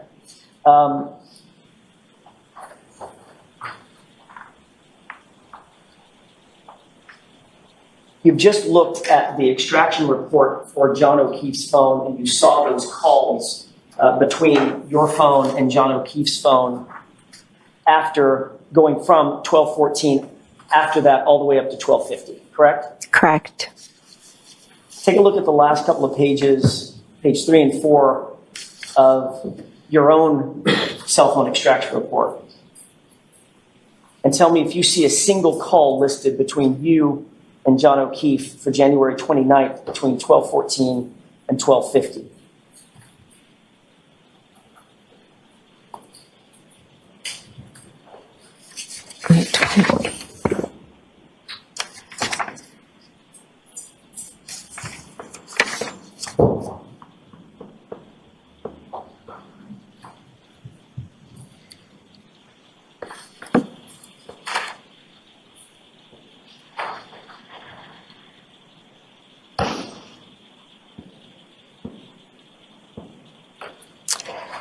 There are calls to a number that I'm assuming is John. What I'm time? just not sure. I see a call at, wait a minute.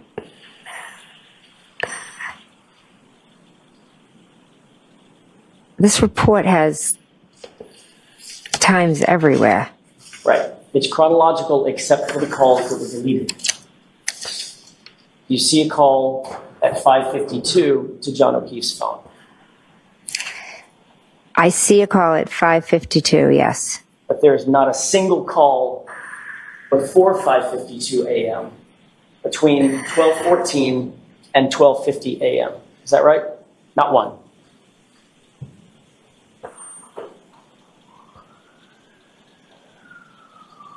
It's very hard to, this report jumps time-wise. You can look at every single time on the report. There's not that many. I'm just trying to say that it goes from 7:21 to 5:52 to 7:33 to 7:49. There's no order. They're out of order. I understand that, Mr. McCabe, but if you look at every one of the entries, there's not a single entry for 12:14, 12:18, or any of the subsequent 12:29, any of the subsequent phone calls that are all shown on John O'Keefe's phone extraction. Did you agree with that?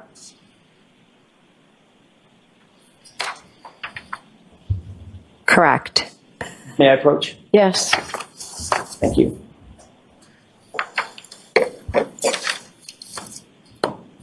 Your Honor, I would move for the admission of NN as an exhibit.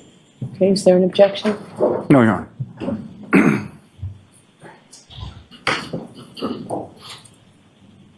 Exhibit 97.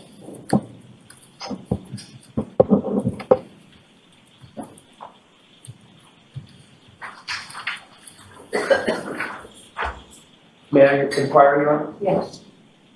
Fact of the matter is, according to those Celebrite records and that extraction from your own phone, every one of the calls that you made to John O'Keefe's phone between 12:29 and, I'm sorry, between 12:14 and 12:50 a.m. was deleted and unrecovered, correct? I didn't understand that report, and I'm not an expert. When you compare the two, you saw a bunch of calls on John O'Keefe's phone, right? You know he couldn't have deleted them. He passed away, right? Correct. You saw your cell phone extraction, which is the handshake for John O'Keefe's phone, and all of your calls are missing, right? Objection. Can you answer that question? I'm confused. That paper, I don't understand it. It was vague. There were numbers. There were calls everywhere. There was a number of missing calls. There's a bunch of missing calls, right? You didn't see any of the calls that were reflected on John O'Keefe's phone. Is that right? Yes or no? They're not there. A lot of calls are missing. I'm not really even sure what's there because the numbers are it's all redacted. So you were not seeing any redacted calls, Ms. The page you just had in front of me was redacted. It's now an exhibit. It's now an exhibit. Your personal information was redacted. None of the calls were redacted now. The numbers, I don't know people's phone numbers. I just have them as contacts. Ms. McCabe, you just said a second ago, and we can do this all day long, or we can just make it simple. The fact of the matter is that report did not show any of the calls that John O'Keefe's phone report showed, correct? From 12:14 to 12:50. I believe there was one on there. 5:52. That's the next morning, ma'am. Right? Were there other calls in that time period on the Celebrate? You just said there weren't. You just looked at it. I've told you that Celebrate report was extremely hard to read. Right. Fact is, there are no calls on your own phone extraction between you and John O'Keefe between 12:14 and 12:50. Would you just agree with that, at least on that report? Objection, Your Honor. Sustained. The fact is that you deleted your call record before you turned your phone in, didn't you, Ms. McCabe? That's what that report shows. Absolutely not. You sanitized your phone because you didn't want the police to know who you had been calling or the fact that you had been calling John O'Keefe's phone incessantly, correct? Incorrect. I willingly turned over my phone. After you deleted your phone call logs, correct? Absolutely not. What date did you turn your phone over?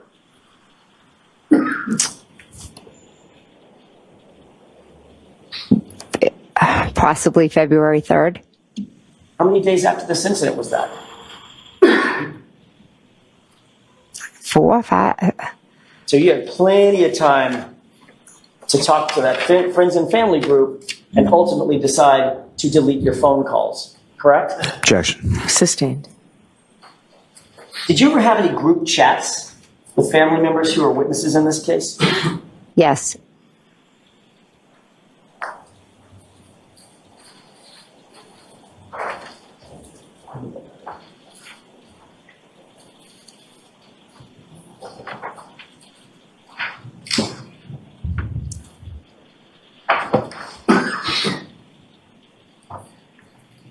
May I approach you on? Yes.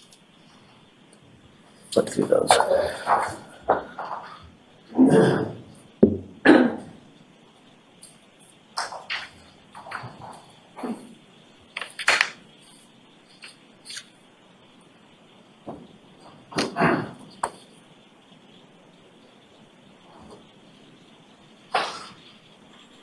While Mr.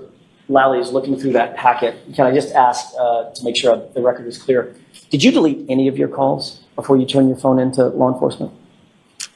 I spoke with the 2 officers that I handed my phone over to, and I asked if I could delete the personal conversations with my daughters. And they said absolutely yes, that I could. So other than calls with your daughters that you deleted, did you delete any other calls on your phone at all? It was text messages. It was actually text messages with my daughters that I deleted, and that was all I deleted. Did you delete any phone calls? I do not recall deleting any phone calls at all. I would have no reason to delete anything. So that's very different than I didn't delete any phone calls. I do not remember deleting phone calls. Means you might have. In day-to-day life, people delete things, but I do not recall deleting any phone calls. In day-to-day life, did you delete any of the calls to John O'Keefe? No. Did you delete any of your calls with Nicole Albert? No. Did you delete any of your calls with Brian Albert? No. With Chris Albert? No. With Julie Albert? No. Colin Albert? No. With any of the witnesses in this case, did you delete any calls before you turned that phone over? No. No. May I present? Yes.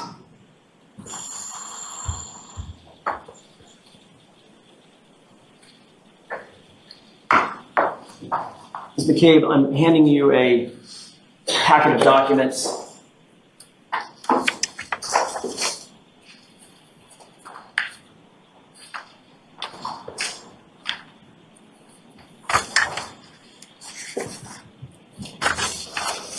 Appears to be about 10 pages long. Do you recognize what's in those documents? Yes. You indicated already that you were part of a group chat with certain members of your family and friends. Correct.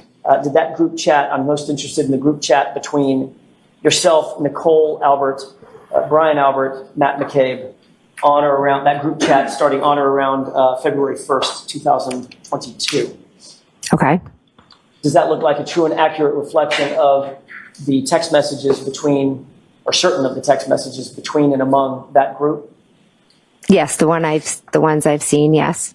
On February Can you just 1st, tell me what page you're on? I'm sorry. Of course, Your Honor. The Bates stamp number? 2148. Okay, thank you. Start. Thank you. And they should go relatively chronologically, Your Honor, page by page. On February 1st, 2022, around 2:15 in the afternoon on this group chat, did you receive a message from your husband on the group? This is on page 2148.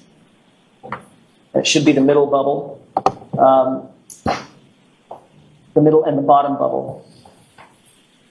Quote, Julie said channel 4 is in DE. You see that? Yes. And the response from Matt McCabe is eating, I assume, quote, ask Chris to ask some questions. Tell them the guy never went in the house, end quote. You see that? Yes. You look at the next page, the top, 149.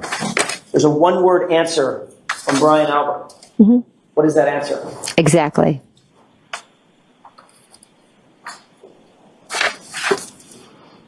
Does it appear to you from this chat that Matt McCabe was directing witnesses, specifically Chris Albert, what to say to the news media? Objection. I'll allow that. Is that what you're seeing? That is not how I would understand this. He never went in that. Tell them he never went in the house was the story that had been concocted between and among this group of people on this chat, correct? Objection. I'll allow that. No. John never went in the house. It wasn't a story. It was the truth. And it is the truth. Just like she said, I hit him. Correct.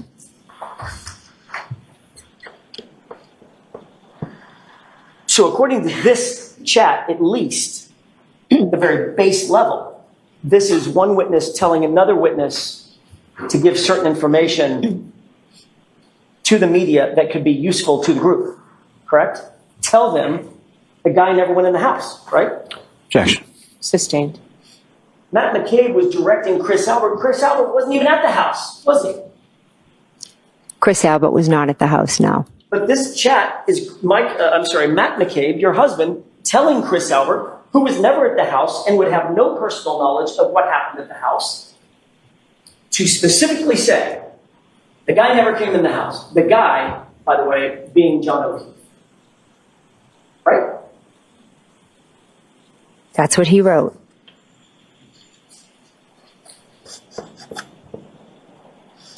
Does that sound to you a little bit like collusion? Objection. Sustained. At some point, you sought out Carrie Roberts' cell phone number shortly after the 29th, or maybe not, maybe on the 29th. Correct? Correct. You didn't have her cell number in your phone? No. One of your primary concerns was to make sure that you got in contact with Carrie Roberts before the day's end, right? I wanted to speak to Carrie as she was on her way to the hospital, and I wanted to check in on John.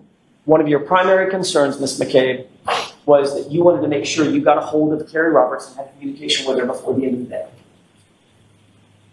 It had nothing to do with getting in touch with her by the end of the day. It was a friend reaching out, wondering how her friend was doing, who was just taken off the front lawn. On the 29th? Yes. So before the end of the day, Ms. McCabe, you can do this all day long. Before the end of the day, you were trying to get a hold of Carrie Roberts, correct? Immediately in the morning, I wanted to get in touch with her. Right. So you sought out her phone number. First you tried my client, Karen Reed, correct? Correct. But then you found another source for that information. Is that right? Correct. And you said just a second ago you were claimed that you needed that information because you knew that she was on the way to see John O'Keefe's parents. She was picking them up. And you wanted to check on them. Correct. You've been friends with the O'Keefe family for years, haven't you? Correct. So you didn't have a need to get Carrie Roberts' phone number, did you? I wanted to speak with Carrie, see how she was doing. I was not going to call Peg. You had her phone number, didn't you? I do, yes. So if you wanted to check on somebody, you could have just called her. I was not going to call Peg O'Keefe on the way to see her son at the hospital. Check on your friend? That was just too much? I wanted to ask Carrie. I am sure she was boggled down and probably did not want to speak with anyone. It was a simple thing. I made sure I got Carrie Roberts' number so I could check in and see how John was doing. Also, we had just been through an extremely traumatic event together. There's nothing evil here. Robert's number, Ms. McCabe, is because you wanted to make sure that you controlled her story as she left your site, correct? Absolutely not. Did you take any steps whatsoever, any steps whatsoever, to influence Carrie Roberts' statements? No. Because that would be collusion, wouldn't it? Objection. Sustained. Did you write a text to the group, including Brian Albert, Nicole Albert, and Matt McCabe, where you informed them that, quote, and this is, Your Honor, on page 2158, where you informed them, quote, Carrie is here going over timeline, end quote. Correct. So you reported back to Brian, Nicole, and Matt that Carrie was where? She came over my house. And you two sat down and went over a, quote, timeline together. Peggy spoke to Carrie. Yes or no? I didn't ask about Peggy. Well, that's where the timeline started at. Did you ask Carrie, or did Carrie show up at your house and, quote unquote, go over a timeline? Carrie showed up asking to sit down with me to do a timeline so we would remember everything that had happened. And you wanted to be super helpful about that, right? Objection, Your Honor. Ask it differently. Sure. You wanted to be helpful to Carrie Roberts. The two of us were trying to figure out what had happened to our friend. And so you made sure that you created and drafted with Carrie Roberts a timeline for her, correct? I didn't make sure of anything. She was the one that asked me to do it. And not only did you create a timeline, you then reported back to your group, Brian Albert, Nicole Albert, Matt McCabe, that she was creating this timeline with you on February 1st, 2022. Isn't that right? Yes.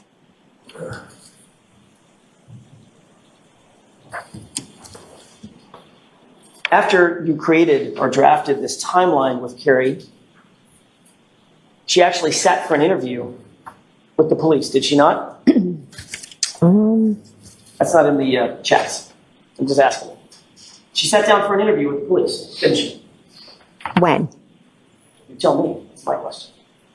I'm not sure of when you're talking about. Okay, let's start over. Yes. After this timeline was created on February 1st, at some point thereafter, Carrie Roberts conducted a formal interview with the police about this case, correct? Do you have the report of that date? We're sort of burying the lead. She did the interview in your living room, ma'am. Right? There was, on Tuesday, 2 officers came to the house and she sat in the other room and spoke with them. So, using my question, she did the interview at your house. Oh, they came to my house to interview me, and she happened to be there, so they asked if they could speak with her also. Okay. Did she or did she not do an interview at your house? She did, yes. That wasn't that hard.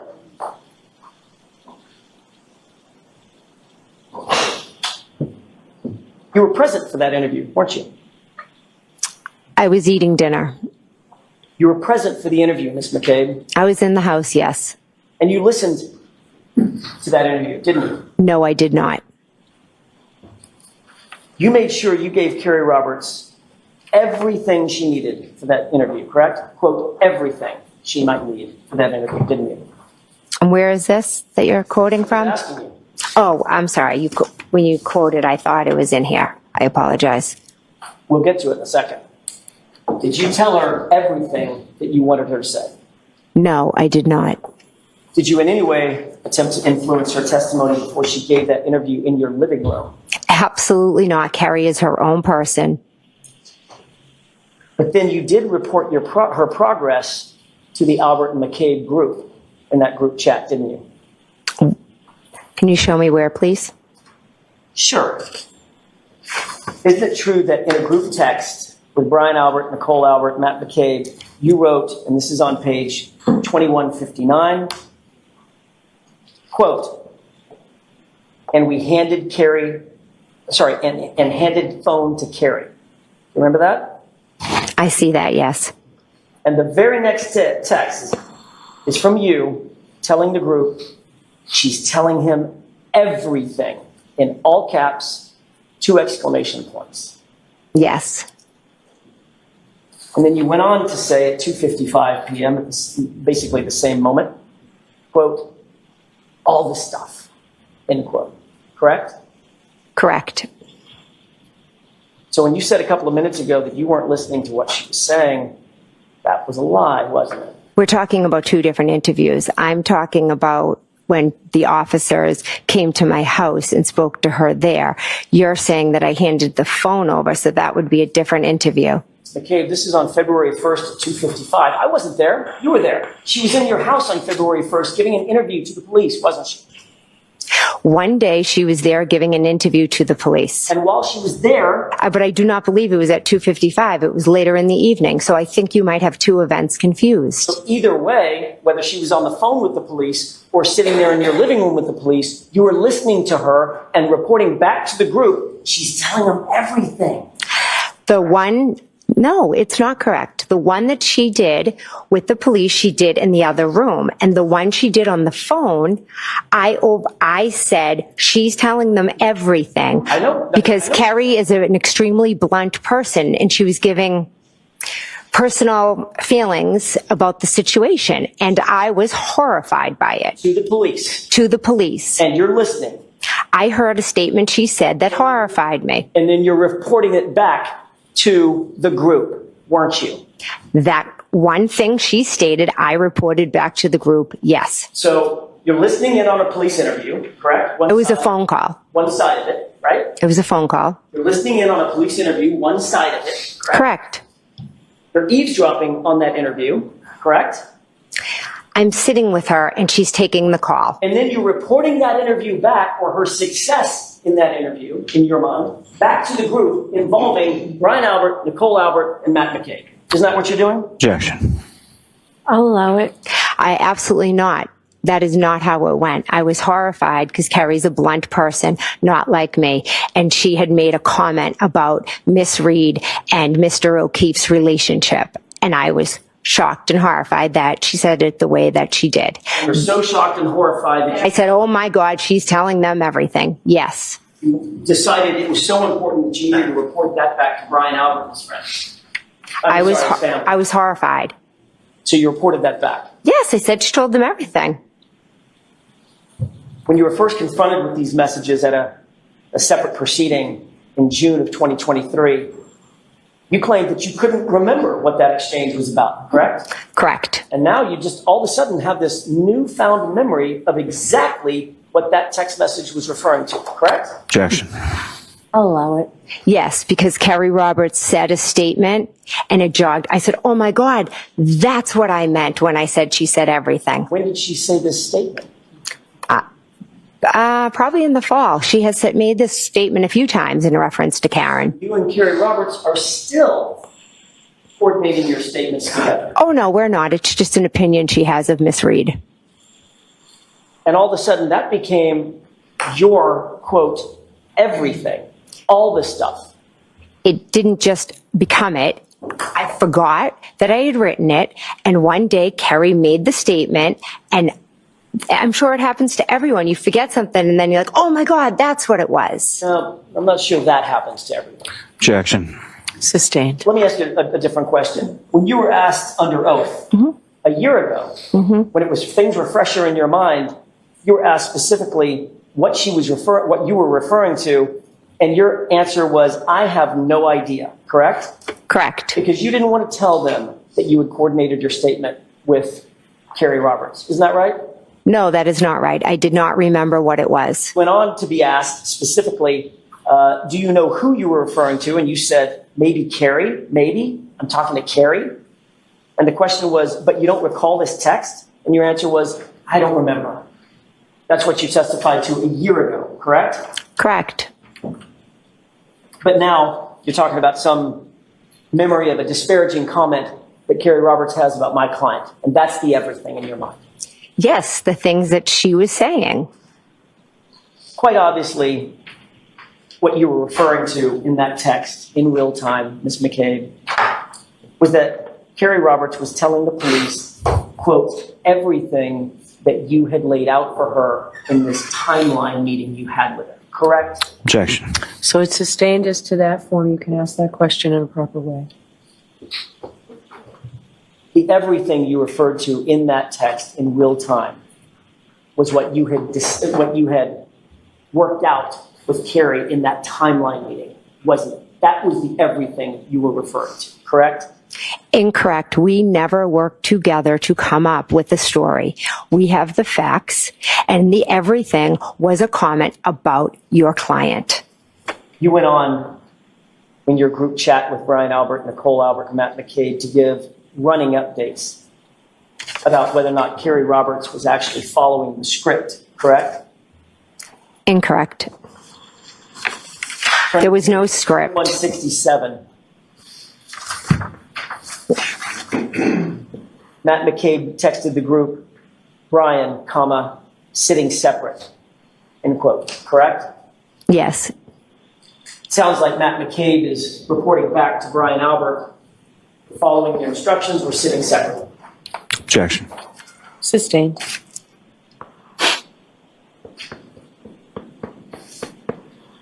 One minute later, Brian Albert had a one-word response to the Brian sitting separate, correct?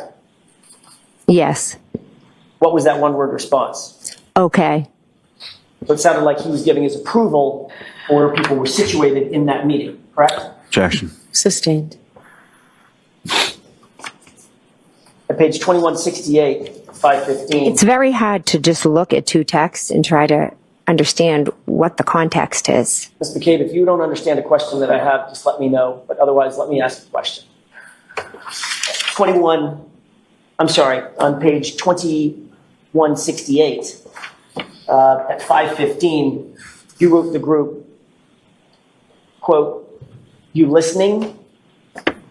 Correct? Yes. And at the same time, 5:15, you then wrote, "Cops here again," end quote. Correct? Correct. That was in reference to the police coming over to your house to further interview Carrie Roberts, wasn't it? That was when they came to talk to me. And Carrie Roberts was there. Was correct? at my house, correct. And a few minutes later at 5:23, Nicole Albert texts, "Call us after." Correct? Correct. And a few minutes after that, Matt McCabe texts, quote, "This girl could write a book, ... nonstop." Correct? Correct. So obviously Matt McCabe, along with you, was listening to Carrie Roberts in her interview. We were sitting in the kitchen eating dinner with our children, and Carrie Roberts was in a different room, but she was going on and on and on, as she does, because they were in the other room. And you could listen. I could hear voices. You could hear her interview with the police. Did not hear her interview. I could hear them talking, but I was sitting at a table with my children eating dinner, getting ready to go to a basketball game. You then responded to Matt McCabe, "I love it." Mm-hmm. Yes. And then you responded about this interview you just testified under oath and under penalty of perjury, not hearing anything about, just hearing voices. Your next text was, quote, "She is telling them everything." Yes. End quote. Correct? Yes. So what you said just a few minutes ago about not knowing what she was saying, I could just hear voices, that was a lie. It was. Okay. Objection. Sustained. And a couple of seconds later, Nicole Albert responds, one word. What was her response?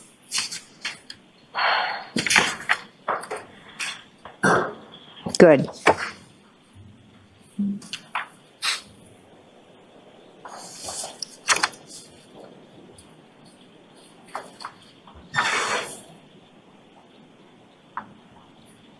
So in order, those texts say, "You listening?"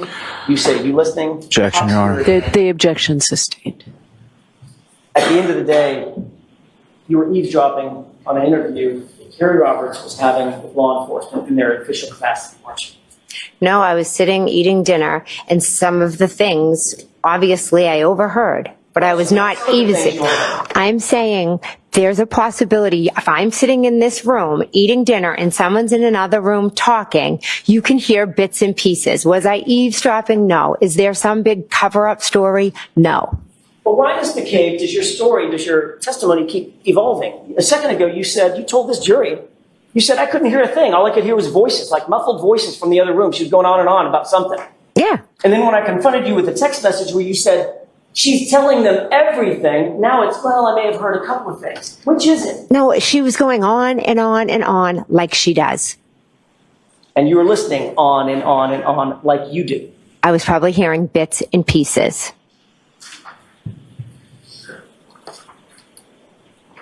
Why was it so important to report back to the group that you were happy that Carrie Roberts was saying, quote, everything? Objection. I'll allow it.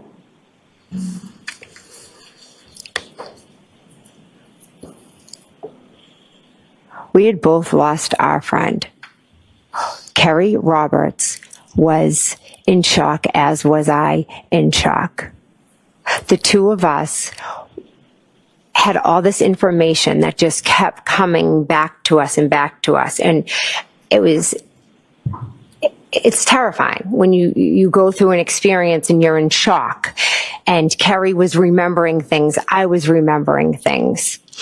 So I was happy for her that she was piecing it all together, and I had pieced it all together because at the end of the day, our friend was dead, and we were trying to figure out what had happened to him together. There was no direction. We were all trying to figure out what had happened, because that's what you do when you lose somebody you love.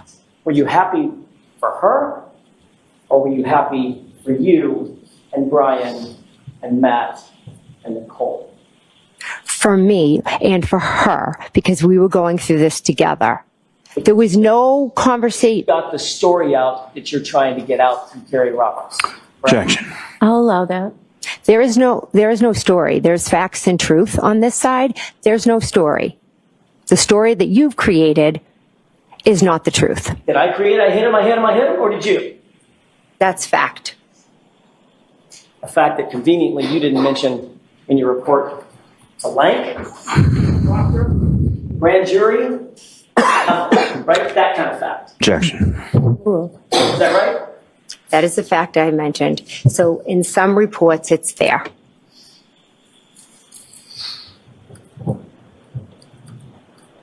The fact is, you wanted to keep very close tabs on Carrie Roberts, didn't you? No. On January 29th, if you look on page 2223, did you text the group, quote, Carrie talked to cops and kept it simple, end quote. Yes. Okay, it's becoming a habit for you to keep tabs on Carrie Roberts, isn't it? Objection. Sustained. You'll agree that over and over and over and over again, you're reporting to this tight group, Nicole, Brian Albert, your husband, how Carrie's doing in her stories to the police, aren't you? Over and over and over. I am telling them what is going on. I wouldn't say it. Well, let's count them. Was there 4 of them? You're saying over and over and over and over. It's a bit extreme. I see. So you take issue with the way that I phrased over and over and over. Well, it's misleading, I believe. I see. Okay. Well, let me see if I can try this in a non-misleading way, Mrs. McCabe. Okay. So at least one of us. I'll withdraw. You consistently reported back to the group how Carrie Roberts was doing with the police, didn't you? I would update them after Carrie saw and spoke to the police. Again, we were all trying to figure out what had happened to John. There's yet another text from Brian's wife, Nicole, on January 29th, and this is on page 2226.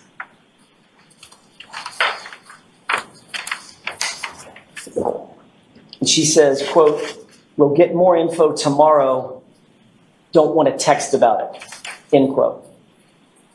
And then you texted, right, correct? Correct. What's that about? Objection. I'll allow it. We decided that we would talk on the phone. My children look on my phone. Her children look on her phone. We were working with the police. I was sharing information and everything that had happened. We didn't want it to leave our little circle because we were trying to figure out what happened, and we're not going to go running around letting people see, oh my gosh, they think this might have happened or that might have happened. It was nothing more than let's not text about it. So you wanted to keep it, in your words, in your little circle, correct? Correct. I didn't want it all out there what we had thought had happened. I was going to let the police do their job. So by definition, the info that Nicole Albert was talking about, that needed to be kept very tight, very secret, correct? We needed the police to do their job, so we weren't going. Texts, and Nicole wanted her texts, and the group wanted their texts to be kept secret and private. Isn't that right? Not secret and private. We just weren't going to communicate certain things over text. Did you give, or did anybody give you any private information the next day on January 30th? Didn't even give me private information. So let me put it in context. A text from Nicole Albert. We'll get more info tomorrow. I don't want to text about it. That was on the 29th, right? Okay. So, did you get additional info on the 30th, the next day? I have no idea. Did anything significant happen on January 30th in connection with this case? Any meetings? Any get-togethers? Anything that you can think of? I went to the O'Keefe's house. Other than that, anything else? On the way home, Kerry Roberts' daughter is good friends with Michael Lank. So we dropped her off at Michael Lank's house, and Mike's wife came out of the house. Him and Kerry are friends, and she, jumped in the car and was consoling Kerry and asks how the O'Keefes were doing. And, we talked to her. So you pulled up to Michael Lank's house on the 30th. That's never been reported, has it? I guess I never thought much of it. Never thought about reporting the fact that one of the first responding officers on the case, working for Canton PD, which is conflicted off the case, you had a meeting with that was unreported the next day? I didn't meet with Michael Lank. I see. So you pulled up in the car. Tell me about that again. You pulled up in the car, and what happened? And Lex, her daughter, went into the house. Okay. And then you just drove away? No. Michael's wife came out of the house. Okay. And y'all had a conversation about what? She got in the car, and her and Kerry are friends, and she was checking on Kerry and, just saying, oh my God, this is so crazy, just checking in on the O'Keefes. How long did that take? Well, Kerry's the talker, so could have been an hour. Could have been hours standing outside? Sitting in the car. Sitting in the car on February 30th. Never came in the house? Not February 30th. I said February 30th. January 30th. Never went in the house? I might have ran in to go to the bathroom. It's the back end of a blizzard. It's freezing cold outside. Mm-hmm. Sitting in the car for an hour? The car was running, Kerry, and they were talking. It's her friend. Did you have any conversation before your testimony today with anybody about you going to Michael Lank's house on January 30th? Anybody? Yes. Tell me about that. Who was it and when? It was a couple of weeks ago at the DA's office. The DA's office had an interview with you, correct? Not an interview. They just explained this process. I mean, a conversation? How about that? Yeah. Yes. You met with folks at the DA's office. Who'd you meet with? Mr. Lally, Ms. McLaughlin, Steve Nelson, Trooper Brian Tully, I believe, and another woman, I can't remember her name, unfortunately. Someone from the DA's office? Yes.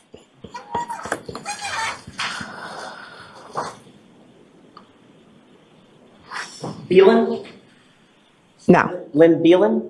No, she's here today. She works with Steve Nelson. Ah. But an employee of the DA's office? Yes. It sounds like a pretty big meeting. I wouldn't call it a big meeting. There was, 5 of them? How long did you, 5 of them and then you? My daughter Allie came with me also. The meeting's getting bigger. Anybody else? No, we both went. Was Allie in the room when you were, I was going to say interviewed, but you take issue with every word I used.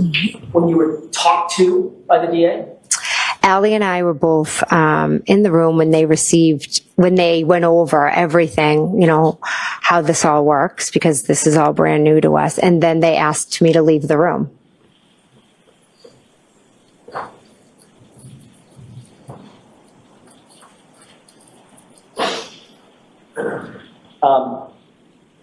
You were about to say, and I lost the end of that sentence, when they received what? I didn't mean the word received. Did you receive anything? No, I looked at my grand jury notes. Now, at this meeting, was anybody taking notes? No. You have a bunch of lawyers and DAs, and nobody has a notepad in front of them? Like notes? I believe Mr. Lally had a number of folders on the table. Taking notes? I do not believe anyone was taking notes. It was a casual meeting to explain this process. Was that meeting recorded in any way that you're aware of? No. How long did the meeting last? Allie and I were probably in the room, I don't know, approximately 20 minutes. Then I left and they spoke with her. And then I went back in and they spoke with me. How long did they speak with you? Honestly, maybe half hour. And during that half hour to an hour, did they go over with you what they expected your testimony to be? They never spoke about what they expected my testimony to be. They just showed me some pictures that might be shown. I listened to the 911. What pictures? Just of the house and how I'd be asked to, show.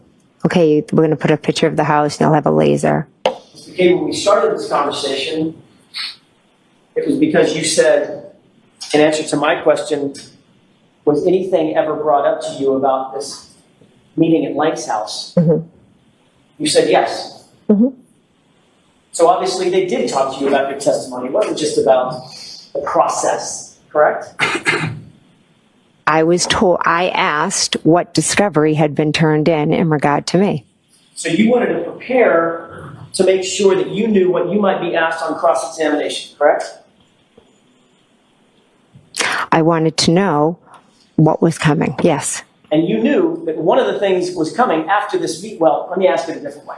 During this meeting, did Mr. Lally tell you one of the things that's going to be coming is you had an off-the-books meeting at Lank's house for 45 minutes? Did he tell you that? No, that's not how I was told. Did he tell you that the defense had uncovered a report that established that you were actually at Michael Lank's house for 45 minutes that had never been reported to the defense or the prosecution before the phone extraction had been done?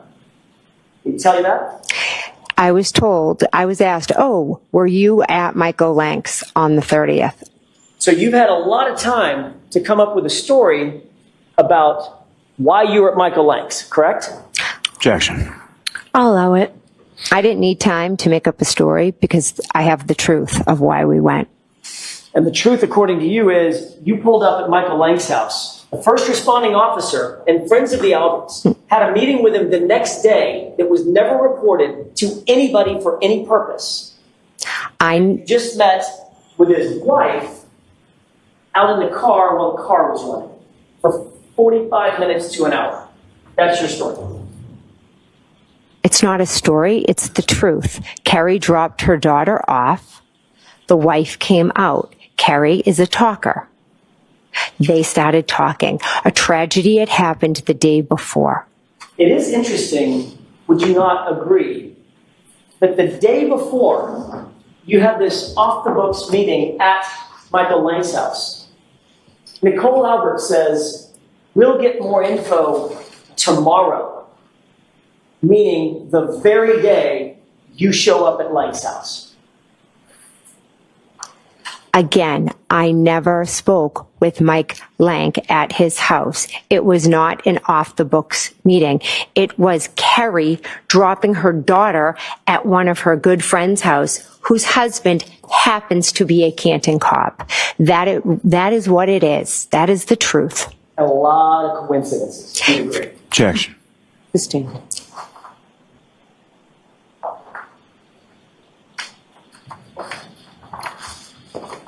Yes.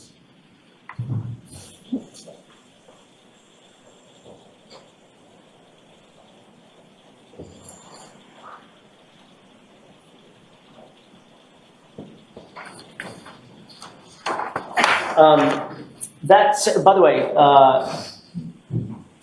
what did Mr. Lally show you in respect of this issue about this meeting at Michael Lank's house? He showed me nothing. He just told you about it? Brian Tully told me. Okay, what did Mr. Tully tell you, Trooper Tully? What exactly did he tell you at this meeting about this Michael Lank issue? He said, did you go to Michael Lang's on January 30th? And at first I said, no, I've never been to his house. And then I thought about it and I said, oh my gosh, yes, I did go there. And that was the extent of the conversation. You said, yeah, I did go there, and he didn't ask a follow-up, like, what the heck were you doing at Michael Lang's house the day after this issue? Objection. I'll allow it. He didn't ask a follow-up like that? I do not believe he did. So Trooper Tully, had you come down for an interview, he confronted you with a fact that had never been disclosed before, to wit, you showed up at Michael Lang's house, and when you said, yeah, oh yeah, hang on, I think your words were, oh my gosh, yeah, I think I did go there. And he didn't ask a follow-up question? He was there. You're spinning all of this. Ma'am, I do a lot of things. Yeah. I don't spin. There's a judge here to make sure that I don't spin. I'm asking you a question. It's very direct. I do not believe he asked me a follow-up question. So that was the end of that conversation about Michael Lang, correct? Correct. Mr. Lally didn't have any follow-up questions? I don't believe Mr. Lally was in the room. Who else? I thought you said Mr. Lally and Mr. McLaughlin. They were. They might not have been in the room at that time. I see. So Mr. Lally just happened to, just saunter out? It was a different time. So Mr. Lally was in and out of the conversation? Mr. Lally was not there when this conversation happened. Well, why is that? Because I met with Brian Tully and he was not there. Is Brian Tully taking notes? No. He's a state trooper interviewing a witness, and he was. Objection. Sustained. The same report that has you at Michael Lang's house also has you picking up Nicole Albert going by 34 Fairview just before you went to Michael Lang's house. You aware of that? We did not pick up Nicole Albert. So you went by 34 Fairview, then diverted, and right after you went by 34 Fairview, went directly over to Michael Lang's house. What was the reason that you stopped by 34 Fairview first? We didn't stop by. Maybe Carrie slowed down, but we did not stop by 34. So you did a drive-by 34 Fairview.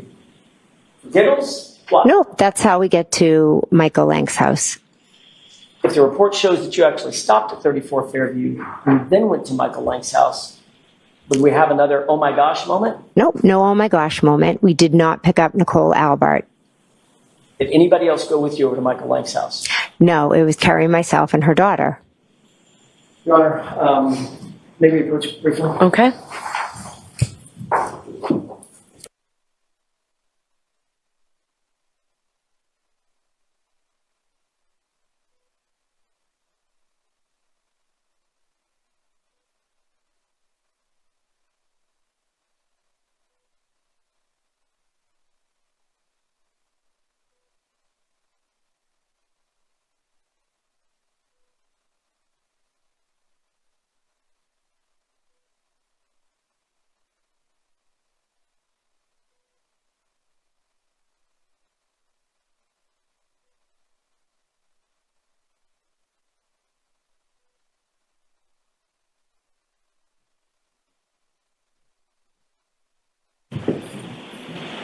Jurors, we're going to try and go right up to 1 o'clock, okay?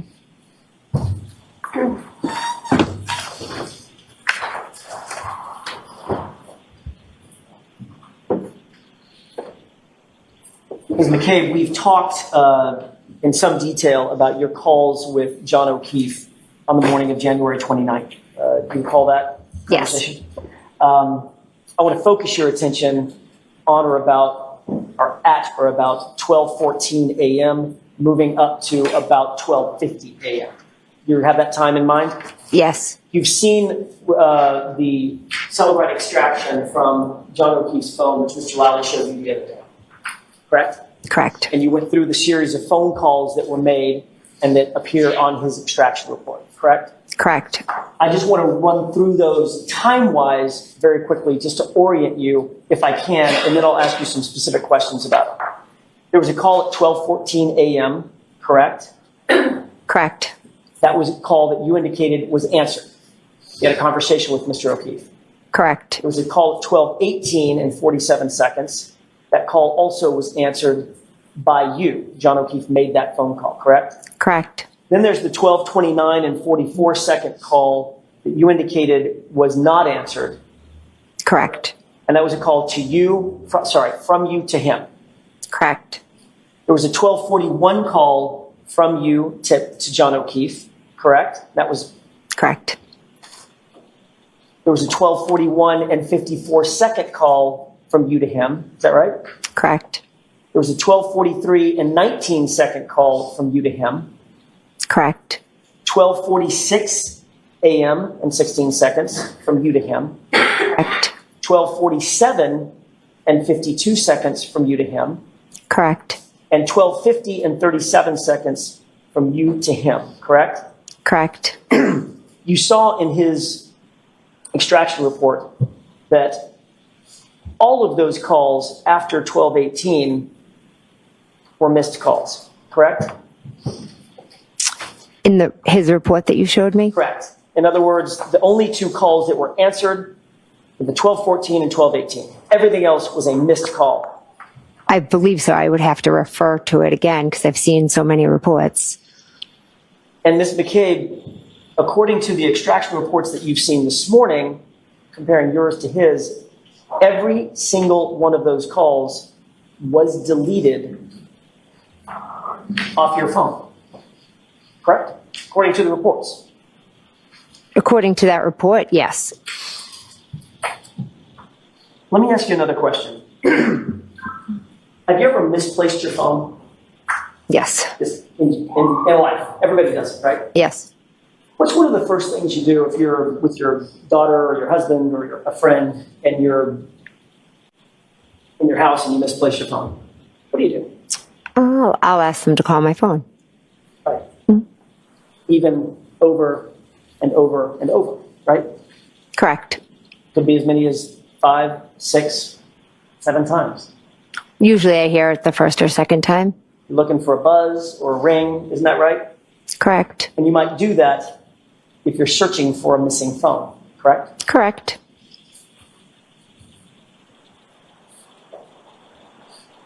With regard to the calls that were deleted from your phone, you were asked about this under oath at another proceeding, weren't you? Correct. And you claimed at another proceeding that you had an explanation for all these missed calls, starting at 12:29, 12:41, 12:41, 12:43, 12:46, 12:47, 12:50. You have an explanation for that, right? Can I see the report? I'm asking you about your prior testimony. And I'm asking about these calls. Yes, I'm asking, can I see it, please? I'm asking you a different question. At this other proceeding, which you were under oath, Yes. right? You explained that these calls were what? These missed calls, incessant missed calls. What were they? You used a word. Matter of fact, it's 2 words. I believe I used the word butt dials. You claimed that every one of these calls was a butt dial. Is that right? Yes. So according to you, you literally butt dialed John O'Keefe's phone 6 times in the span of 19 minutes. Is that right? I don't remember making any of those calls, so my assumption is I put my phone in my back pocket, and that was it. When you dial someone by mistake, you hit a button, set your phone down, the phone has to be open, you'll agree with that, right? Correct. Can't be locked, because it takes several iterations of movement to get a phone open. Face ID or password, right? Correct. So when you hit the button by mistake, walk away, that's a butt dial. People call butt dials. What happens with the call? I assume it goes to voicemail? It's a good assumption, because that's exactly what it does, isn't it? You've had a phone for a lot of years, right? Yes. It rings and rings and rings until it goes to voicemail. Correct. So in order to hang up that butt dial, you have to interact with that phone yet again, don't you? Yes. So if you had 6 butt dials, 7, I think it's 7, butt dials. You'd not only have to interact with the phone once to butt dial, John, you'd then have to interact with it every single time to turn off that phone ringer so it doesn't go to voicemail, wouldn't you? I suppose. Which makes 14 interfaces with that phone over the course of 19 minutes. Isn't that right? I mean, I guess I don't have it all right in front of me, but there were also text messages I was sending. So again, maybe I said, oh, shoot, I called them, and then I turned it off. But your claim is you don't remember those incessant butt dials and those incessant hang-ups at all, correct? I honestly don't. So you would have had to forget that you interacted with, by the way, you'll agree that the phone extraction showed that John O'Keefe got no voicemails from you, right? I didn't look, but... So that means you would have had to interact with that phone 14 times over the course of 19 minutes at the exact time frame that the Commonwealth suggests John O'Keefe lost his life. Objection. Sustained. You can ask that differently, and this will be your last question for today, please. Yes, Your Honor. The period between 1229 and 1250, which is the exact period that you were, quote, butt dialing John multiple times, that's also the exact period that John O'Keefe was rendered incapacitated. Isn't that right? Objection. That's sustained. We'll start up again tomorrow, okay? Thank you. All right, folks, so I'm going to want to stay there and walk out with it. Thank you. Thank you. All right. Yes. All right, so that will come into evidence, and jurors, sometimes I do have to repeat myself a bit, but this is, again, before you can consider any electronic communication in your deliberations, you must first find that it's more likely true than not that the person who authored or sent these messages was, in fact, the person identified as doing so. If you do not find that it's more likely true than not that the person who was identified as doing so was the person who authored or sent or transmitted the electronic communication, then you may not consider that electronic communication in your deliberations. So, all right, Mr. Jackson, go right ahead. Thank you, Your Honor.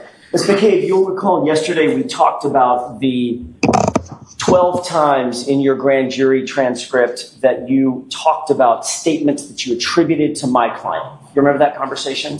Yes. And in those dozen times, you never used the word or the words or the phrase, I hit him, correct? Correct. And your explanation for that was, well, I wasn't asked that specific question, correct? Correct. You were, in fact, on January 29th, let me rephrase that just a little bit. You did, in fact, on January 29th, seek to ask an officer to come back to 34 Fairview for the specific purpose of telling that officer something that you thought was important, correct? Correct. Which officer was that? Michael Lank. And about what time did you ask Officer Lank to join you back at 34 Fairview? I'm not sure. I know it was in the AM. I'm just not sure what time exactly. Somewhere around 9 a.m. Does that sound about right? Possibly. Okay, so this literally we're talking about just a couple of hours after the incident in question. Correct. Okay. Sergeant Lank came with Sergeant Gallagher, I believe, correct? Correct. Came back to the location at 34 Fairview and gave you an opportunity to provide whatever information you deemed relevant at that time to impart to him, correct? Correct. And isn't it true that at that time you didn't tell Sergeant Lank that my client said, I hit him? What you said was that my client said, I hope I didn't hit him, correct? No. May I approach, Your Honor? Yes. Incident report page. Is that the second to the last or third to the last page? It's Mike's report. Could you take a look at that report, just the face page, and tell me if that appears to be an incident report associated with this case? I know you didn't draft it, but you recognize that that's an incident report from the police, Canton Police specifically. Yes. Could you turn to the tab that's the little light blue tab, maybe 3 pages from the end of that report? Yes. I'd like you to read that paragraph to yourself, if you wouldn't mind, please.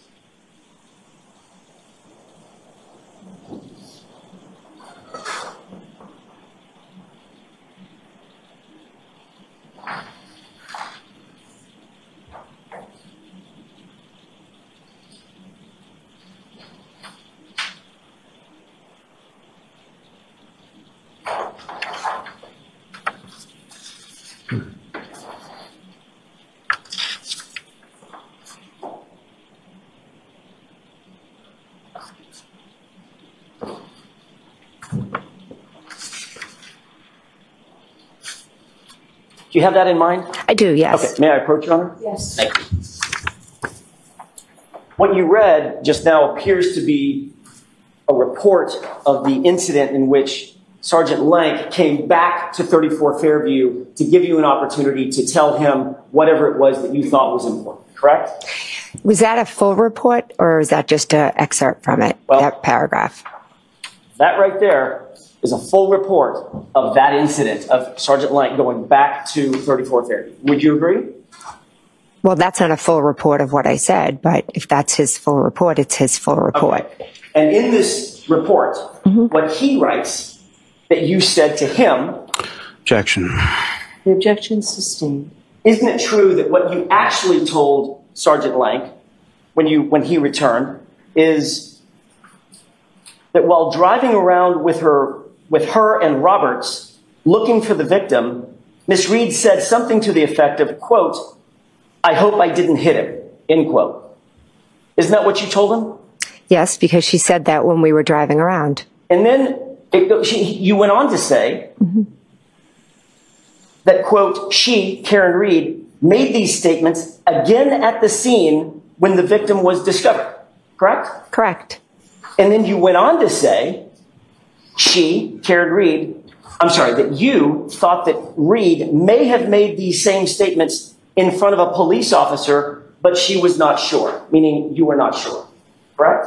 I was not sure if she made what the police officers may have heard. That report is his recollection. My recollection is I told him that she said, "I hit him, I hit him, I hit him."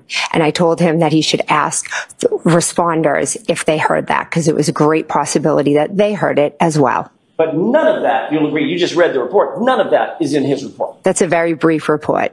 I didn't ask you if it was brief. I asked you if it was in it, correct? Correct. And that's a report of a conversation that he had at 34 Fairview with you for the specific purpose of memorializing what you told him, correct? Correct. And what you told him, according to Sergeant Lank, is she said one phrase, "I hope I didn't hit him," correct? That's what's in the report. All right. And again, this was 2.5, 3 hours after the incident, not 2.5 years later, correct? Correct. Ms. McCabe, we talked yesterday about this unrecorded meeting that you had in front of Sergeant Lank's home on January 30th. Do you remember that conversation? I remember the conversation, yes. Have you had any other home visits with any other police officers involved in this case? I went to drop off. It was not a visit. It was myself with Kerry Roberts dropping her daughter off. There was no involvement of Mike Lank on this day. Have you been to the home, the personal residence of any other police officer involved in this case? Ever? Yes. Tell me who? Kevin Albert. Who else? I went to Elizabeth Proctor, the wife of Michael Proctor's house. Who does Elizabeth Proctor live with? Michael Proctor. So you actually went to Michael Proctor's personal residence, didn't you? I did, yes. Okay. That was in September of what year? 23. I went over. 23. Yes.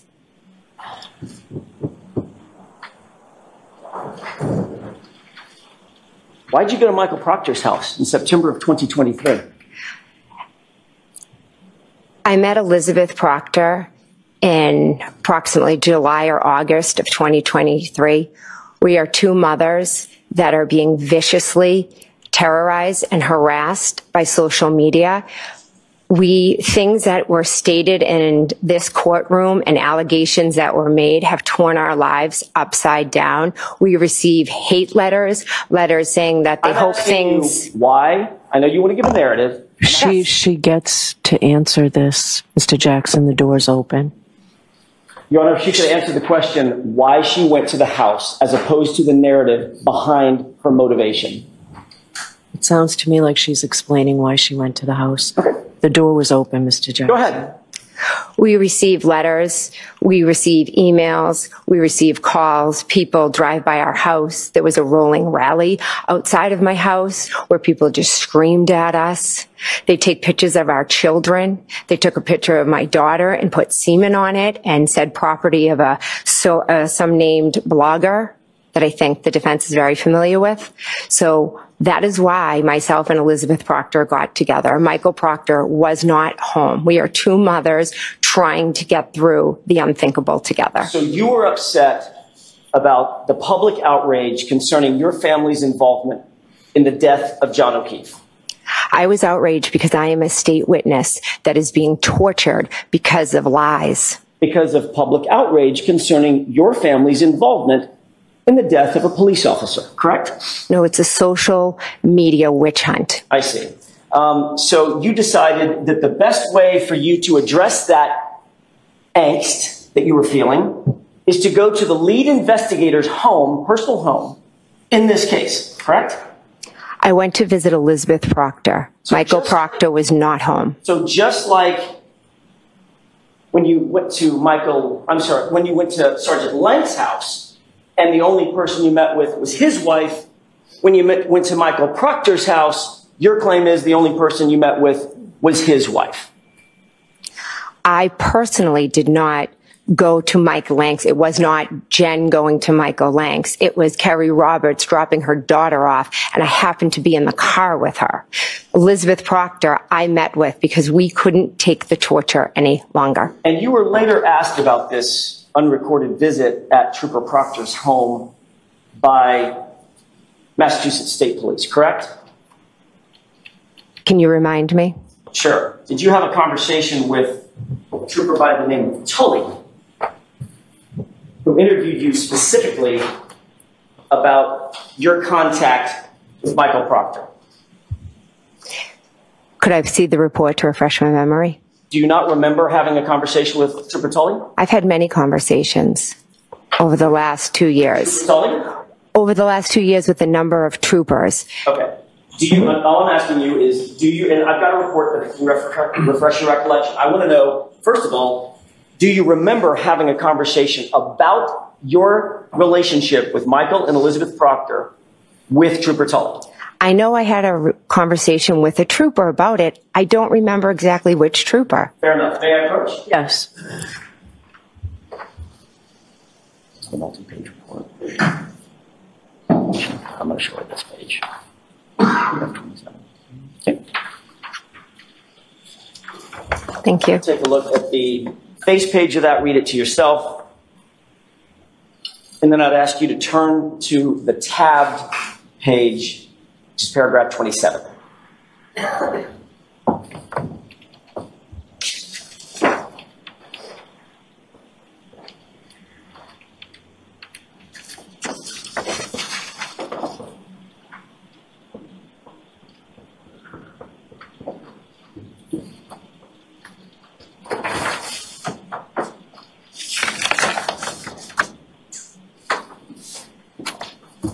Okay.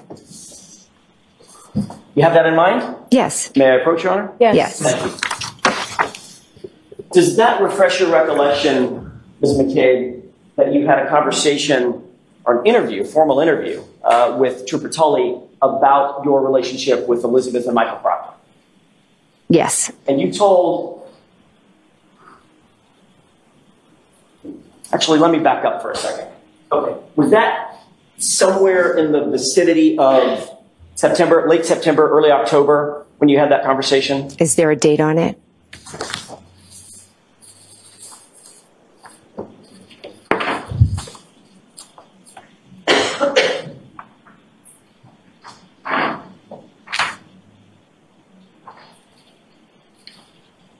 May I approach, Your Honor? Yes. There's a date stamp on the bottom. Take a look at that date stamp on the bottom and tell me if that refreshes your recollection of about the time that that conversation would have taken place. Well, the date stamp on the bottom is when it was, I'm assuming, entered into evidence, Right. but that doesn't say when the interview itself was. Right. So if you'll agree with me, you know that you had the meeting with at Elizabeth and Michael Proctor's home sometime in September 2023, correct? Correct. If that's dated October of 2023, that's what I'm trying to get to. I don't know the date because it's not dated. So I don't either. So do you think it was between September and October? It must have been. Had to have been, right? Correct. Okay, thank you.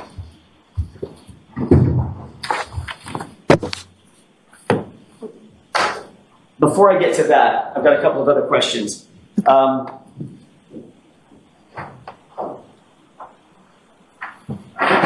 You had, at some point, multiple phone calls with Michael Proctor after January 29th, 2022, correct? I believe so. Okay.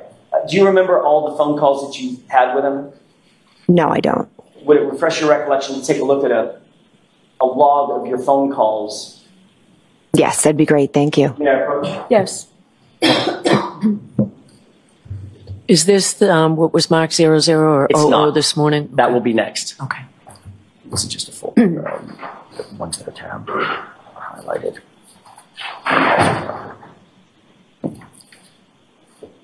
Thank you. Take a look at that and tell me if you specifically, there's a lot of calls there. There are blue tabs. You could look at those blue tabs and then tell me when you take. Whether it's a last-second bake sale, Taco Tuesday, or a meal for your future in-laws, it's gonna be great. With McCormick by your side for over 130 years, it's gonna be great.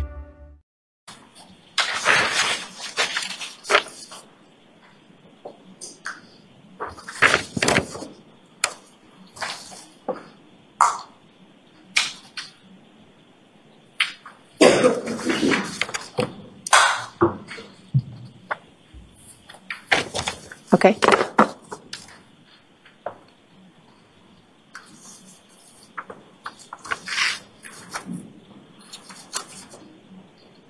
Can I have just a moment, Your Honor? Yes.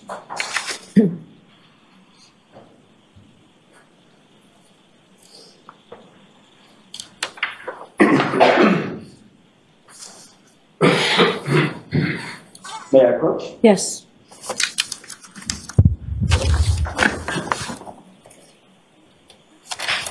Thank you. You're welcome. Having looked at this set of records, does this appear to be an accurate reflection of the phone calls that you shared with Michael Proctor at some point on and after January 29th? Yes. Just to summarize those, and I don't want to belabor this, but there was a call on the 29th at 10:55 a.m. with Trooper Proctor, correct? Correct. There was a call on the 29th at 12:49 p.m., correct? I didn't memorize them. I understand. Would you? So if you want to give me the paper back, then I could probably answer correctly. You want to Okay. do it that way, we certainly can. May I? Yes. Thank you. Thank you.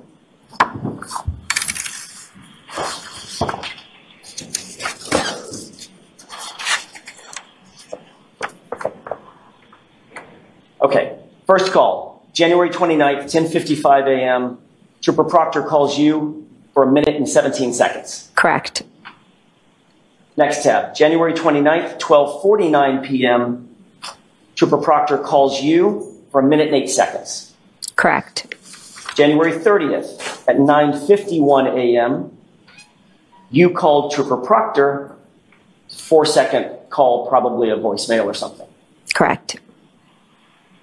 January 30th, a minute later, 9:52 a.m., you then call Trooper Proctor again, 21 minutes and 31 seconds for that call. Correct. January 30th, same day, 4:45 p.m., Trooper Proctor calls you, 9 minutes and 43 seconds. Correct. January 31st, the next day, at 11:51 a.m., you call Trooper Proctor for 2 minutes and 53 seconds. Correct. That is the sum of those call logs, correct? Correct. Can I approach? Yes.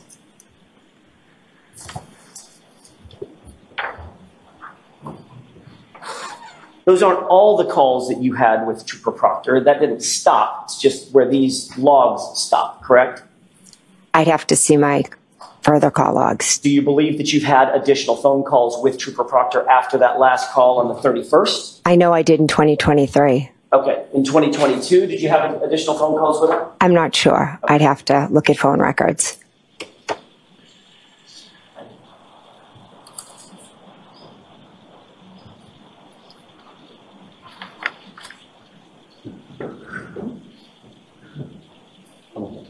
May I have a moment, Your Honor? Yes.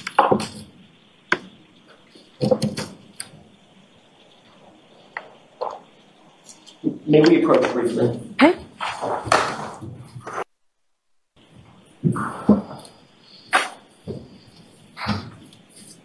May I inquire? Yes. Thank you. Ms. McCabe, I don't have the records in front of me. Maybe they'll be found before the end of our conversation. But in the meantime, for expedition, do you remember a call on February 14th with Trooper Proctor lasting about 17 minutes? I don't know. Do you remember a call on February 17th lasting about 2 minutes? I don't know. Do you remember a call on February 28th lasting about 2 minutes? I don't recall. Again, it's hard. I expect that your answer is going to be I don't recall, but I want to make a record if I could. So this is not a test of your memory at this point. I don't expect you to have it memorized. I just want to ask if maybe one of these stand out in your mind, or all of them. What about a second call on February 28th lasting about a minute? Don't recall. On March 1st, another call with Trooper Proctor lasting about a minute? I do not recall. Apparently a second call on March 1st lasting about 2 minutes and a few seconds? I don't recall. On March 11th, another call in the afternoon lasting about 12 minutes? I don't recall. And finally, a call toward the end of March, March 29th, lasting about 4 minutes. Again, I don't recall. Okay. Understood that this is not a memory test, and I don't have the records in front of me, so I apologize about that. Based on the conversation that we've just had, does that jog your memory that you had multiple calls in February and March with Trooper Proctor, as well as the calls we've gone over with the records in January? To be honest, I had calls with many people. I was in a state of shock for months following this. So if you have the record, I can answer off of that. But besides that, just reading them to me does not jog my memory. I'm sorry.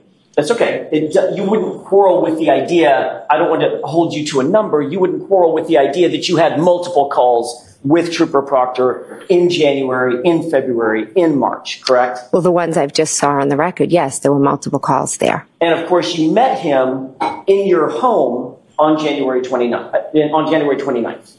Yes, I did. And he came into your living room. You had a conversation with him. In my dining room, yes. I'm sorry, your dining room. Mm-hmm. And also, Carrie Roberts was there. Carrie Roberts was not there. On the 29th? Carrie Roberts was not at my house on the 29th, no. When was she at your house when she was interviewed? I believe that was the Tuesday, whatever the date was. Maybe 1st? That sound right? First or second? Yeah, something. It was the Tuesday following. Okay. And was that with Trooper Proctor or a different trooper? A different trooper. And with Trooper Proctor on the 29th, when he was interviewing you in your dining room, that was the day that Brian Albert was also there. Correct. And was Brian Albert also interviewed on that day?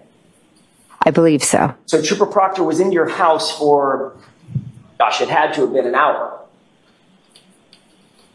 I'm not sure. After I interviewed, I went upstairs, and then my children started waking up, and I was tied upstairs for a while. I'm not sure when or how long he was there. But your memory is clear that not only did you meet Trooper Proctor on that day, you had a full conversation with him. It was in your house. That was in your in your dining room. And another witness was interviewed by Trooper Proctor in your home as well. Correct. And then you had multiple conversations with him in January on that day, the day after, and the day after that. You've already seen those records, correct? Yes, correct. Then in either September or October, you were interviewed by Lieutenant Tully. That's the report that you've already seen. Correct. And in that interview, you were asked specifically whether or not you had a relationship with Trooper Proctor and when that relationship started, correct? Correct. And you said, quote, you had never met Elizabeth Proctor or Michael Proctor prior to September 2023, correct? I did not say that. So yet again, this is another example of a trooper completely getting it wrong. Is that right? Objection. Sustained, ask it differently. In your view, did Lieutenant Tully get your statement wrong that you had never met Trooper Proctor before September of 2023? Objection. Is that true or is that wrong? Lieutenant Tully knew I met Proctor prior to that because Proctor was the one who did the initial interview on January 29th. Does it make you wonder why he wrote in his statement, quote, you Objection, never Your Honor. met Elizabeth Proctor or Michael Proctor prior to September 2023? So the objection sustained. If you indicated that you had never met Trooper Proctor before September of 2023, that would be a false statement, correct? Objection. You can answer that, Ms. McCabe. I met Proctor January 29th. It's everywhere. False statement. If you said it, would it have been false? That's all I'm asking. Yes. Okay.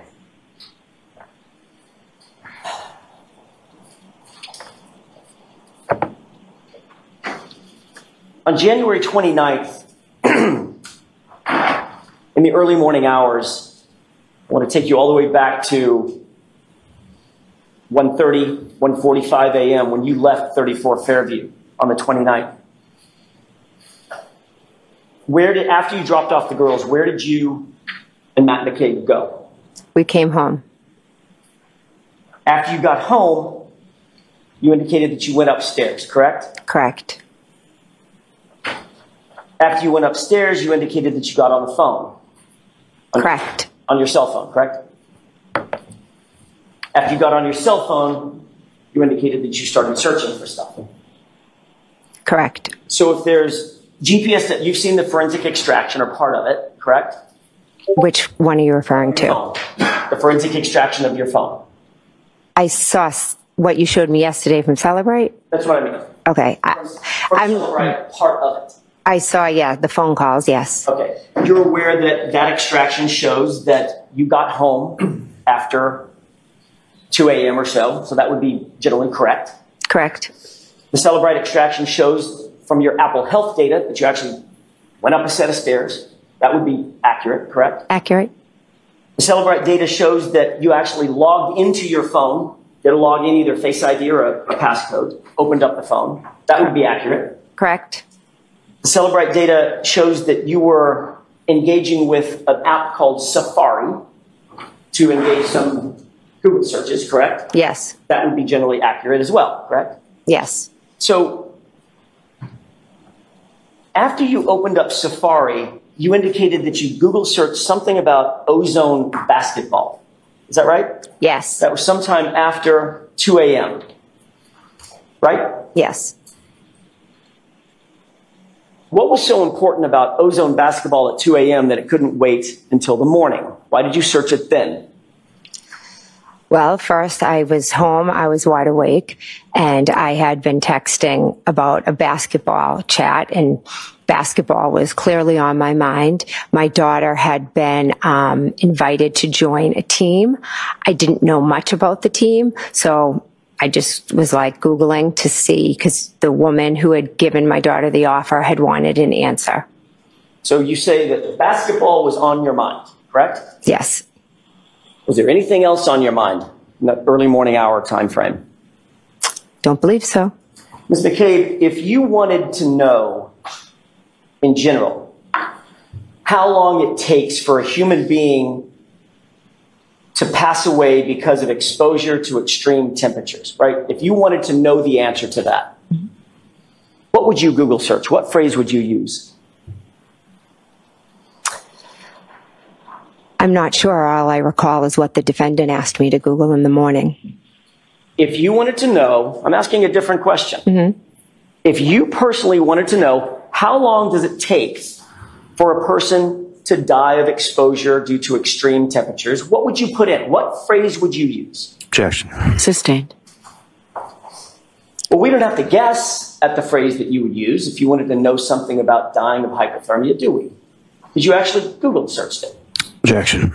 Sustained. Ask that differently, please. Did you, in fact, use a phrase to Google search how long it takes for someone to die of extreme temperatures? I did in the morning at the request of your client. Okay.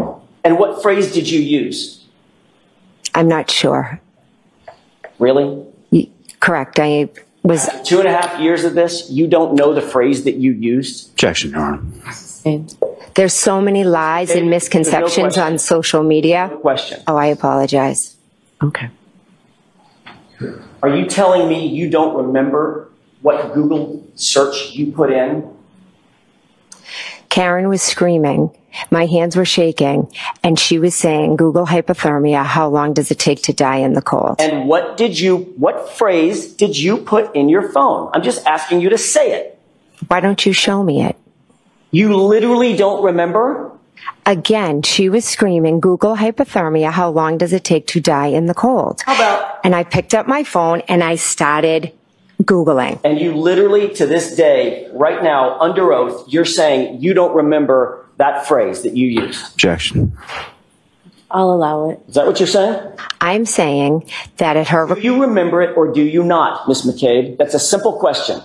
That morning, I don't remember specifically what I Googled, but I do know what you've put out to the social media. How about this? Hoss long to die in cold. That sound familiar? Yeah, it's been everywhere. Why does that sound so familiar? Because you've put it out in social media. Well, I haven't put anything out in social media because I don't personally have social media. I'm sorry, Turtle Boy did. So if the world happens to know it, that's not on me, is it? I guess not. I guess not. Hoss long to die in cold is what you put in to the Google search, right? If you say so. Is there a reason that you don't want to admit to that? Absolutely not. It's a simple question, right? No reason. So say it. What Google search did you use? Objection. Sustained.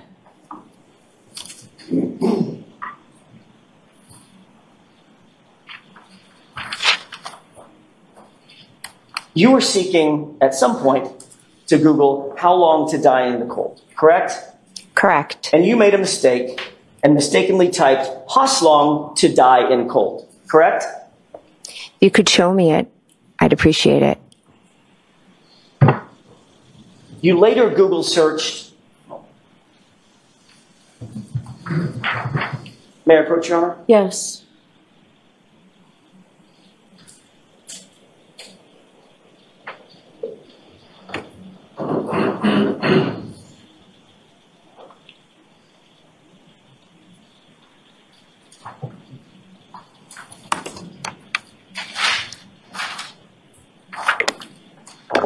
Thank you.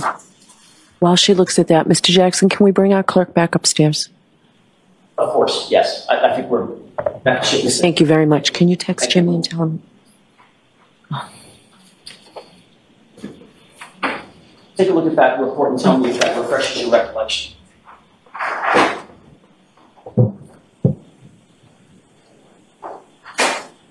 Yes, it does. Does that appear to be an accurate page from a Celebrite extraction from your phone? It does. Okay. May I have that back? I'm sorry, may I approach? Yes. May I have that back for a second? Yes. Did you see this, the actual search phrase? Yes. Does that now refresh your recollection? Yes. But I'd like to have this marked as next in order. Exhibit, please. Is there an objection, Mr. Lally? No, Your Honor. Jim? 99.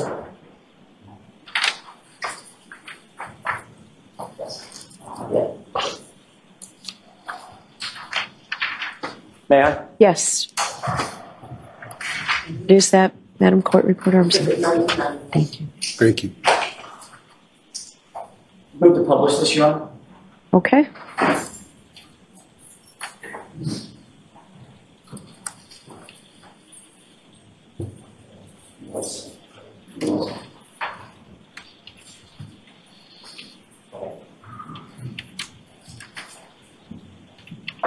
Does this appear to be the document that was just marked as Exhibit 99? Yes. I know it's a little bit small, Mr. Basin. You see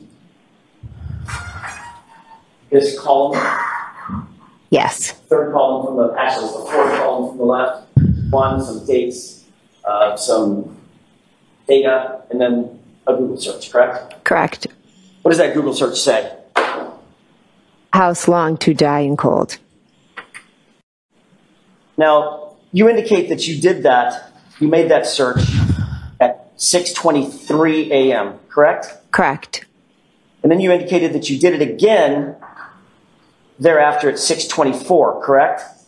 Correct. At 6:24, you misspelled the phrase and you spelled it as follows: how long T-I die in C-I-K-D, correct? Correct. Now you claim that those two searches were at 6:23 and 6:24 a.m. respectively, correct? Objection. Phrase it differently. Sure. You've indicated under direct examination that these two searches were at 6:23 and 6:24 a.m., right? I don't know if I gave exact times, but I said it was in the morning and Karen had asked me to do it. And exactly. You claimed that you searched it because Karen was screaming at you and yelling at you, Google hypothermia, and you Googled how long does it take for a person to die? I'm sorry, she said something like, how long does it take for a person to die of hypothermia? And you Google searched it at 6:23 and 6:24. Is that right? Again, I'm not sure about the exact times. I just did it after Karen asked me to do it. Would you quarrel with the idea that those were about 30 seconds apart? Okay.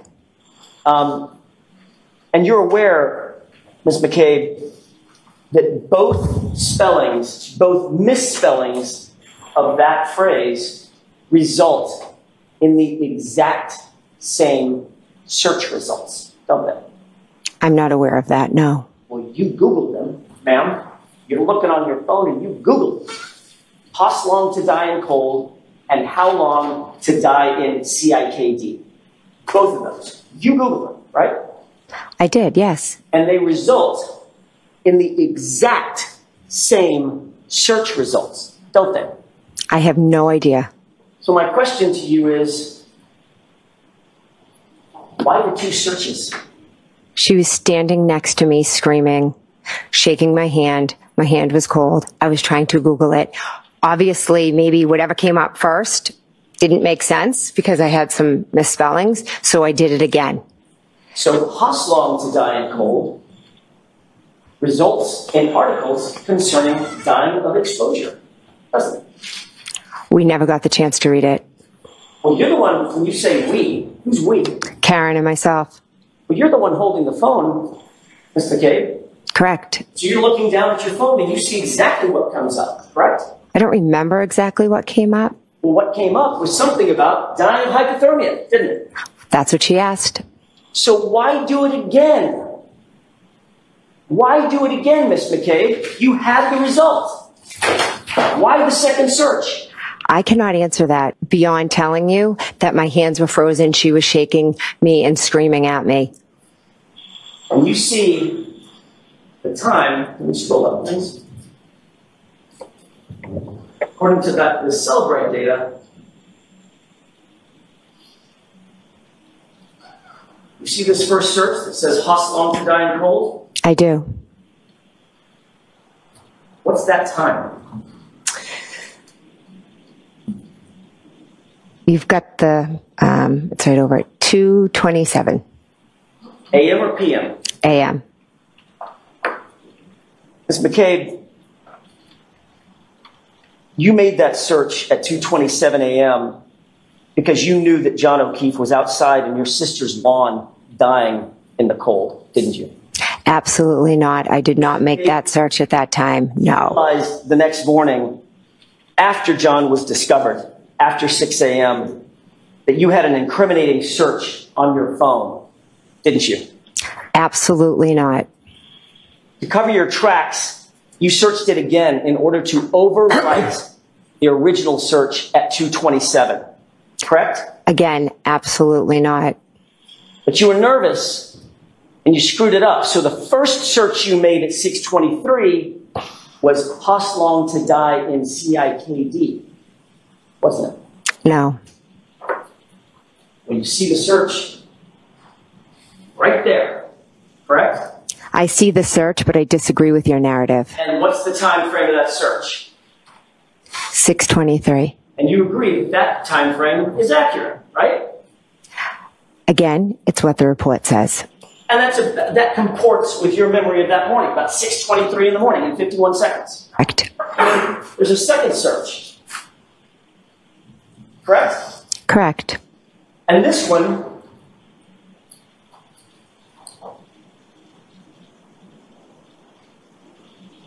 at 6:24, says Hoslong to die in cold. 6:24:16, correct? Correct. I'm sorry, 18. I was up that great. And that comports with your memory as well. I remember Googling it at the request of the defendant, yes. About 27 seconds apart, correct? Yes. But the reality is, your first search didn't comport with the 2:27 a.m. search, did it? It was a different spelling, wasn't it? I never searched a 227. That is not reality. But the 6:24 search did exactly mirror the search that, according to this report, took place at 2:27, correct? I'm sure Celebrite will be able to explain it to you. I can't. And then, of those three searches, one of them ended up deleted. Isn't that right? I never deleted any search. Take a look at the Celebrite report, top search, and the column marked deleted. What do you see? I see a yes. Ms.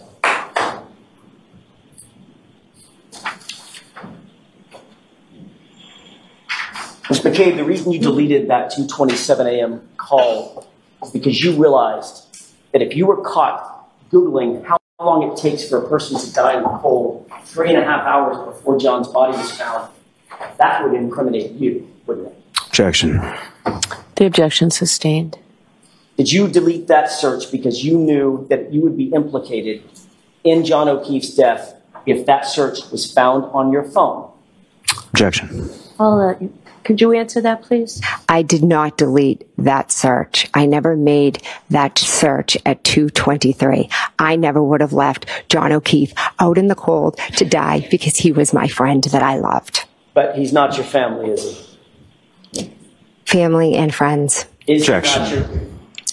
Sustained. You acknowledge that you made the search at 6:23, don't you? In the morning I did, yes. Acknowledge that you made the search at 6:24. Multiple times in the morning, yes. Of the three searches that show up, that were all found on your phone, the one that you disavow is the one that took place at 2:27 a.m., which would implicate you and exonerate my client, correct? Objection. Sustained. Can I ask it differently, Mr. Jackson? Of those three searches, there was only one marked deleted. Isn't that right? Correct. That was the one at 2:27 a.m., correct? I wouldn't even know how to go in and delete a search. That's not what I asked you. The one according to the Celebrite report that was deleted, the one at 2:27 a.m., correct? Correct.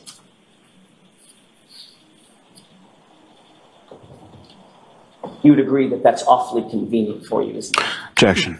Sustained.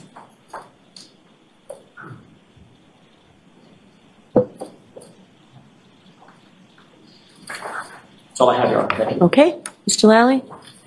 Thank you. May I close briefly? Yes. Thank you.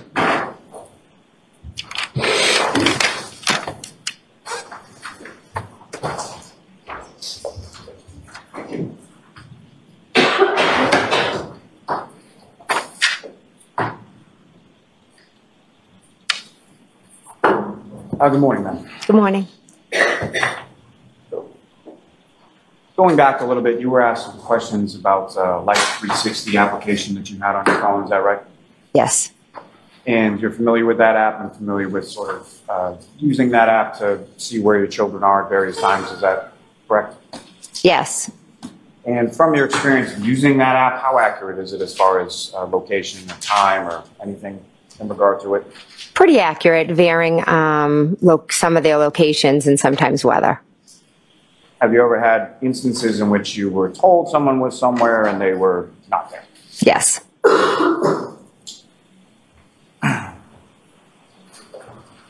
You were asked some questions about Ryan Nagel's truck, correct? Yes. And do you know, or did you on January 29th, 2022, did you know Ryan Nagel? I did not. Did you know what kind of vehicle he drove? I did not. Keep your voice up, Mr. Lally, please. Do you know whether or not that was actually somebody else's truck? I do not know. Do you know whether or not on January 29th, 2022, Ryan Nagel had a friend named Ricky? I do now. But on the 29th, did you? No. On the 29th, did you have any idea what kind of vehicle he drove? No. This person you didn't know? Right. Correct. Now, when you looked outside as far as the truck was concerned, did you even see a truck? I just saw lights, vehicle. I didn't focus much attention to what was over there. So fair to say you weren't paying attention to a truck you didn't see, a person you didn't know, that you had never seen before, correct? Sustained as to that form. Now, you were asked some questions about texts between Ryan Nagel and Julie Nagel, correct? Yes. And as far as when those texts were sent, you don't know, do you? Can you clarify? Sure. Do you know whether or not Ryan Nagel texted his sister Julie before he had even pulled onto Fairview Road? They were texting at about his arrival. Texting about his arrival, but do you know where Ryan Nagel was when he was texting Julie about his arrival? I believe he was outside. But you don't know. Is that fair to say? Objection. Sustained. Do you know whether or not Ryan Nagel was on Cedar Crest or somewhere else when he texted Julie that he was about to arrive or that he was there? Objection. Well, I'll allow it. Do you know that? I don't know that now. As far as the defendant's motor vehicle and the truck that Mr. Nagel was in, did you see either of those vehicles arrive in front of Fairview? Yes. You saw them pull up? No, actually, are you asking if I saw them pulling up or if I saw when they arrived? I did not see them pulling up. So at some point after they arrived, your attention was drawn outside? Yes. And when we're talking about you going to the door and looking outside, how long a period are you looking at? Not long. So would you describe it as either a glance or more of a, were you staring intently at the vehicle out in front of the house? Objection. Sustained. How would you describe the manner in which you were looking out at the SUV in front of the house? I would go to the front door. I look out. I saw the vehicle. I believe I sent a text and I went and sat back down.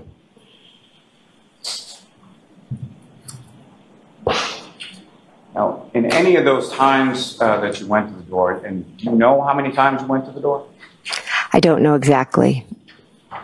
At least twice, is that correct? At least, yes.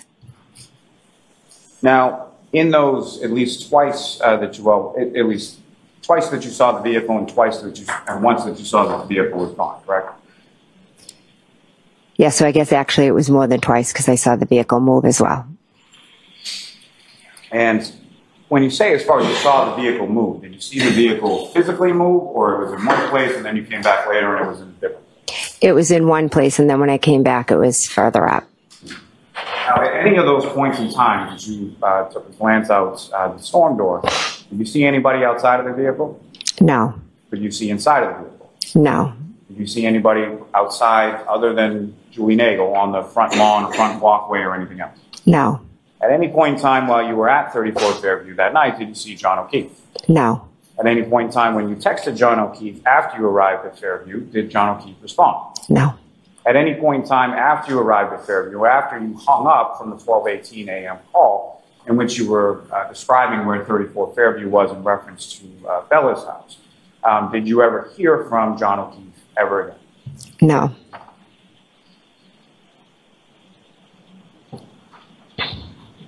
And during that about 20-minute or so period of time when Mr. O'Keefe or the defendant's SUV is in front of the house, you never heard anything from John O'Keefe, correct? Correct. And did that strike you as unusual as far as him not responding? I thought it was strange, but then I thought that they just might have decided to go home or had gotten into a fight or Kaylee wanted him home. Now, you're looking out through the storm door and you see the Lexus with its lights on, right? Correct. And from that area, the secondary area, up by the flagpole and the fire hydrant, that's the same area where you found John O'Keefe the next morning, correct? Correct.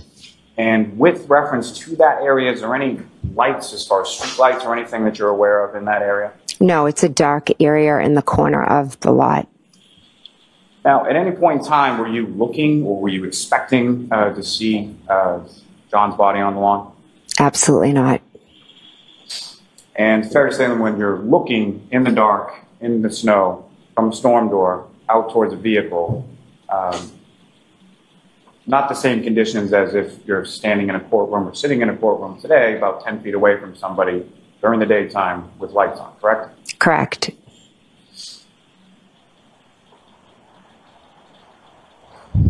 In fact, when you go back to Fairview the next morning, and again, who was the person who requested or directed to go to Fairview? Karen. And so when you go to Fairview along with the defendant and Ms. Roberts at the defendant's direction, sometime around 6 a.m., when was it that you first saw Mr. O'Keefe?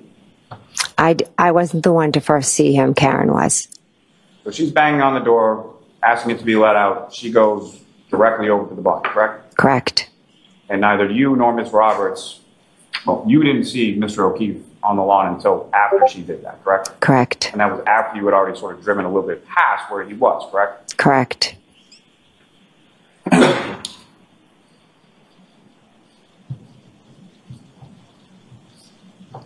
Now, with reference to you get home from Fairview around 2 a.m. or somewhere in that time frame, you go up to bed and you do some searches on your phone, correct? Correct. And so there's a Safari tab or application on your phone. That's where you access Google. Yes. Is that typically where you would access Google? Yes. And you were looking at Ozone basketball. You're also looking at Hockomock. Is that right? Objection. Sustained. What, if anything else, were you looking at beyond the Ozone basketball you talked about? We had an exciting game earlier in the night against a local town that has a very good basketball program. So I went on Hockomock Sports to look at the recap, and typically I'll do that to see how other teams did, etc. And around that same time, is that correct? Correct. Now, within when you did that, as far as looking things up on Google, were you opening up new tabs within Safari as you were looking at different websites or different topics? No. And when you went to bed or you went to sleep that evening, at some point you turned off your phone, right? Correct. And did you X out that box, that Safari tab that you were doing those searches with regard to Ozone and Hockomock? No, I used to always leave my tabs open and my kids would yell at me. As far as having multiple tabs open, is that correct? Drains my battery, etc. Yes. So then, flash forward to sometime after 6 a.m., you're on the side of the road and the defendant asks you to conduct or look up something with regard to hypothermia or how long to die in the cold, correct? Correct. So when you open that up and you go into Google, did you open up a new tab or did you just sort of go into what you had already open in the Safari tab? I went to what I already had opened. And that's where you perform the search, is that right? Excuse me? That's where you perform the search that you were just being asked about? Yes.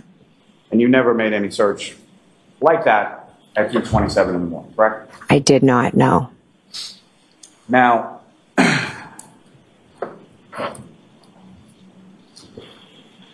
again, you've been shown what's been called a Cellbrite extraction report, correct? Yes. Are you familiar with how many Cellbrite extraction reports were conducted in reference to your phone? I think a couple. I'm actually not sure.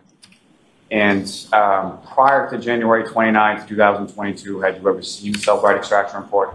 No. As you sit here today, do you even really know what that is? Not really, no. Do you know what a wall file is? No. Do you know what an SQLite database is? No. Do you know what a knowledge profile C database is? No. Do you know how information is stored and kept within your cell phone? No. Now, as far as, let me ask you this, you had 4 children and you were a mom, a homemaker, correct? Correct. At some point you did work though, right? Yes. What did you do for work? I was an elementary school teacher. What grade did you teach? 5th. One question and we'll see where this goes. What grade did you teach? 5th. And how long did you teach 5th grade? Objection. Yeah. I'm going to see counsel at sidebar. Folks, feel free to stand up. If I could take you back to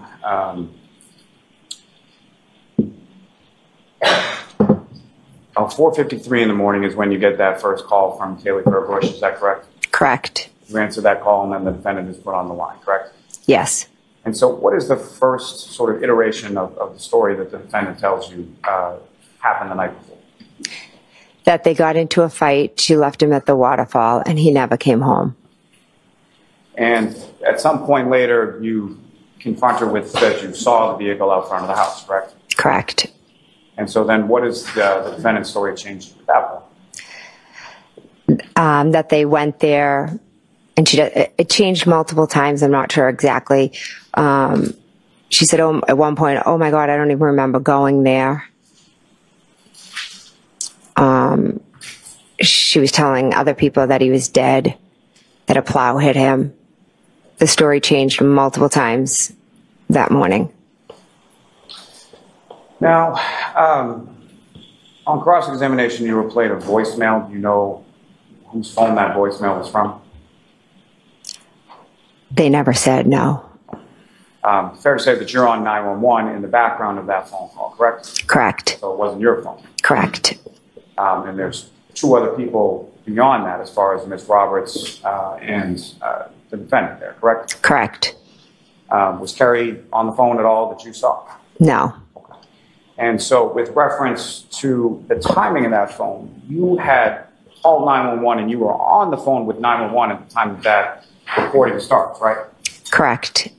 So you had gotten out of the car, you had gone around and then seen where the defendant had run over to Mr. O'Keefe, correct? Objection. As to the form, it's sustained. What had you done before you placed that 911 call? I got out of the car.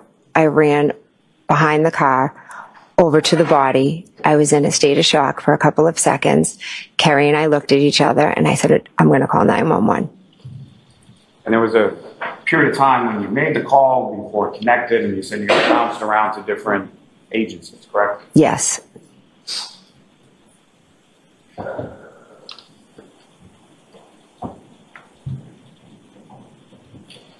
And this is after the defendant has hit the door and run from the vehicle over to Mr. O'Keefe's spot, right? Yes. So it's not your phone and it's not Ms. Roberts' phone. Fair inference is the defendant's phone, correct? Correct.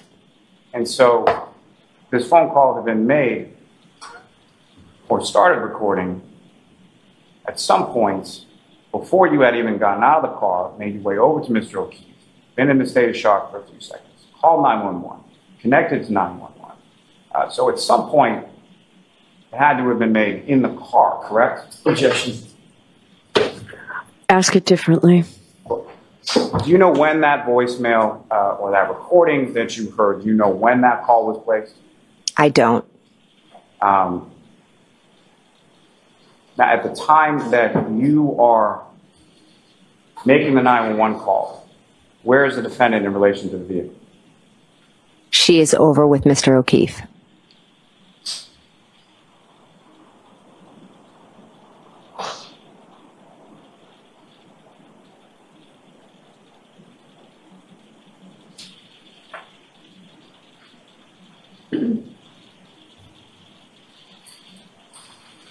You mentioned that the part beyond the 911 call where you heard yourself talking, you're at the rear of Ms. Roberts' vehicle? Yes. And why are you at the rear of Ms. Roberts' vehicle? In the beginning, I'm at the rear gathering towels or blankets. And then a few times I go to the rear because I'm trying to speak with the 911 and Karen is screaming hysterically. And then Kerry starts screaming at her to calm down. It was quite chaotic. So I was moving away so that I could be clear with the operators. Now, at some point, you went into your sister's house at 34 Fairview, right? Yes. And why did you go? Officer Lank asked me to go in and wake them up. So you were asked to go in there by the police to wake them up, correct? Objection. Sustained. And at some point, you indicated that you had called Officer Lank to come back to the house, right? Yes. And how did you get his number again? Julie Albert. And as far as, were you aware whether or not Brian Albert, Nicole Albert, or any of the other people that were present had Officer Lank's number? Objection. Sustained. Why did you ask Julie Albert and not Brian Albert or Nicole Albert? Because I knew she was the only one that had his number.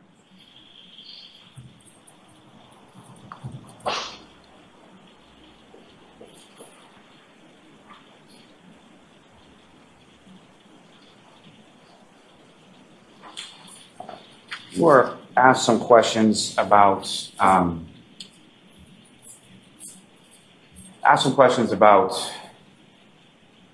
when you were on scene, and you indicated in your testimony on direct that Laughlin, Nevada has all the thrills, all in one place. From jet skis and ATVs to gaming, dining, and concerts on the Colorado River. Yep, it's all in Laughlin. Book your trip now at visitlaughlin.com. Objection. you also, early in your testimony, had indicated that earlier in the morning, the defendant had phrased that differently as far as asked some questions about when you were on scene, and you indicated in your testimony on direct that you heard the defendant say, I hit him, correct? Yes. You also, early in your testimony, had indicated that earlier in the morning, the defendant said, and not Brian Albert or Nicole Albert. Because I knew she was the only one that had his number.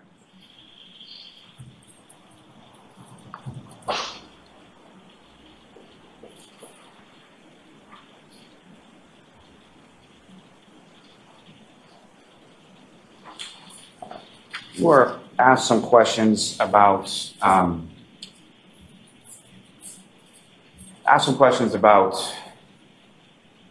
when you were on scene, and you indicated in your testimony on direct that you heard the defendant say, I hit him, correct?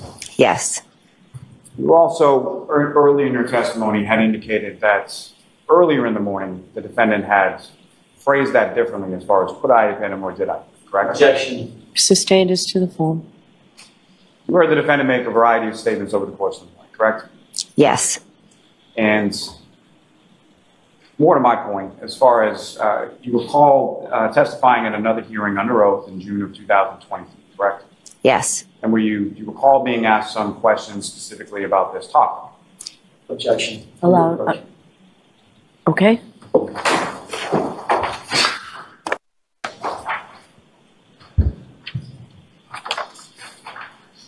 Sidron? Yes, go ahead.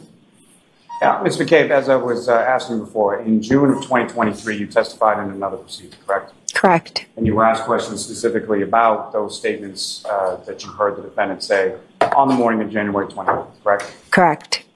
And do you recall specifically what your testimony was in regard to that portion of your, in regard to those statements? I don't recall specifics. I know what I know. I know what happened. Can I approach on? Yes.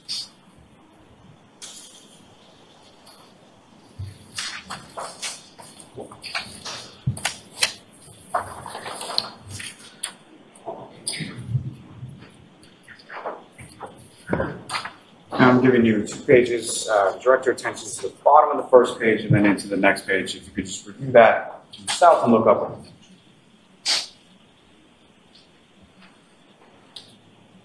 The page again, Mr. Lally? You're on 816 and 817. Thank you.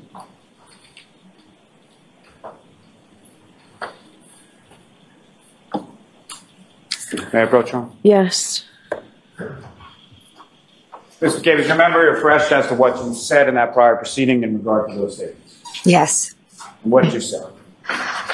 What did I say in that? I told them that Karen looked straight at me and said, I hit him, I hit him, I hit him. And I said that there was, I believe, an EMT that overheard as well. Now, do you recall in that same prior proceeding being asked any questions sort of at different times, the defendant saying different iterations of that same statement? Objection. Sustained as to form. No leading, Mr. Lally.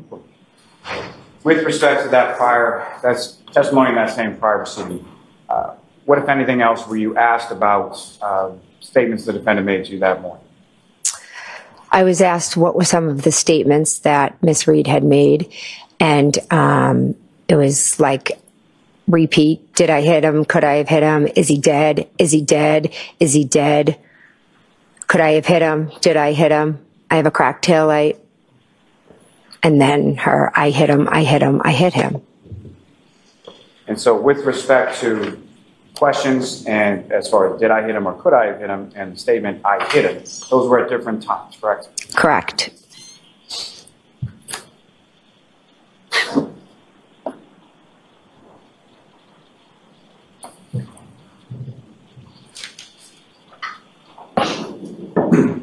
Now, you met with Trooper Proctor on January 29th, is that correct?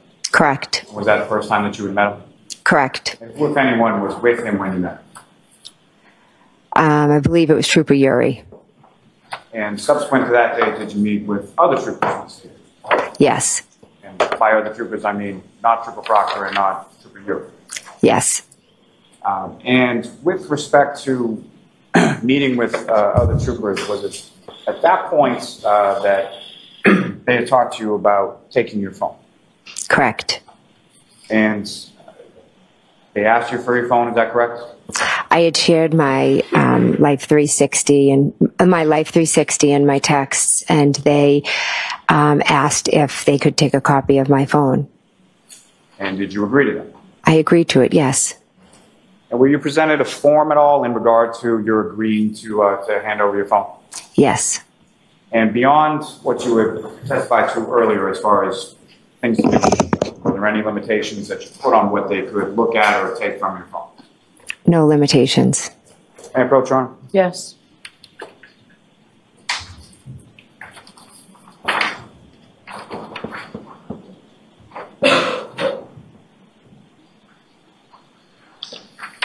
I'm showing you a document. Again, just ask you to look at it. Look up.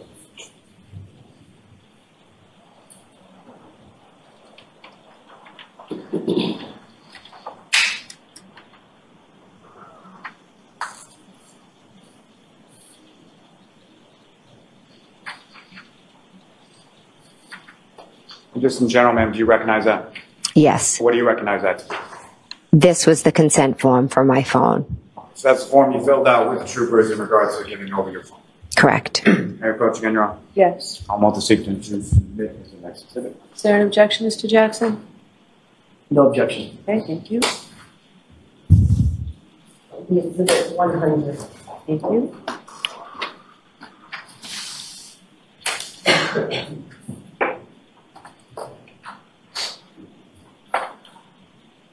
Now, again, Ms. McCabe, initially following the events of initially that morning around 6 a.m. or so, at some point you were seeking or you had actually asked the defendant for Kerry Roberts' phone number, correct? Yes. And why is it that you were looking for Kerry's number specifically? Well, the driving conditions were terrible. She was driving to Braintree to pick up Mr. and Mrs. O'Keefe. And then they were heading to the hospital, and I was just looking to see how John was doing. Now, you had mentioned at some point, did you speak to Ms. Roberts that morning in regard to updates as far as how John was doing? Yes. And you mentioned that later on, either that day or the next day, that you had gone over to Mr. O'Keefe's house with Ms. Roberts, correct? Yes. And who was driving at the time that you went over to the O'Keefe's house with Ms. Roberts? Kerry was driving. And so when you left the O'Keefe's house, where was it that you went? Carrie went to drop her daughter off at her friend's house, the daughter of Mike Lank. And you were just in the front passenger seat of that vehicle, right? Yes. You had mentioned as far as getting together with Ms. Roberts at the request of someone to talk about a timeline, right?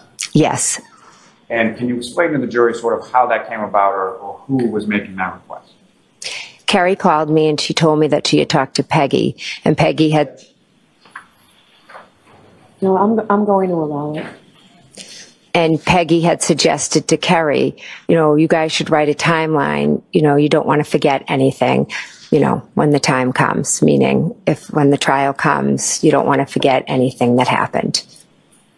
And just to be clear, when you say Peggy, who are you referring to? Mrs. O'Keefe. John's mother? John's mother, correct.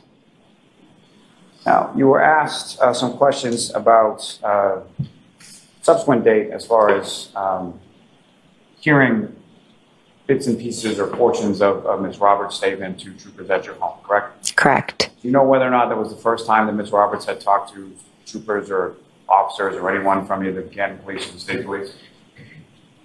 I believe on the 29th in the afternoon, troopers went to her house. I said that would have been the first time. So the time that she was at your home and speaking to troopers, that would have been at least the second time that she had spoken to troopers, correct? Objection. Sustained. Now, with reference to Ms. Roberts and her phone, was Ms. Roberts, the time that you handed your phone over to the troopers, was Ms. Roberts present there as well? Yes. And what, if anything, did you see Ms. Roberts do with respect to her phone and the troopers? She turned her phone over as well and signed the consent.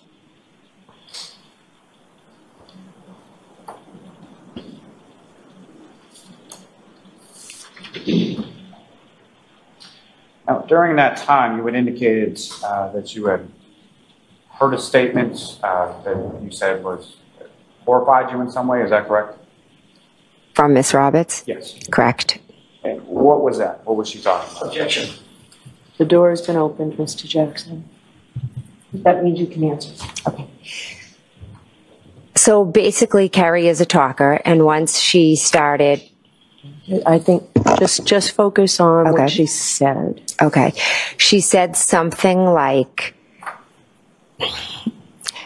John really loved Amy, and in my eyes, Karen was just a babysitter with benefits.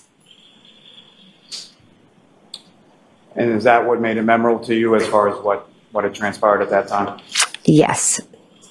At any point in time, did you ever coordinate your statement or Ms. Roberts' statements with her prior to testifying at any hearing or any proceeding at any point in time? No.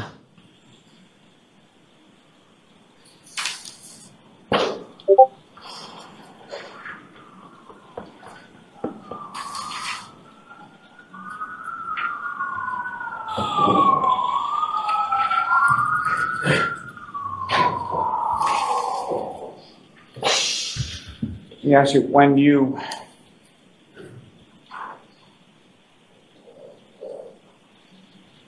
came to the area of 34 Fairview Road around 6 a.m. And you saw Mr. O'Keefe, was he in the same clothes that you had seen him in earlier? He had jeans and I believe the same shirt on, yes. And nothing additional as far as a jacket or anything like that that you saw? Not that I recall. Now, again, as you were driving down Fairview Road, if the defendant did not bang on the door and essentially jump out of the car and make a beeline over to Mr. O'Keefe, would you have stopped the car? No.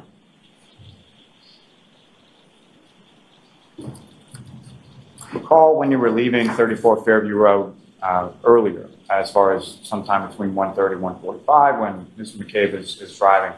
Do you recall whether or not the roads were plowed or treated or anything that you saw at that time? I know there was snow on them, but I can't recall specifics. Now, as far as the defendant coming over your house shortly after 5 a.m., was that something that you were expecting at the time? No.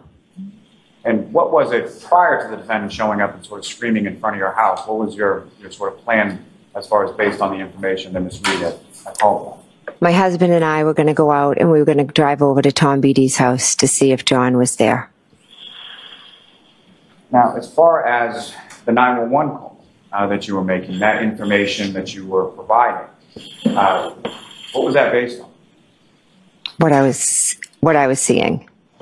But as far as how Mr. O'Keefe had come to be there at 34 Fairview Road, when you're communicating any of that to the 911 operator or to officers on scene, was that from your observations when you were inside 34 Fairview after the waterfall, or from some other source? Well, it was from what Karen was saying as we were driving there. So as far as him being dropped off or anything like that, that came from the defendant, correct? Correct.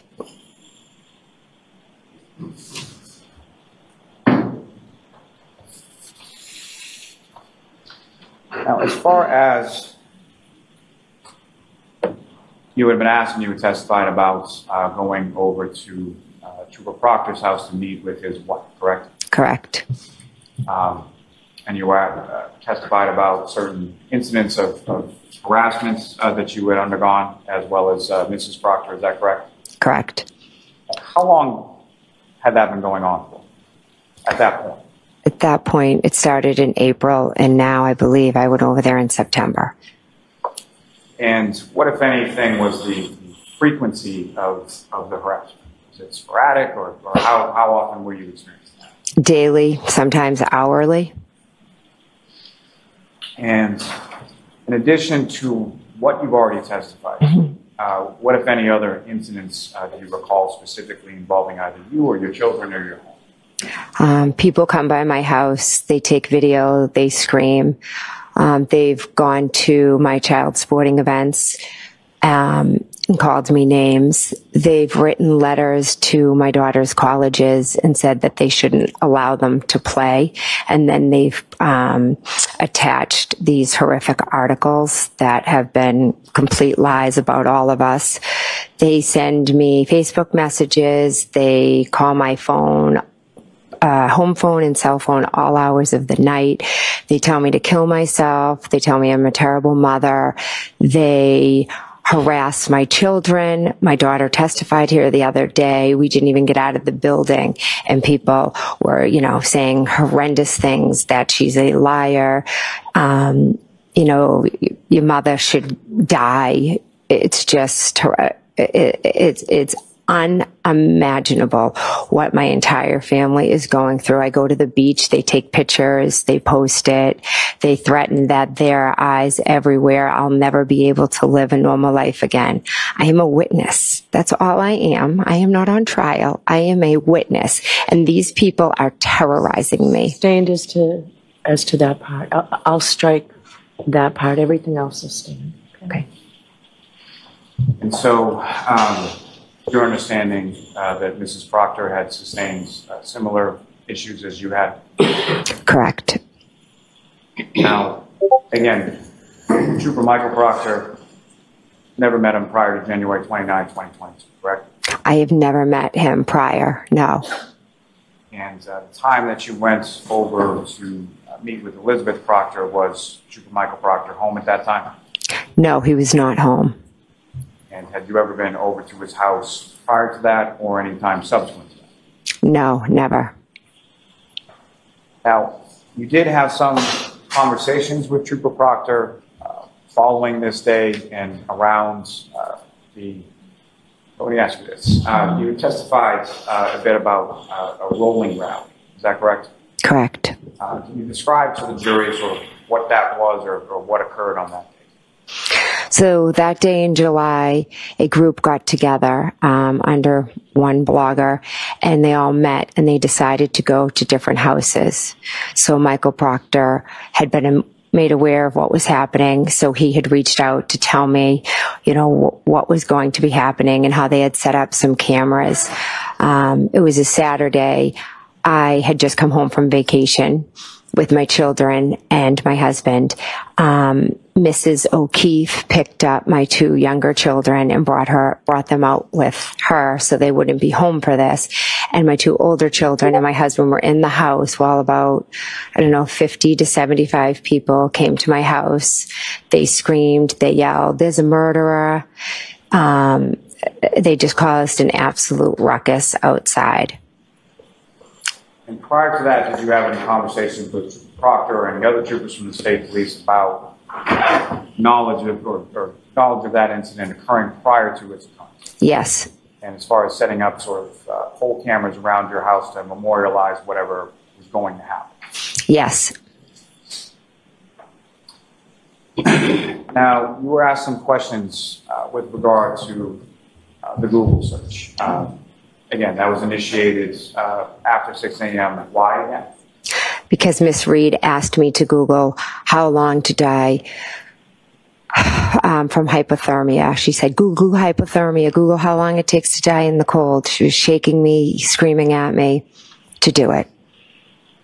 And she's shaking you as you're typing, is that correct? Correct.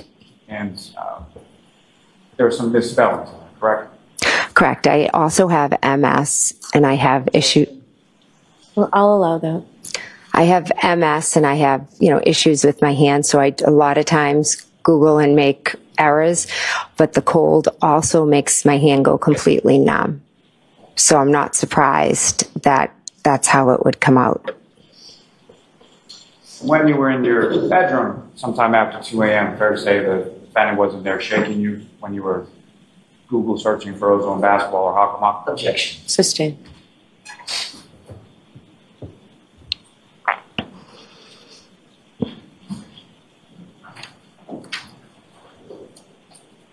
One moment, John. Yes. Concerning statement, I hit him.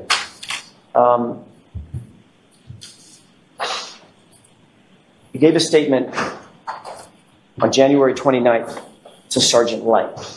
Called him over to specifically give him a statement, correct? Correct. Gave a statement the next day, later that day, Trooper Proctor, correct? Correct. You were also met with, on that following Tuesday, with a trooper named Prince, correct? Correct.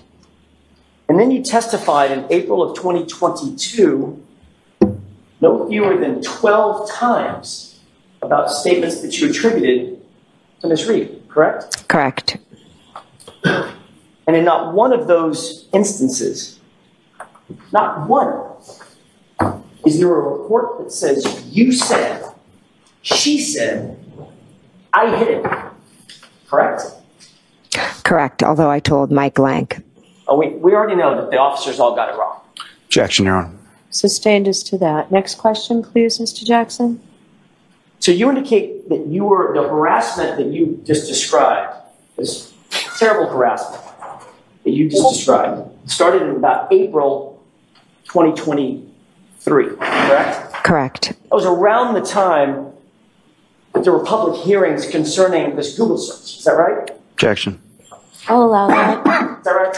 I'm not sure exactly when the Google search came out. But you do know that you started suffering this harassment that you claimed is awful and terrible, etc., around April of 2023. Is that right? I didn't claim it's awful. It is awful. Okay, I'm sure it is awful, Ms. McCabe. I'm sure it's terrible. It is. I'm sure it sucks to be harassed. It really does. Yeah, I'm sure it does. Objection, Your Honor. All right, so that's sustained, and I'll strike it. Go ahead and ask a question, Mr. Jackson. You were upset by April of 2023 that there was public outrage about your family being involved in the death of John O'Keefe. That's what you were upset about, correct? I was upset that we as witnesses were being harassed. You were upset about public outrage concerning this case, correct? Objection. Sustained, that was answered. Next question. And 2 months later, in June of 2023, for the first time, you testified at another proceeding, and lo and behold, you attributed the words, I hit him, to my client, right? Objection. So ask that without the objectionable phrase. 2 months later, at another proceeding, in June of 2023, you attributed the statement, "I hit him," to my client for the first time under oath, correct? Under oath, correct.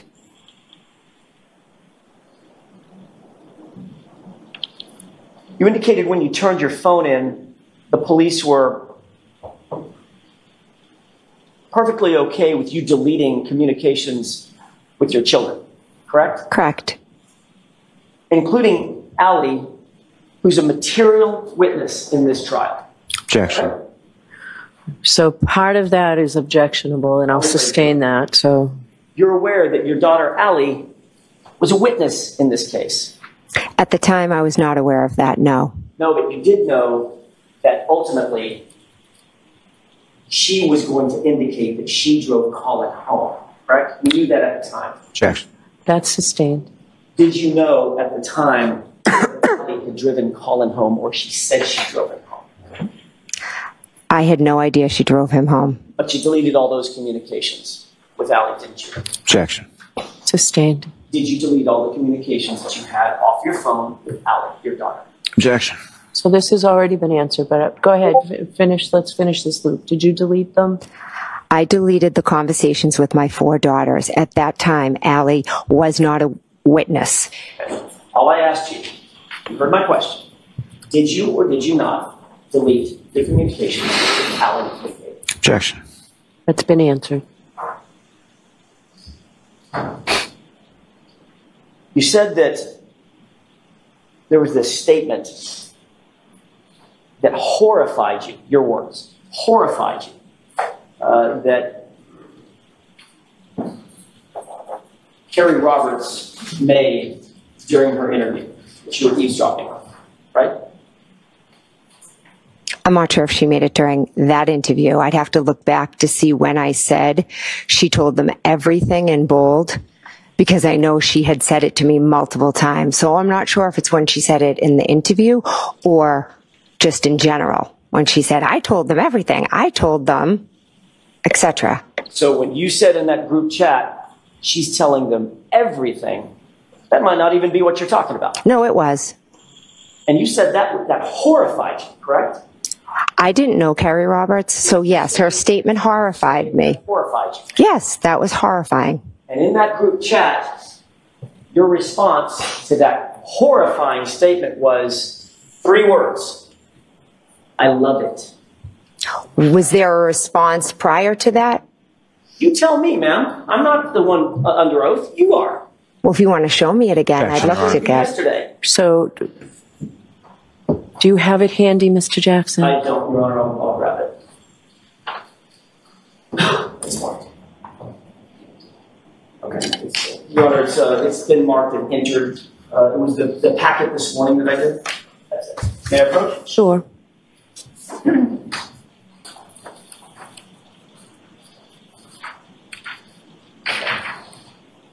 May I, Your Honor? Yes.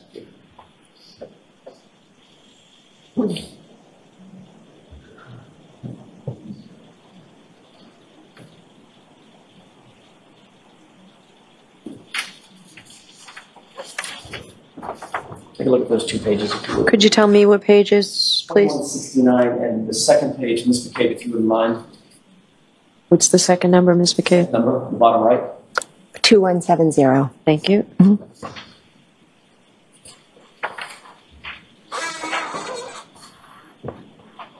You have that in mind? Yes, I do. May I? Your Honor? Yes. Thank you. During that conversation, when you said she's telling them everything, that came right on the heels of your husband saying, this girl could write a book, or this woman could write a book, or something like that, correct? Correct. She talks nonstop. Right. And then you said, 2 texts down, she's telling them everything. Correct. The text just before that was, I love it. That was in response to my husband saying this girl could write a book. What's the next thing that you wrote to that group within a second of that? She is telling them everything. Right.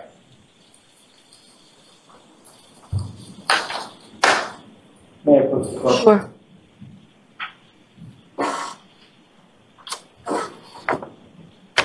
that text chain, did you say something along the lines of, "Oh my goodness, I'm so horrified"? Did you? Those were on phone conversations. Nowhere in those texts that you just saw did you say the words or write the words, "I'm so horrified." Did you? No, because it was already spoken about.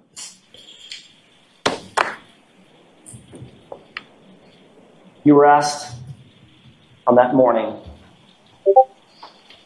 January 29th, 2022, as you drove to the location and ultimately to 34 Fairview, what ultimately happened.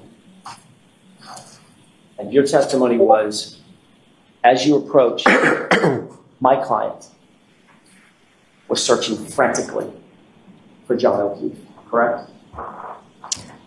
I don't believe I said she was searching frantically for John O'Keefe. She was screaming frantically in the back seat and texting in the back seat. Was she just sitting there, curled up in the back seat, sucking her thumb, or was she searching out the window? She was screaming between Kerry and I.